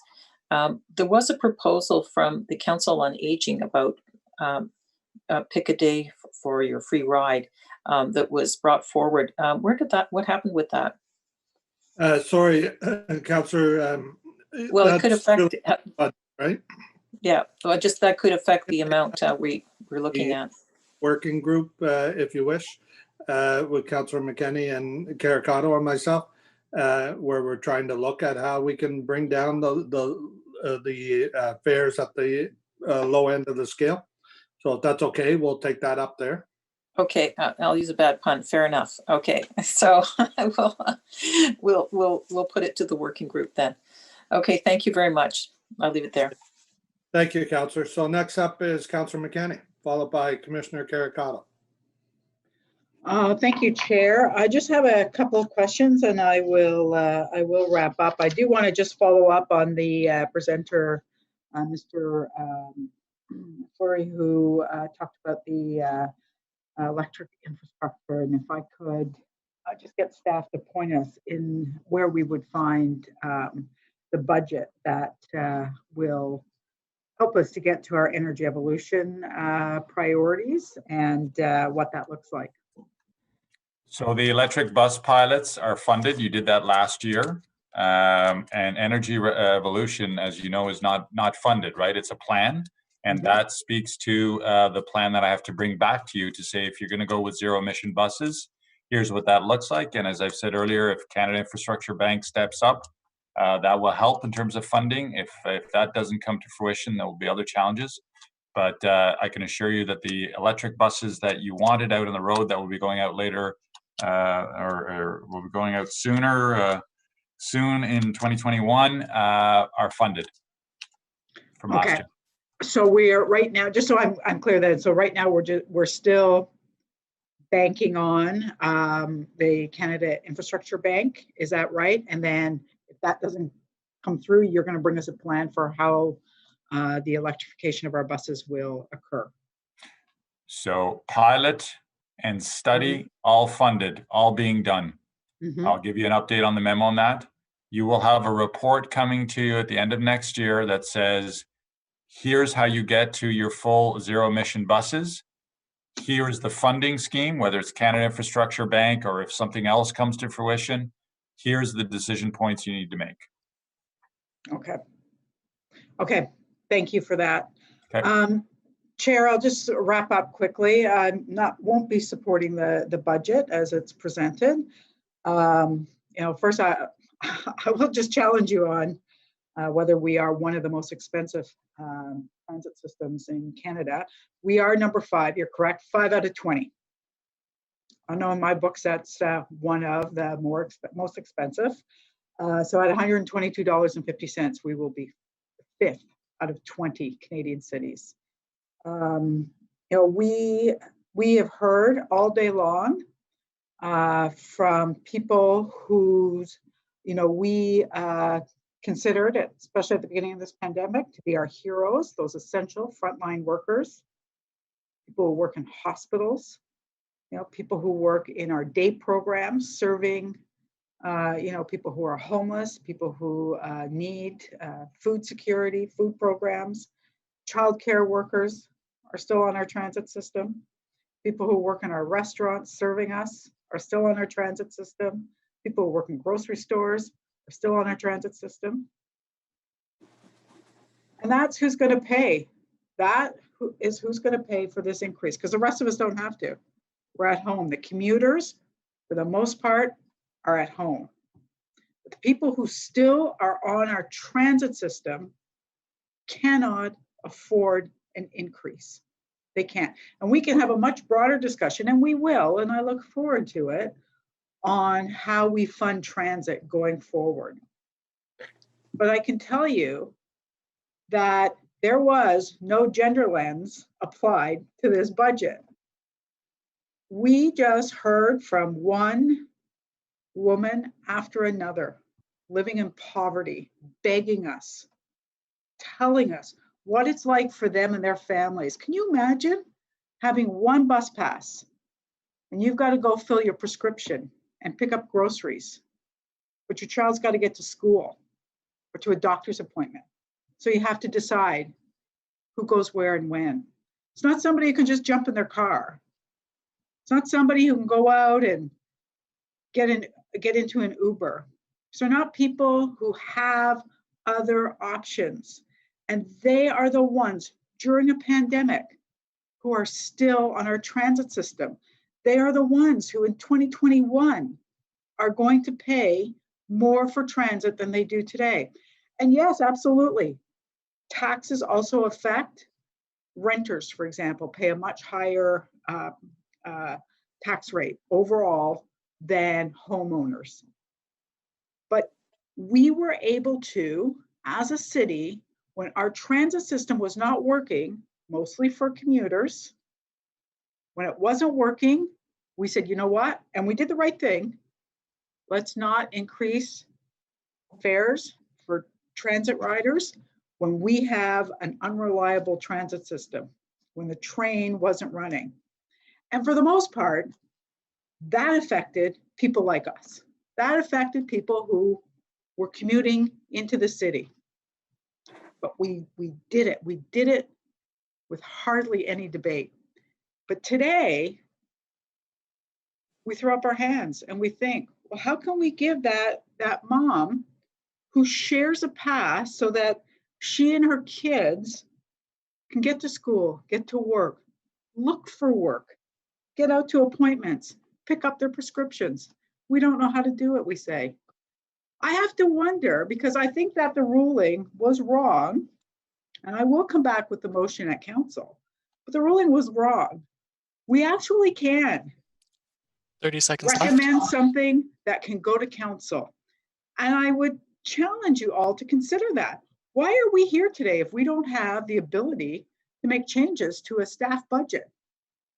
I've just spent, since 9:30 this morning, so have all of you, a lot of time and effort on something that we apparently have no say in. We can't make any substantive changes. So I disagree with the ruling. We will bring it back up at council. But I really, I think that it's important not to walk away today and consider that we put a gender lens or any type of lens, any type of equity lens on this budget. Because in fact, we have it. Thank you. Okay, thank you, Councilor McKenney. I just want to add to what you're saying. Council in the previous term as well as this term voted to say that any committee changing their budget that would impact or create an increase in the tax rate, it had to go to committee of the whole. Every other part of the budget we've been talking about, the commission's been very involved with a lot of what's going on in this budget. So I think it's unfair to say that our hands are tied and we have no input into this budget. We do, and you still have the chance at council, the committee of the whole, to raise your issue about the fares and see how council votes on it. You could also bring up at midterm governance that you want to change the rule that the two councils have supported for the term of councils to say that they want to have that rule applying to committees. If you want to take all the controls off of committees and let them create their own budgets from scratch, put it forward. Okay. Chair, sorry, just because you challenged me, I'm just going to read back to you exactly what it says. Each standing committee will work with the budgets for the city departments under their mandate, and any increases to those budgets will be funded by appropriate offsetting revenues or expenditure reductions from within the city budget as a whole. At the conclusion of their review, the standing committees, including Transit Commission, will recommend the budget for their service areas, including any amendments made by the committee, full council for consideration, review, and adoption. So we actually can send something with an increase in revenue. But I'm going to leave it at that. I'm not bringing back my motion. I will bring it back at council, and it will have the offsetting revenues that you're Great. Okay, thank you. So Commissioner Caracato. Thank you, Chair. Following up on both Councillor Kavanagh and McKenney's sort of thinking, the ridership composition is really interesting to me. And I'm wondering if John or Pat could speak about that. And if you can't, then maybe follow up with a memo about what is that breakdown? How many people use, or how many, you know what I mean, are in the upper percentage versus the lower income percentage? Is that something you have available today? We don't, but what we can do is see what we have and give it to you in terms of what it used to be.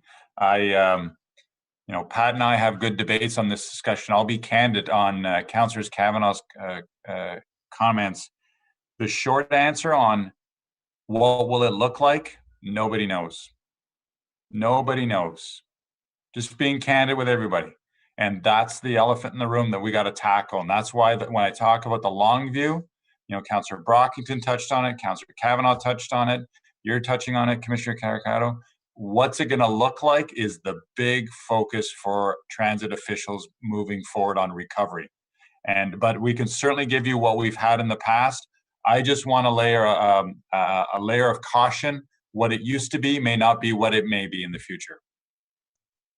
Understood. Whatever you could provide will be helpful. What I'm really trying to, I guess, drill down to is what is the percentage of people who would be eligible for the Equipass but aren't applying for it? And how can we encourage them to apply for it? Because I think we heard today from one of the presenters that only 30% of people eligible are applying for it. And that kind of stood out to me. So if we can find out more about that, I think we'd be in a great position to support riders who are struggling to pay for the the fare, and work with them, I guess, to get onto the Equipass. Yeah, if I could, I'd love Pat to comment on that. He's done some good work on that, and he also has views on about how we get to the remaining ones. Pat? Thanks, John. Mr. Chair, when we reported at the time that Council was considering creating the Equipass, which I believe is 2015, we reported that at that time there were approximately 9,400 transit customers in Ottawa who would be eligible for the Equipass. Now that number has very likely grown since then. First of all, with with the general growth of the city, and second, with any job loss or job change that's come this year with the pandemic. But the number we had at that time was 9,400. As of November, right, as of right now, this year, we have 9,100 people who are registered for the EcoPass. Some of those people are purchasing monthly passes with their EcoPass. Some of those people are using it to get discounted single ride fares. So it's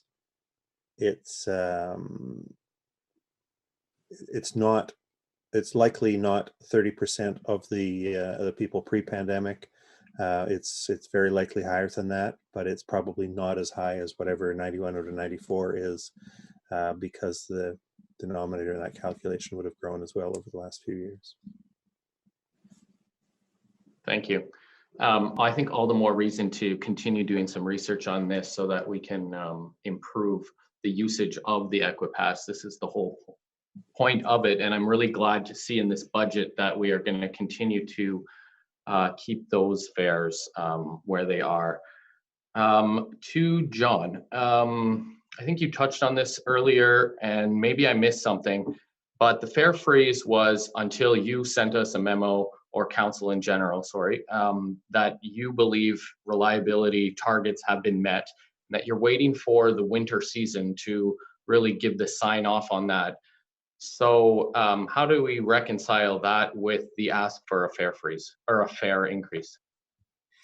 So that fare freeze was for last year, and remember, we didn't know how long the journey on rectification was going to occur for RTG. And there was forecasts that maybe we could be done by the summer and we'd have our sign off on the independent review. That work has just started, so it would get us into the new year with a couple of months of winter under our belt. So the $5.1 million from the reserve makes up that shortfall. The fare increase is in keeping with the budget guidelines that council approved and the policy of keeping up with inflation on the 2.5% fare increase. Okay, thanks. I just want to commend you all for what I think is a great budget. I love the flexibility that's built into it. I love the plan A, B, C, although I don't like plan C, but hopefully we can stay to plan B. And come April, May, June, we'll have more indication about what our ridership levels are. If they're at 70% as you predict, or as you're forecasting, that would be awesome news. Thank you for not deferring any funds from the Paratranspo, and particularly the online booking system. I think para users have been waiting long enough for this. So I'm glad to hear that we're continuing to roll it out and there will be no delays in that. Just want to point out on the fare that it's based on 2019 rates, which I think is a good thing. So it is a little bit lower than what it could have otherwise been. And if I read the rest of the city budget, clearly all user fees are going up, including essential ones such as garbage. So I just think, although we are going through a tough time in our history and this pandemic is continuing to be brutal on all of us, we have to make some tough decisions, and this is one of them. So I will be supporting the budget, and I hope my colleagues will as well. Thank you. Thank you, Commissioner Caricato. So a reminder to members, as soon as we're done the questions from the members of the commission, we're going to take a 20-minute break and come back and get into questions from non-commission members. So next up is Vice Chair Cloutier.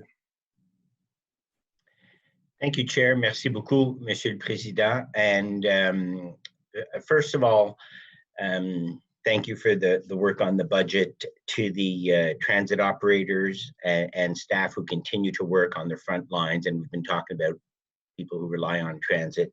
There are people who work on the front line at OC Transpo. I'm grateful for your service, for your efforts in keeping all the population of Ottawa and our city moving, and including those who work behind the scenes, the extra cleaning and maintenance to support our transit operators. So thank you. With respect to the Commissioner Caricato touched on a little bit with respect to the overall budget, and then I'll also wrap up there. The Paratranspo app and GPS units in vehicle, and the commitment to deliver on delivering on that commitment. Pat, do you have the funding in this budget and the capacity in OC Transpo with everything else that is being done to deliver on those commitments for the Paratranspo booking app and for the GPS system needed in the vehicles? We're continuing to work on all of those, and the funding was approved in previous years and is not changed by anything in this draft budget. And you have the resources, the other resources, the human resources and the capacity to deliver on those commitments in the time frame that had been discussed? So on the resources are funded from within the project budget.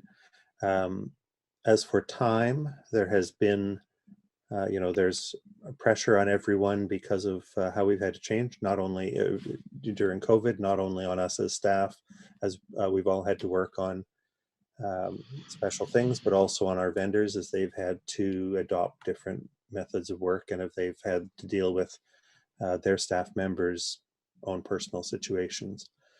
So there continues to be time pressure on the availability of time to work on things, but we do remain on track to deliver all the major milestones at the dates that we had set out in the OC Transpo business plan way back in February. And I understand that, and I appreciate you saying that. And just to wrap up that one, let's make sure that we communicate that to our customers. All our customers know that we're in a pandemic and that there is going to be some slippage, if you want to call it that. If that's the case, let's make sure we communicate so that those expectations, so that we could respond to those expectations. Just a couple of wrap-ups. Councillor McKenney, you said that with respect to where we rank in terms of affordability, 5th out of 20.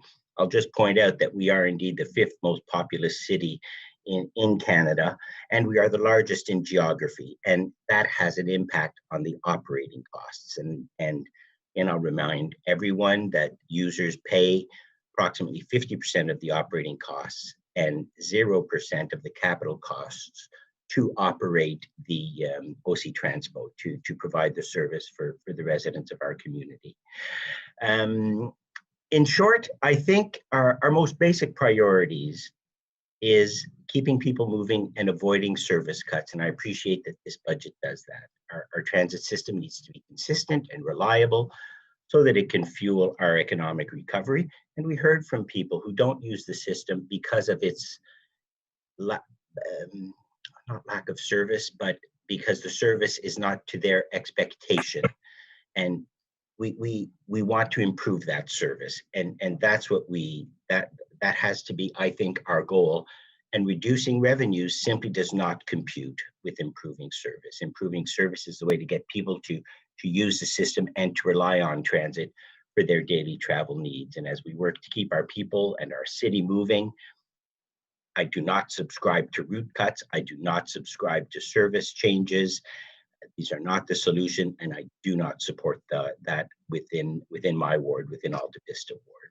I'm happy, and I hope that we will pass the working group in item 5 today that will be dealing with the affordability of transit and to look at what other municipalities are doing.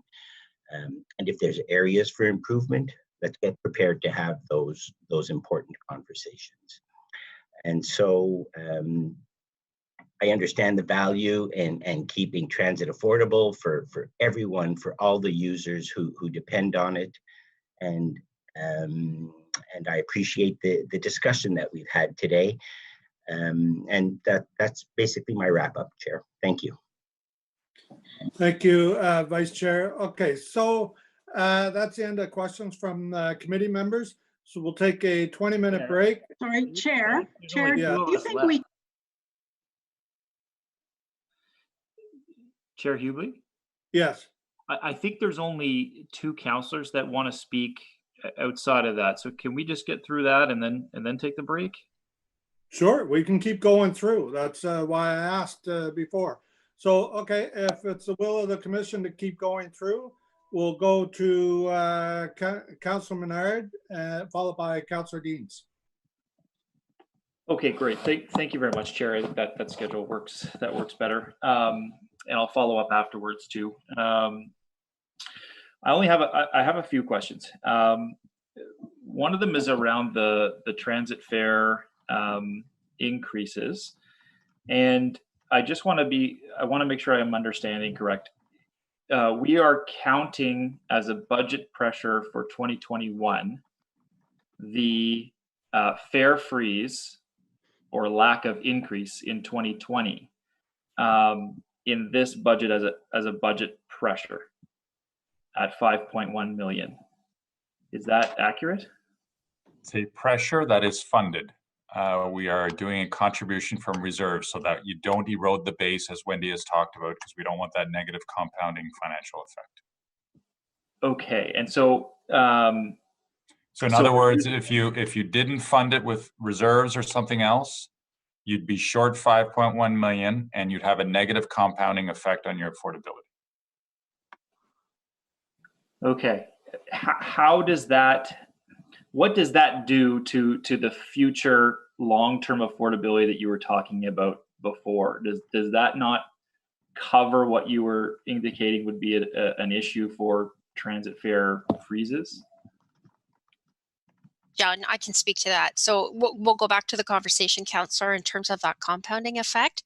So you increase your fares year over year, right, to add your 2.5%. And if you don't do that, then you're, as John had said, you're eroding the base, and it is eventually going to mean that we're short $300 million in 30 years from now. So we will not have that in terms of overall contributions to fund the service.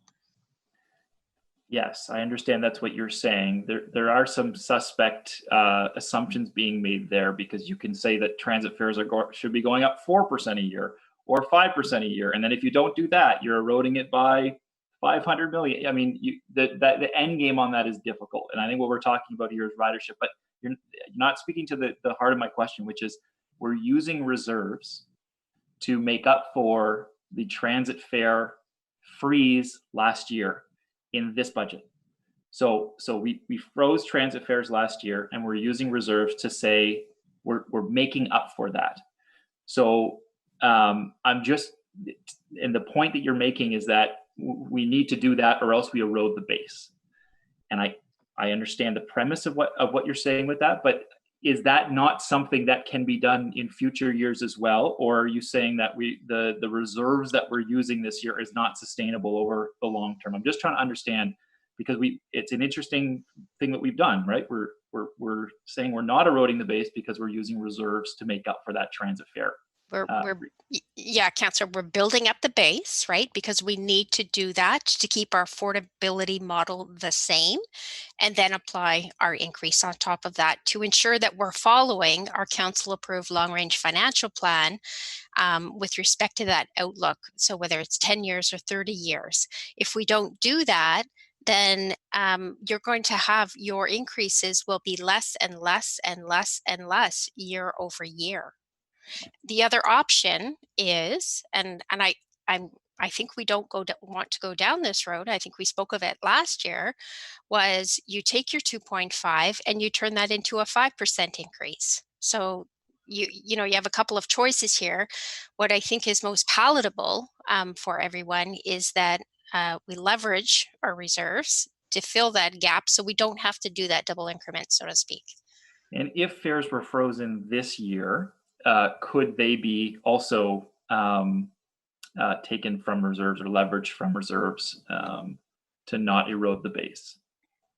Councillor, can I jump in? Because I think I understand your question, and it is a very important question. Wendy, I think what the missing piece is, the payment back of reserve funds. What the councillor is saying is, why can you borrow from reserves and not do that in perpetuity and not erode the compounding base? We have to enter into the discussion, Wendy. You should explain.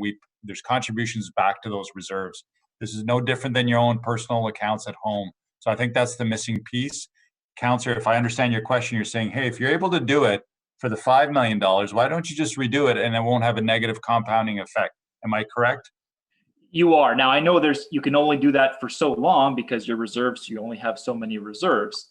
But you are correct in the premise. I guess for this year, given COVID and all the other pressures, to me, I say, well, why not do the same thing that we did for last year, given where we are at?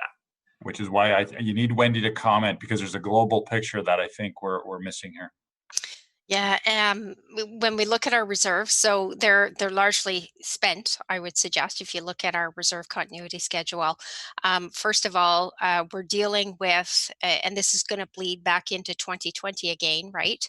Our financial situation of 2020. So we've earmarked money from there to cover the shortfall if required, right, from the SRA application. And that means that we really have nothing left, right, in terms of that piece. So yes, we replenish the reserves, but we don't replenish them enough to be able to do this on a continual basis. So then it becomes a question of, what are you going to do? Are you going to raise your fares, right, or are you going to raise your taxes? Yes, and I mean, I think people know on the committee, my view is that we should be having low transit fares, if not free, and find a way to work with other orders of government to get there. Now, that's for another committee to work on that I see, but I'm happy with Councillor Kavanagh's motion and Councillor McKenney's motion as well. That'll be coming to council. What are we predicting for ridership again for 2021? What percentage of ridership compared to what it used to be? The prediction we did a few months ago was, I believe it was called scenario 2 or 3. It was around 70% return. And so in terms of the 2.5% fare increase, that's an assumption of 70% ridership for 2021. No, your whole budget, as I said in my opener, is based on your 99.4 million rides. So you start whole, you back it down, and then you prop it up. So we've gone with 2020 ridership levels. We built the whole budget based around that. Then we forecasted what that gap could be, that $50 to $70 million that I talked about. And then we rebuild it back up with the two capital hits that we did, the 24 million and the 31 million, and your federal subsidies. Okay, thank you for that. I want to move on to the bus replacement plan. On page 34 of the transit budget, it's the capital piece. It lays out several different capital items, but one of them is the bus replacement plan. And so I just want to make sure I'm understanding correctly. There's no new buses that'll be replaced in 2021, is that correct? Except for para? I'm going to check with Mr. Greer. Mr. Greer, can you confirm that? Hello, sorry, I was just turning on my camera there. Yes, that is correct. There's buses actually arriving in 2021. There's a remaining order of the 40-foot Novas that were replacement vehicles. You'd mentioned para. There are no paras scheduled for replacement in 2021, and there are no buses scheduled for 2022 to arrive. The next order of buses would come in 2023. Okay, and in previous years, budgets did approve large amounts of replacements. I believe we had upwards of 180 diesel bus replacements from the last 2 or 3 budgets, and you can correct me if I'm wrong. How many of those diesel buses did we purchase? In the previous years, 1 minute left. Okay, for example, in 2019, we received 82 replacement 40-foot buses. In 2020, we replaced 93. So we did. 2021, we are scheduled to replace the final 74, which would be about 155 of our buses that we replaced, our oldest 40-foot buses. So okay. We are. Okay, and I just have to ask, I don't know why we would continue on with the replacement of diesel buses for this upcoming fiscal year when we're in the pandemic, number one, and number two, we've all want to see a plan to use funding for the electrification of buses. So I'm concerned because we're moving ahead with so many diesel bus purchases, and there's a climate change master plan that we've got to meet, and that's not in line with it. And so what can those diesel bus purchases for 2021 be put off, given we're in COVID times, we're having struggle with capital budgets and operating budgets? Can those be put off? So Councillor, I don't know if you heard my response to Councillor Fleury. We're doing exactly what you've said. We have that report that's coming. Jim Greer has also been instructed to look at the replacement schedule. If there are buses that can be deferred, we don't want to purchase something if the policy changes. However, we also don't want to compromise recovery of the transit system post-vaccine. And so, staff follow council policies. Your policy right now is you buy diesel buses. Until I bring the report to you and you change everything on the policy of you're going to go to zero electric buses, and we're funded, because I'm not funded to buy zero electric buses, I'm going to follow the policy. However, we're going to apply that common sense that you and I have talked about. If these are buses that can hang on, we will. We have fantastic mechanics. They'll assess it, because we do have that report coming at the end of next year. And the last thing I want to do is buy something that's going to flip in a year or so. But I also have to take the longer view to make sure we don't compromise service on that piece. It took OC Transpo years to reconstruct its bus fleet. It had a very bad bus fleet years ago. Councillor Deans, remember, as chair, you and I invested hundreds of millions of dollars in the bus fleet. We're one of the best in North America. But I just caution everyone, we're talking about affordability. That compounding effect to buy electric buses is all part of this fare discussion. And until I bring you that report, and if the CIB doesn't deliver on the funding, you're going to have big gaps in affordability of zero electric buses. And the plan that was approved by Environment Committee was unfunded. I have to bring you the strategy to implement that plan if it can be. But Councillor Menard, you've asked me this multiple times. Councillor McKinney has also. I guarantee you, if we can hang on to those buses and defer accordingly, but there comes an order window that it's a point of no return. So we will use the best we can in that regard. But you have my assurances that we're aligned. Yeah, and I appreciate that very much. You've answered my question, and Mr. Greer has also helped in terms of the total bus purchases for 18-19 and what we were looking at for 2021. So that helps me in terms of understanding the total amount and what we're anticipating. I would say if we can avoid purchasing those buses and that capital expenditure during this time, I think it makes sense. And if we need to bring a motion to council to indicate that before the report comes at the end of 2021, then I'm hearing that that's what would have to happen policy-wise. So, Councillor, just so we're clear, though, you got to remember there's order times and things like that. And I'm the one that will get the call, and you'll quickly get the call if we're not meeting service. And as buses hit 14, 15 years, the mortality rate drops off significantly. We don't want to go back to what it used to be. Those council members that were around when service didn't get made, Mr. Greer puts out 100% of service requirements on bus counts every single day. There was times when they were at 70, 80%. That meant thousands of people being left stranded. So I want to layer you know how cautious I am. I don't want to put you in a predicament where the technology hasn't arrived, the orders are late and so forth, and someone says, well, why didn't you order those diesel buses in the meantime? It's a delicate balance. So I can't guarantee you anything.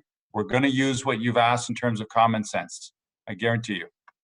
Thank you very much, Chair.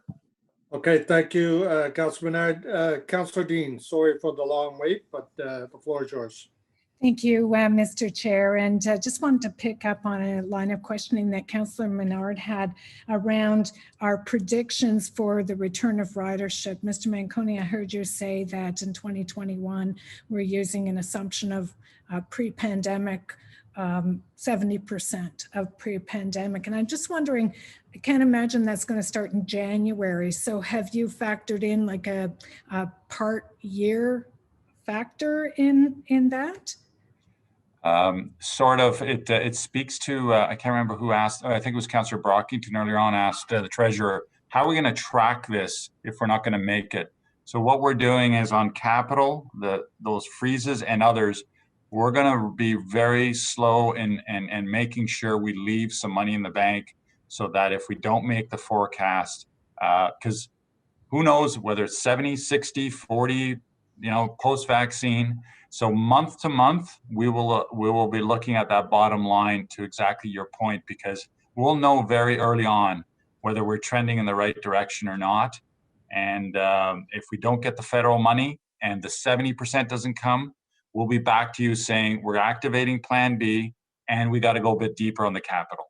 Yeah, because it's hard to imagine we bet 70% in January, so I would think that would be a compounding impact in the whole year if if it's mid-year before ridership starts coming back at all. Yeah. I'm just wondering how our ridership as the nation's capital, with the seat of government here, our pandemic ridership compares to the ridership of other big transit agencies across Canada. I just I don't know if you can read that. We get a weekly update from UITP on ridership around the world, and Ottawa is on that because we're a member of that. And Chair, we have that data. We watch it very carefully. What's unique about Ottawa is the government town aspect, which Councillor Brockington spoke about early on. What we're seeing on the trends is when it recovers, it seems to recover very, very quickly. Again, to go back to our past, you remember post-strike, everybody said ridership wouldn't come back, and it just shot right back up. When the lockdowns or partial lockdowns occur in Spain and other places, it drops very rapidly. So our trend lines look the same. It's just a question of the volume in terms of that. So, but Ottawa is unique in that respect. But if we were comparing Ottawa to 5 major transit agencies in Canada, is our ridership actually considerably lower because we're the seat of government? I don't think so. I'd have to look at the data. Pat, off the top, do you know? I've seen 30 and 40% recoveries in some cities, the larger cities, Councillor. Pat, did you want to comment? Yeah, I'll just say that, we're comparing not only across Canada, but around the world. And I don't think it's so much about the seat of government. I think it's about our ridership being very predominantly office workers and university students. And those are the customers that have given us very high ridership. The high ridership we see is because we carry so many people into downtown office areas and into universities. And so that's more, those are the people who are more able to and more required to stay home. There are other cities which have lower overall ridership than us per capita, which have grown more quickly in proportion to their total. There are cities around the world where there's more of the employment is non-office, service industry, industrial, things we don't have here in Ottawa. We don't have a lot of industry here, where ridership has grown more quickly. And in some of those cities, just reaction to the health directions has been different. We're not unique. We're probably unique in Canada. We're not unique around the world. There are other cities where there's a similar profile to ours, but compared to some other cities, we fell further when we went down to 15%. And compared to some other cities, we've risen more slowly as we've got up to 30%. But we have doubled our ridership from the bottom of that back up. Going down to 15 and then back up to 30 is a big jump. And there are other cities where we see similar profiles. The two that are probably closest to us are Washington, D.C. and Buenos Aires. But from what I understand, the health situation in Buenos Aires is much more challenging than it is here in Ottawa. Yeah, Councillor, just to compare Washington to Ottawa, capital cities, government town, this is just on Metro. It's not a blended rate. So we're at 18% week ending November 2nd. Washington was at 17% versus Montreal's at 30% on the Metro only. So we're watching that data very carefully, but I can tell you On metros, lows of, below 10%, highs approaching 60. This is around the world. On the bus side, Ottawa is at 34 versus places like Vancouver is at 45. And you've got places as high as 75%, 74% on bus. So there's a big spread, and it speaks to exactly your point about what the composition and demographics are. I'm just wondering what other Canadian transit services, how they are dealing with this rapid decline in ridership through the pandemic. What are the tools that they're using to balance their budgets? Depends on the funding model. Vancouver, as you know, is very different than our funding model. They're highly dependent on sales taxes and so forth like that. So they've got some provincial bailouts that they're coming forward on. Quebec is different because there's provincial funding that speaks to Councillor Kavanaugh's motion and so forth. So it's apples to oranges. TTC is our true comparator, large scale, multimodal. They're in the same predicament as us. Now, they did staff layoffs, as you know, and I know Mr. Leary very, very well. He's the first to tell you they're struggling with some recovery because they got very busy, crowded routes. He's just finished bringing back his layoffs, and that's caused some challenges there. So, but they're the true comparator. The difference there is fare box recovery. Again, it's so hard to make an apples to apples comparison. Yeah, I understand. We heard a lot today about the two kinds of transit riders, and I'm very aware of that, having been around transit quite a bit. They're loosely speaking, and of course it is loosely speaking, but they're the commuter transit riders, and then there are those people who use transit with few other choices, more lifeliners, I suppose I would call them. And I thought I heard you say, Mr. Manconi, but you can correct me if I got this wrong, but I thought I heard you say in your presentation this morning that if we decided that because, this is largely an office downtown, and a lot of commuters are going downtown, and that is where our ridership has really gone down. If we were to decide that some of those commuter routes, we could reduce the frequency, I thought I heard you say that we couldn't reduce the frequency of the train because of our partnership with RTG. Is that correct? No, you can reduce the frequency with RTG. So you could go down to bigger headways, less trains, all of that. I'm projecting what their response will be. They'll say, no problem, we'll do that, but we're not giving you a discounted bill. Because it's a fixed contract for 30 years, right? So who would have ever predicted that you're in a pandemic? So they get a fixed amount every month. There's fixed costs too. So I doubt very, very much after what they've been through, they're going to go, oh, we'll cut you a reduction because we like you. Well, we were talking about Lansdowne Park last week, and we heard loud and clear that good partners, when something happens, meet together and try and figure out a plan that works for everybody. And I just wonder if it wouldn't be worthwhile to have at least a conversation with RTG about dialing some of that back, maybe the frequency from 3 minutes to 5 minutes or something, with a reduction in our costs. Like, I understand you don't want to do wholesale layoffs, and I certainly don't want to cut transit service to anyone that uses that to get to medical appointments and all their daily needs.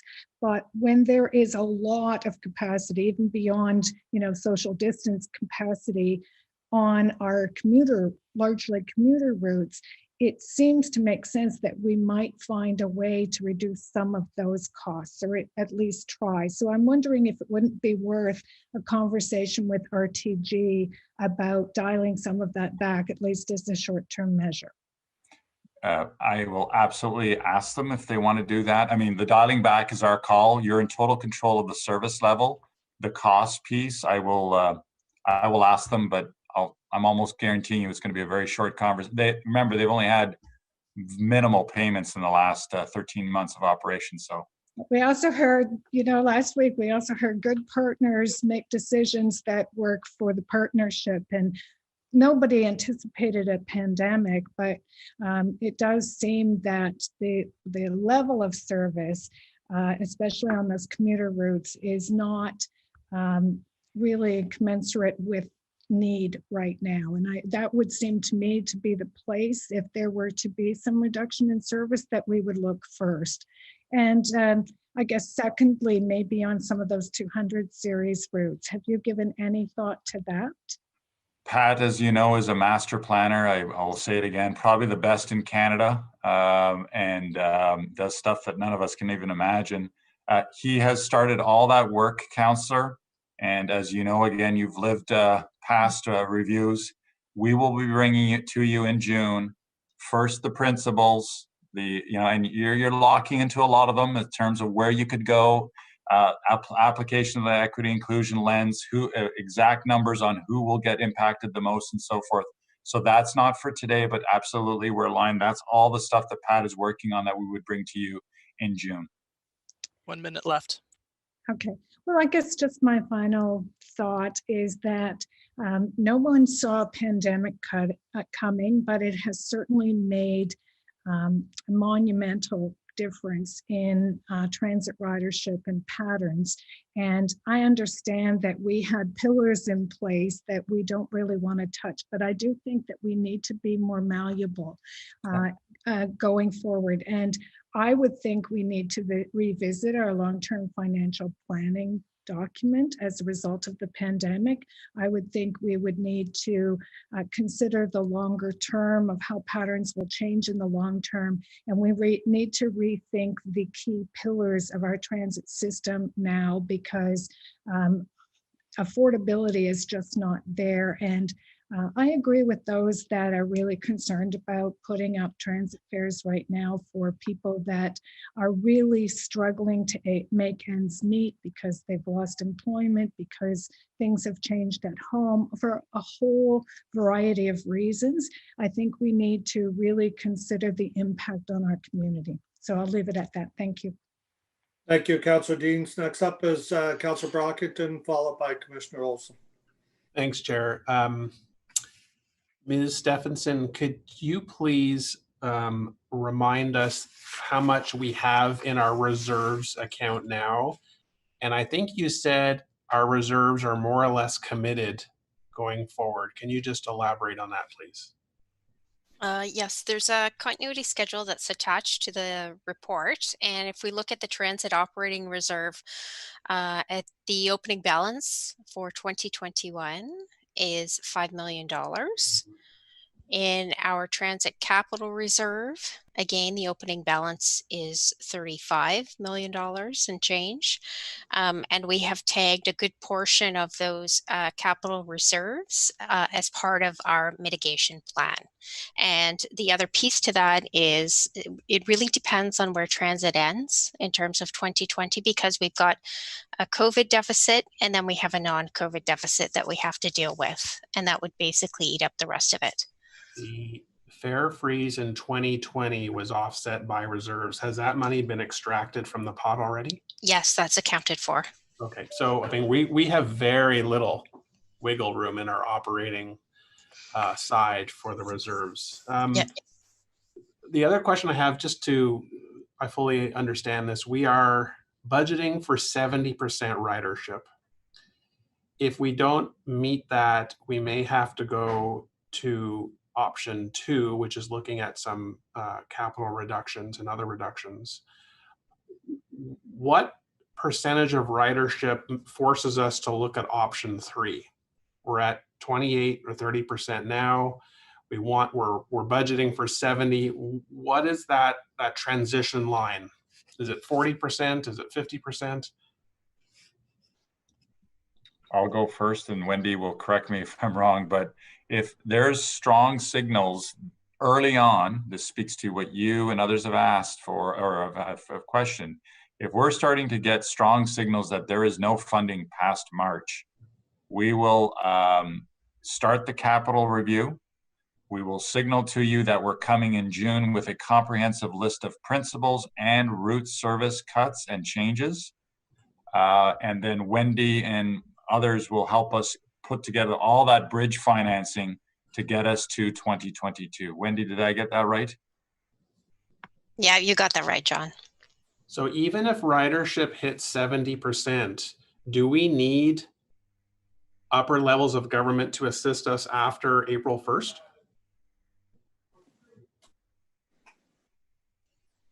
Yes, we do. We still need some assistance to see us through to the end of the year because we're not going to hit that 100% target. And that's that plan B that we have talked about. Okay, thank you. Finally, Mr. Chair, just as far as questions, I want folks to review on their own time page 4, which lists all the different fares OC Transpo offers our passengers, from adult regular fare, adult monthly pass, we have a youth pass, seniors pass, community monthly pass, access monthly pass, Equipass, day, multi-day passes, family pass, and of course the U pass. There is a buffet of different fares that one can get depending if you qualify or not. And that is policy that this commission and council has endorsed over the past. A lot of it is to reflect that there are people who are in need, and if they want to tap into a pass, that's already available. So I have heard delegates and even my own residents for quite some time about their personal needs, and I strongly support a review through this working group to look at fares in general. I think that has to happen, and I will strongly support that. The argument about whether or not we freeze fares, I will be voting in favor of the budget. I certainly have reservations with the estimates. I think this is, of the entire City of Ottawa budget, all the different budgets we're looking at over the next 3 weeks, this is the most challenging one to be accurate on. It's impossible. And I want to acknowledge that and think staff have great work, particularly with the 3 options to get us where we are. So I think 2021 will be challenging. But when you look at the fact that Mr. Manconi's been so strong on not touching service, when you look at a transit levy that's at 4.6%, and also in this budget, a fare increase of 2.5, which is part of our global plan that we've approved as a council for multiple years, it's reasonable. It's reasonable. It's not excessive. And yet I acknowledge that there are many people who are struggling. And that's why it's, I'm supporting this, Mr. Chair, in the global context, but acknowledging that we have to do better and we have to examine that through the working group and other means. So all this to say, I will be supporting the budget. I recognize we have to do more, and we really need to see ridership increase as soon as possible. So I appreciate the efforts that have put this together, and I'll close it right there. Thank you. Thank you very much, Councillor Brockington. Next up is Commissioner Olson. Thank you, Mr. Chairman. Listening to Mr. Manconi answer a question from Councillor Deans, I was struck by the fact the report that he said OC Transpo receives every week, the UITP report. I thought that perhaps the Transit Commission could make better decisions and decisions more quickly the more information it has. And I just wonder if that report and maybe others are reports that can be shared with Transit Commission members. I know I'd be very interested in seeing the UITP report at least once to see what's in there. So I don't know if that is something that we can. I have absolutely no problem sharing with that. I'll just double check with UITP rules on dissemination of information. I will give you the latest copy, which it goes back in time through the COVID. It's a great document. I'll distribute that to all members of council if UITP has no objections. Okay, thank you. And I'd just like to echo Councillor Brockington's views. I think these are very uncertain times. I think the budget strikes a good balance between uncertainty and the need actually to move forward and to plan for something, understanding that any plan, as someone famous once said, doesn't survive encounter with the enemy. So we'll just move forward with that. Thank you, Mr. Chair. Okay, thank you, Commissioner Olson. On that note, before anybody hits their button, we're going to close the discussion and we'll move on to the motions now. So we're going in reverse order. So that'll be Councillor McKenney's motion on low income fares and a means test.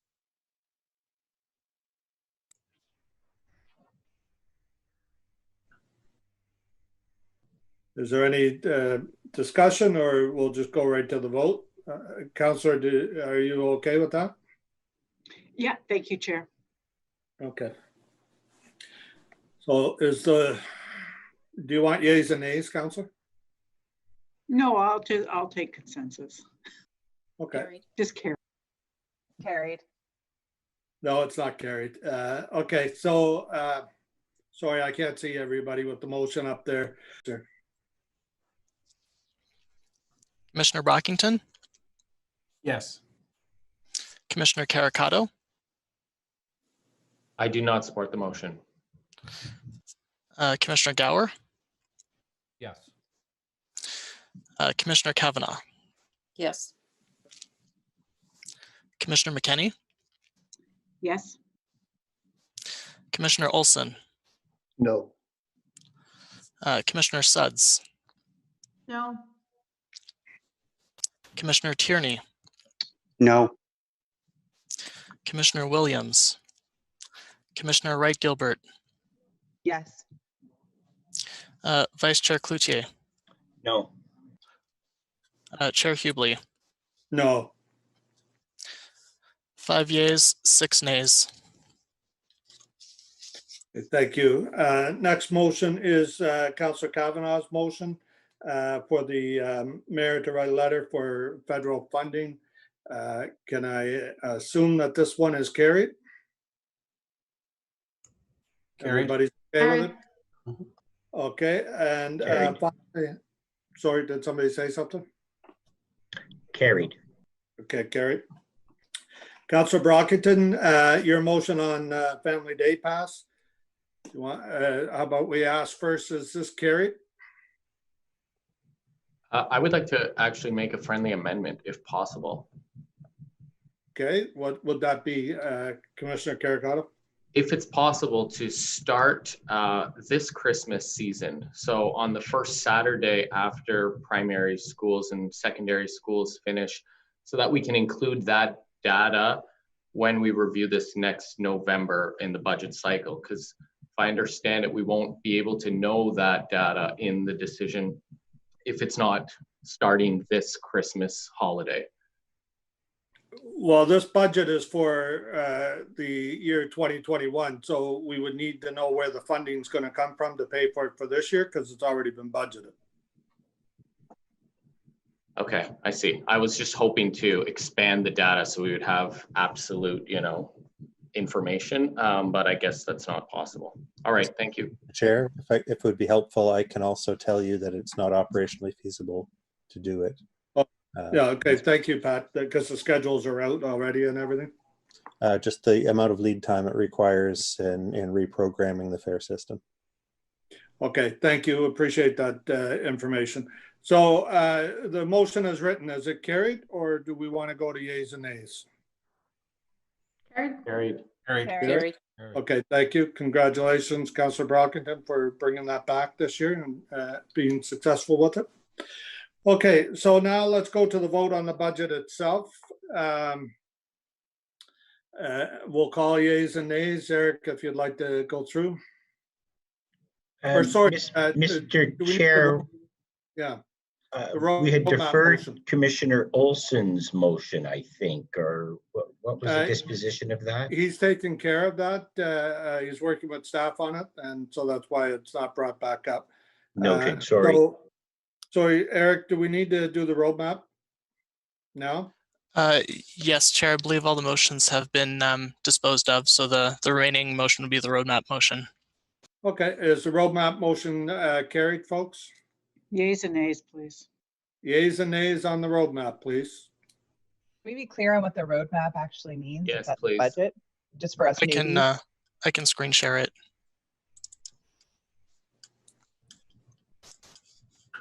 When you share it, Eric, I will read it again. That the Transit Commission recommend that Council, sitting as Committee of the Whole, approve the Transit Commission 2021 draft operating capital budget as follows. user fees on pages 4 to 6, the operating resource requirements on page 3, and the Transit Capital Commission budget on page 7, with the individual projects listed on pages 15 to 33.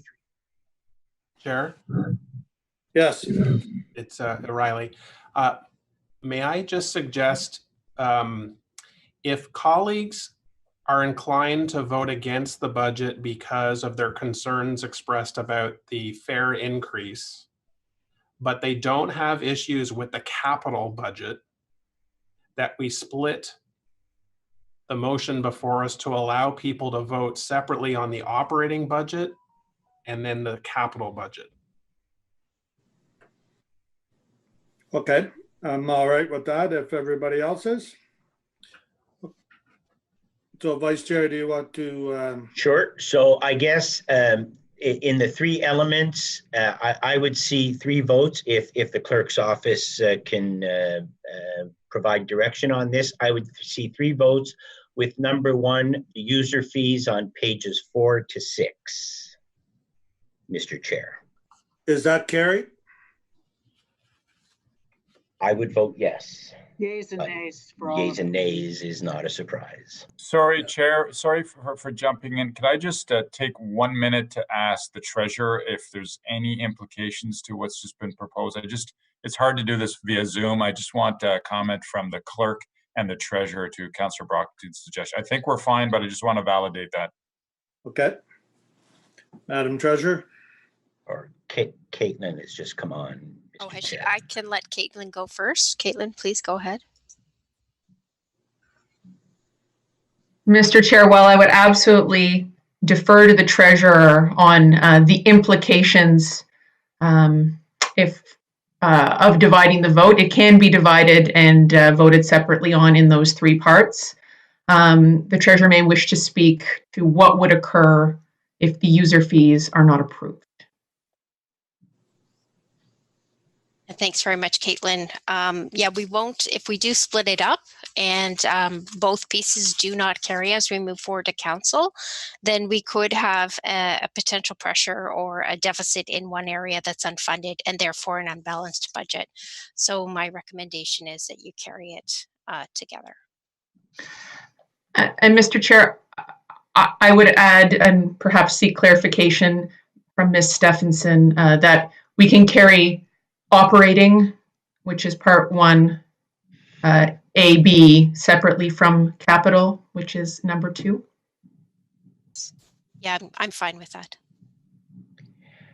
Caitlin, are you providing any directions with respect to the order that we should vote? Mr. Chair, the order in which they're set out on the roadmap, which the coordinator can put back on the screen, would be fine from my perspective.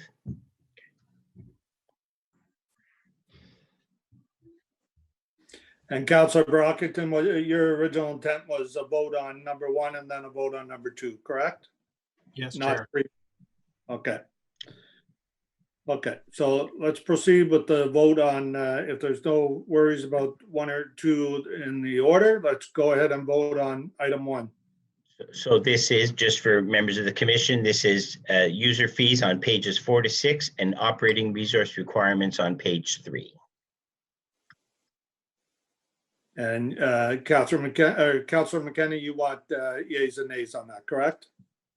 Yes, please, on both. Okay, Eric, please. Commissioner Brockington, Yes. Commissioner Caricato, Yes. Commissioner Gower, Yes. Commissioner Kavanagh, No. Commissioner McKenney, No. Commissioner Olson, Yes. Commissioner Suds, Yes. Commissioner Tierney, Yes. Commissioner Williams, Commissioner Wright Gilbert, No. pardon me, Commissioner Wright Gilbert, No. That's a nay. Vice Chair Cloutier, Oui. Chair Hubley, Yes. 8 yeas, 3 nays. Thank you. So now we'll go to number 2. Part the 2, capital budget. I will read it. Transit Commission capital budget, pages 7, with the individual projects listed on pages 15 to 33. Commissioner Brockington, Yes.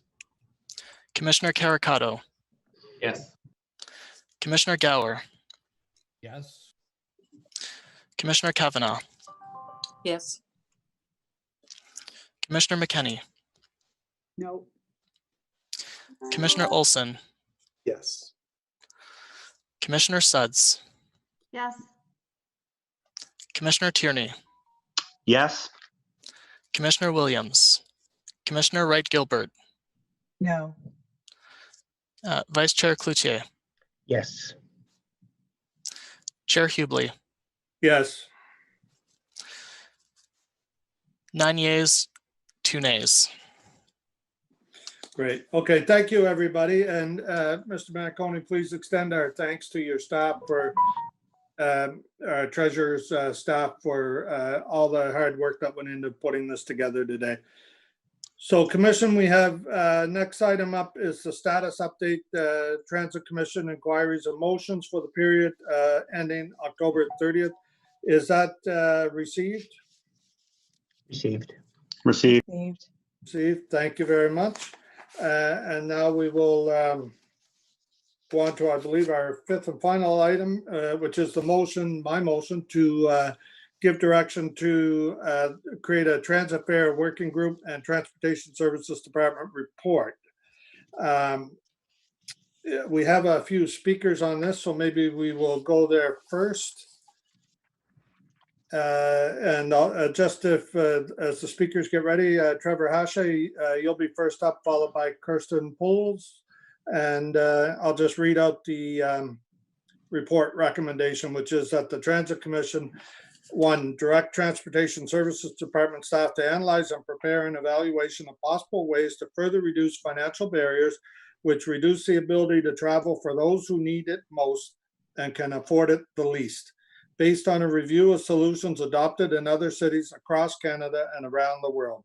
2, establish a working group made up of myself, Commissioner McKenney, and Commissioner Caricato, and the General Manager of Transportation Services, the Manager and Strategic Advisor to the General Manager, and the Chief Financial Officer and Director of Transit Custom Services and Planning, the Director of Employment and Social Services, or their designates, to engage in a discussion on this matter. And finally, 3, direct the Transportation Services Department staff to report back to the Transit Commission as part of the next update on the city's long-range financial plan for transit, including any recommendations arising from the working group. So, Mr. Hache, if you're ready, go ahead. Just a quick update, Chair, that Trevor Hache has withdrawn. So the next speaker would be Kirsten Pullis, followed by John Redden. Perfect, thank you. I'm ready to go. Is that okay? Can I start? Yeah, go ahead whenever you're ready to start, ma'am. Perfect. Thank you. So I want to start by outlining once again why we need this fair working group. During the COVID-19 pandemic, those with the ability to are staying home. The city's ridership has changed significantly since the beginning of the pandemic. And I think we can look at this in one of 2 ways. Either ridership is down 70%, or we can focus on the fact that 30% of those rides are not and never have been optional, even in a pandemic. When we're all encouraged to stay home and stay safe, our vulnerable, our working class, and our transit-dependent populations are continuing to ride. And that's our frontline service workers and our healthcare workers that we've been championing for months. The city's transit system has a huge PR problem, and I think that sitting through this meeting today gives me some hints as to why. I've been working on transit issues for 4 years now, and it's always the same conversation. Today, we've heard justifications for why our brand new LRT system is just now becoming functional at appropriate levels. We've tabled a budget which plans to yet again raise transit fares, fares that are already too expensive. It's not just that raising the fares makes them too expensive, they are already too expensive. We've heard about how drivers haven't been protected despite years of requests, as if all of this is okay, it's business as usual.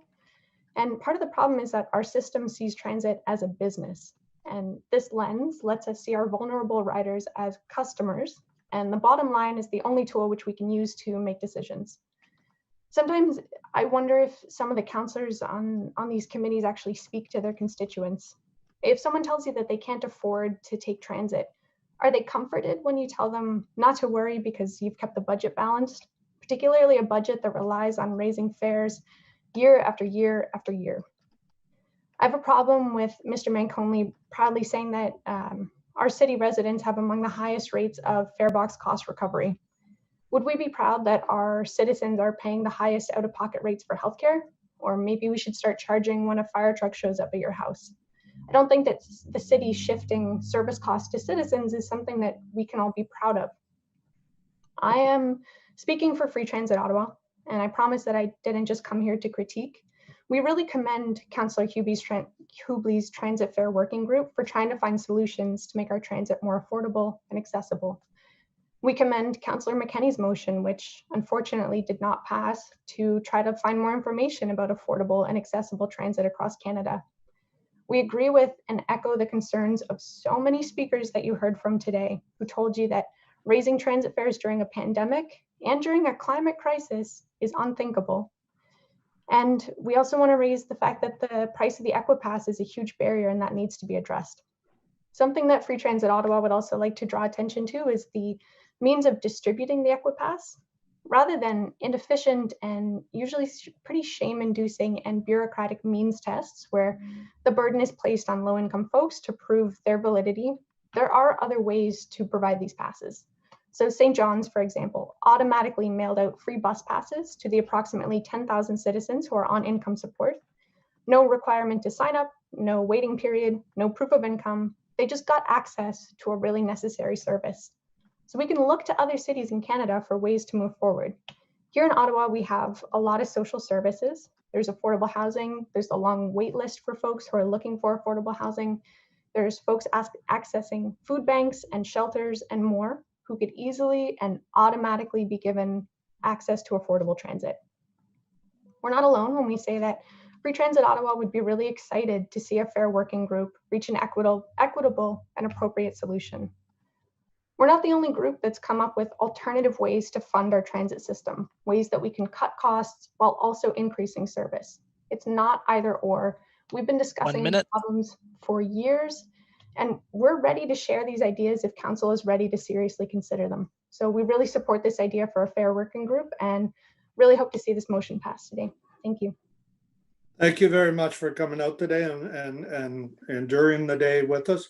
I must say, I really like your comment about looking to see if there's people that are already, we could call them pre-approved for the means test, if they're part of a program. So I like that. We're gonna, I promise you, I'm sure Councillor McKenney is gonna be also pushing that that's something that we look at. So I'm looking forward to getting into the weeds on that committee, if you will, early in the new year so we can get some work going. So thank you for coming out today. I believe we have one question, Councillor Menard. Yeah, thanks very much, Chair. Thank you for being here, Ms. Pullis. Nice to see you. I'm wondering if you feel that there should be discussion with the public with this group. Should it just be something that reports back, or should there be actual discussion with the public when they're debating different ideas? Yeah, so I think if councillors remember the Transit Week Challenge over the last few years, one of the requests from that was that a working group be put together that includes transit riders. There's the Ottawa Transit Riders Organization. So people in the city, transit riders have been trying to organize themselves to have their voices heard. And we're given some opportunity in these meetings.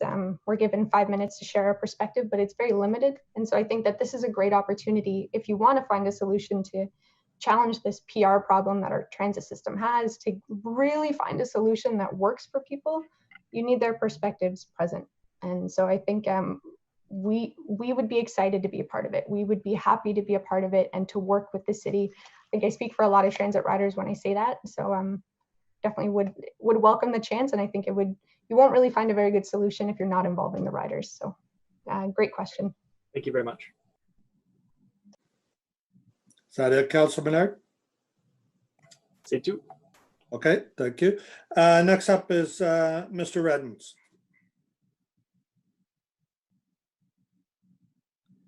You're on mute, John. Unmute. There we go. There you Thanks go. again. I like the motion, Mr. Chair, but the fact that we should also work with the working groups that want better transit in this community. I always looked at all the different options that we have here, and first thing I come up with is the KISS principle on the different types of fares that we do have. I want to share you a story about fares dealing with ODSP versus municipal rules. Currently have a community pass only allowed one per family. My wife has health issues and is currently appealing her second application into she had a car accident damaging her eye. I could hear this, she could go blind at any time. She was getting the full payment from ODSP with adult pass, but since we have a rule for ODSP, we got a new worker and deducted that amount to an ODSP amount. So we had no options but to do was to get a full Presto card plus a top-up card. I take Transpo. Transpo does not take top-up cards, and that's where the conflict began. One of the bus drivers was doing his job, which he's perfectly right, said her card is not eligible to take on Para. So she, on my behalf, wanted to sign a WEO slip. She refused because she paid for transit. So she was told to get off the bus. Since then, thanks to customer service, we resolved the problem and worked around it.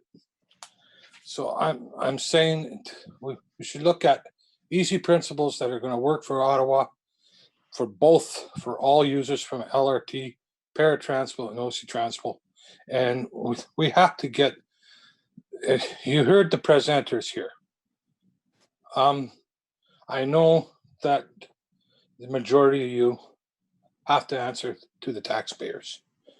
Low-income people are taxpayers. We pay the highest rent. It's start time listening to them.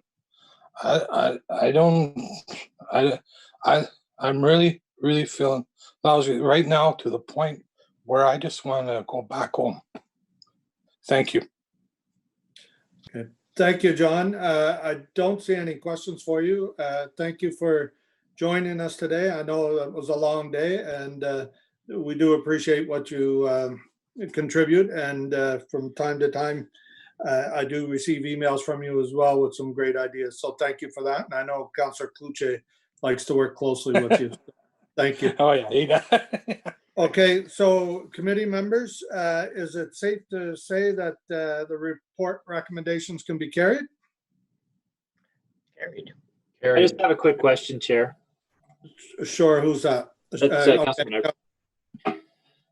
Thanks. I just wanted to ask if you are going to be consulting the public through the working group, will you have any sessions that allow them to submit their ideas to the working group to have a discussion with them about what options may be available for the city?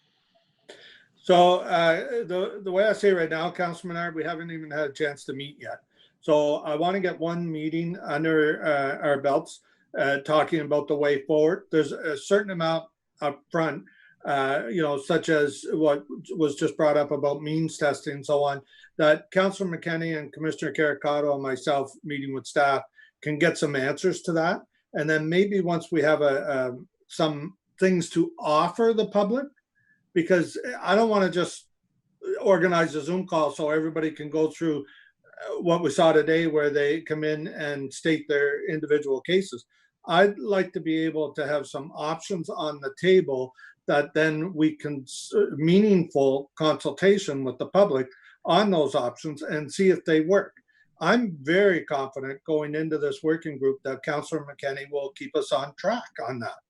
And that's why because I've known her a long time, and we, I think, work well together on a number of issues. I'm looking forward to doing that with her here and Commissioner Caricato. So if you don't mind, we won't answer that question today, but we're certainly going to take it as part of what the working group has to look at doing, and that is getting public buy-in to whatever we're going to do. Okay, and I'll just add, because obviously a ton of trust in Councillor McKenney, but just seeing the last motion defeated, which would have been exactly the type of thing that this committee should look at, I don't have trust there. And, you know, I also have a lot of research on this that we've been doing around working with the school boards, for example. And I'm wondering, and we've got really positive feedback from them. And I've been discussing with city staff about that and how this could work for, you know, UPass type of models. I'm just wondering, you know, you're saying, yes, you want to put some options in front of the public. Great. I think if that can be considered direction or part of the motion, that's important to put in there. And I'm wondering how councillors who also have ideas, I've heard Councillor Gower, I've heard Councillor Kavanaugh, Councillor Sudd, others talk about the way transit's funded. I'm wondering, how can we input into what you're setting up? I mean, I've just spent so much time on this topic in my life, and I'd like to be able to input on what it is you're speaking about here in advance, that you have some topic consideration and understand what all the school boards are saying about this and other options. So how can we do that? Councilor Menard, I think, as I said, I want to get the group together first, try and get some clear direction where we're going to go. Absolutely, we're going to reach out to every member of the commission and most likely around the council table to get input there too. But it's not just going to be limited to that. I can't lay it all out today and tell you where we're going to end up. All I can tell you is we're putting this together to try to get, like you said, you've been working on this a long time. But here it is. We still have the problem today to work on. So my intention with the working group is to try to get to that end result and get the Equipass off of the annual discussion about freezing the fare and needing a motion to do it. And at the same time, look and see if the fare is at the right place. Can we move that fare down by shifting some money around in the next budget and so on? Maybe within existing budgets, we can find a way to do that. But that's all the stuff we will undertake. So in a nutshell, to answer your question, one of us, whether it's or all of us, will meet with you. That'll get determined. I want to hear from Councillor McKenney and Commissioner Caricato whether they want to arrange like Zoom calls with individual councillors, or like I know Councillor McKenney works closely with you. It may just be her bringing some of your information to the table. Yeah, they may want to bring that information to the table. I think I saw Mr. Manconi maybe wanting to reply. I'm not sure if you wanted to say something. Chair, just in the spirit of trying to be helpful here, I think the first thing the group will do is set up terms of reference and scope of what the mandate is. You know, to be clear, I don't think it's going to be everything under the sun, all things transit. The intention here is to focus in on those that are most vulnerable and need some flexibility, as you said, Chair. So that will be staff's recommendation. Myself, the treasurer, and my staff will bring suggestions forward, as will the people of the working group, and bring forward terms of reference, which then will drive are we going to consult? How do we do that? And so forth. So that's how I viewed it. And I just thought I'd share that with you, sir. Yeah, thank you, Mr. Manconi. So is that it, Councilor Menard? Yes, thanks. Great, thank you. Commissioner Caricato? Just going to echo both yours and Mr. Manconi's comments that I support what you've said. And Councillor Menard, you know me well. We work well together on other files, and I'm happy to go through the research with you. And as you know, I'm also a big fan of public consultations, so you can bet that I'll be bringing this up when we do finally get to meet as a working group. But thanks for your comments. Okay, thank you, Commissioner. Councillor McKenney, please. Thank you, Chair. I just wanted to input as well. Obviously, if I'm going to sit on the working group, I fully expect that we will be going out and consulting the public. It is a public transit system, and what we'll be discussing will have an impact on the public, and it would be quite counterintuitive, I would imagine, not to go out and and find out what it is people are looking for, and try to react to that and try to consider as we're making decisions how that impacts people. So thank you to Councillor Menard for bringing that up. And absolutely, if I'm going to sit on a working group, you can be sure that there will be a tremendous amount of public consultation. Thank you. Thank you, Councillor. And again, thank you for joining the working group too. Councillor Brockington, please.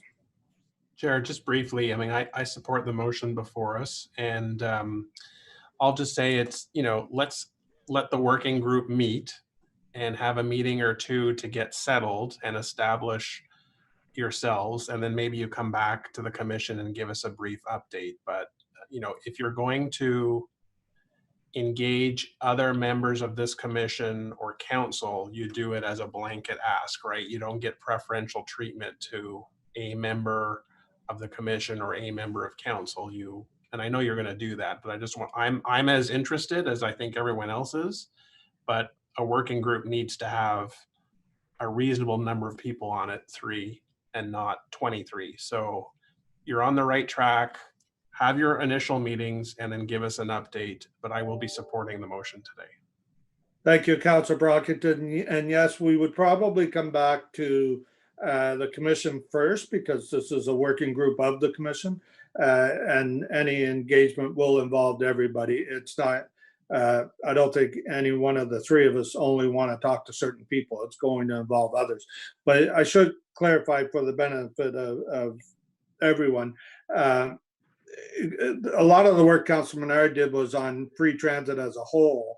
That's not what we're doing here. What we're focused on is the Equa passes and trying to do our best to help those that need our help the most, to find a pass, if there isn't one that sits there today for them, to try to find something that's going to look after the most vulnerable. We're not looking at changing the entire system over to, as someone suggested today, start paying people to take the bus. So I hope that clarification helps. Okay, so seeing no other questions, is the report recommendations carried? Carried. Carried. Carried. Thank you. I appreciate your support, everybody. Are there any notices of motion today? Somebody's taking a deep breath. Does that mean one's coming, or? No? Okay, thank you. Are there any inquiries today? Is there any other business? Okay. Vice Chair Kluche, would you like to give us a motion on adjournment, please? Never done that. Motion to adjourn, please. Thank you. Is that motion carried, folks? Carried. Okay. Thank you all for the long day. Much appreciated.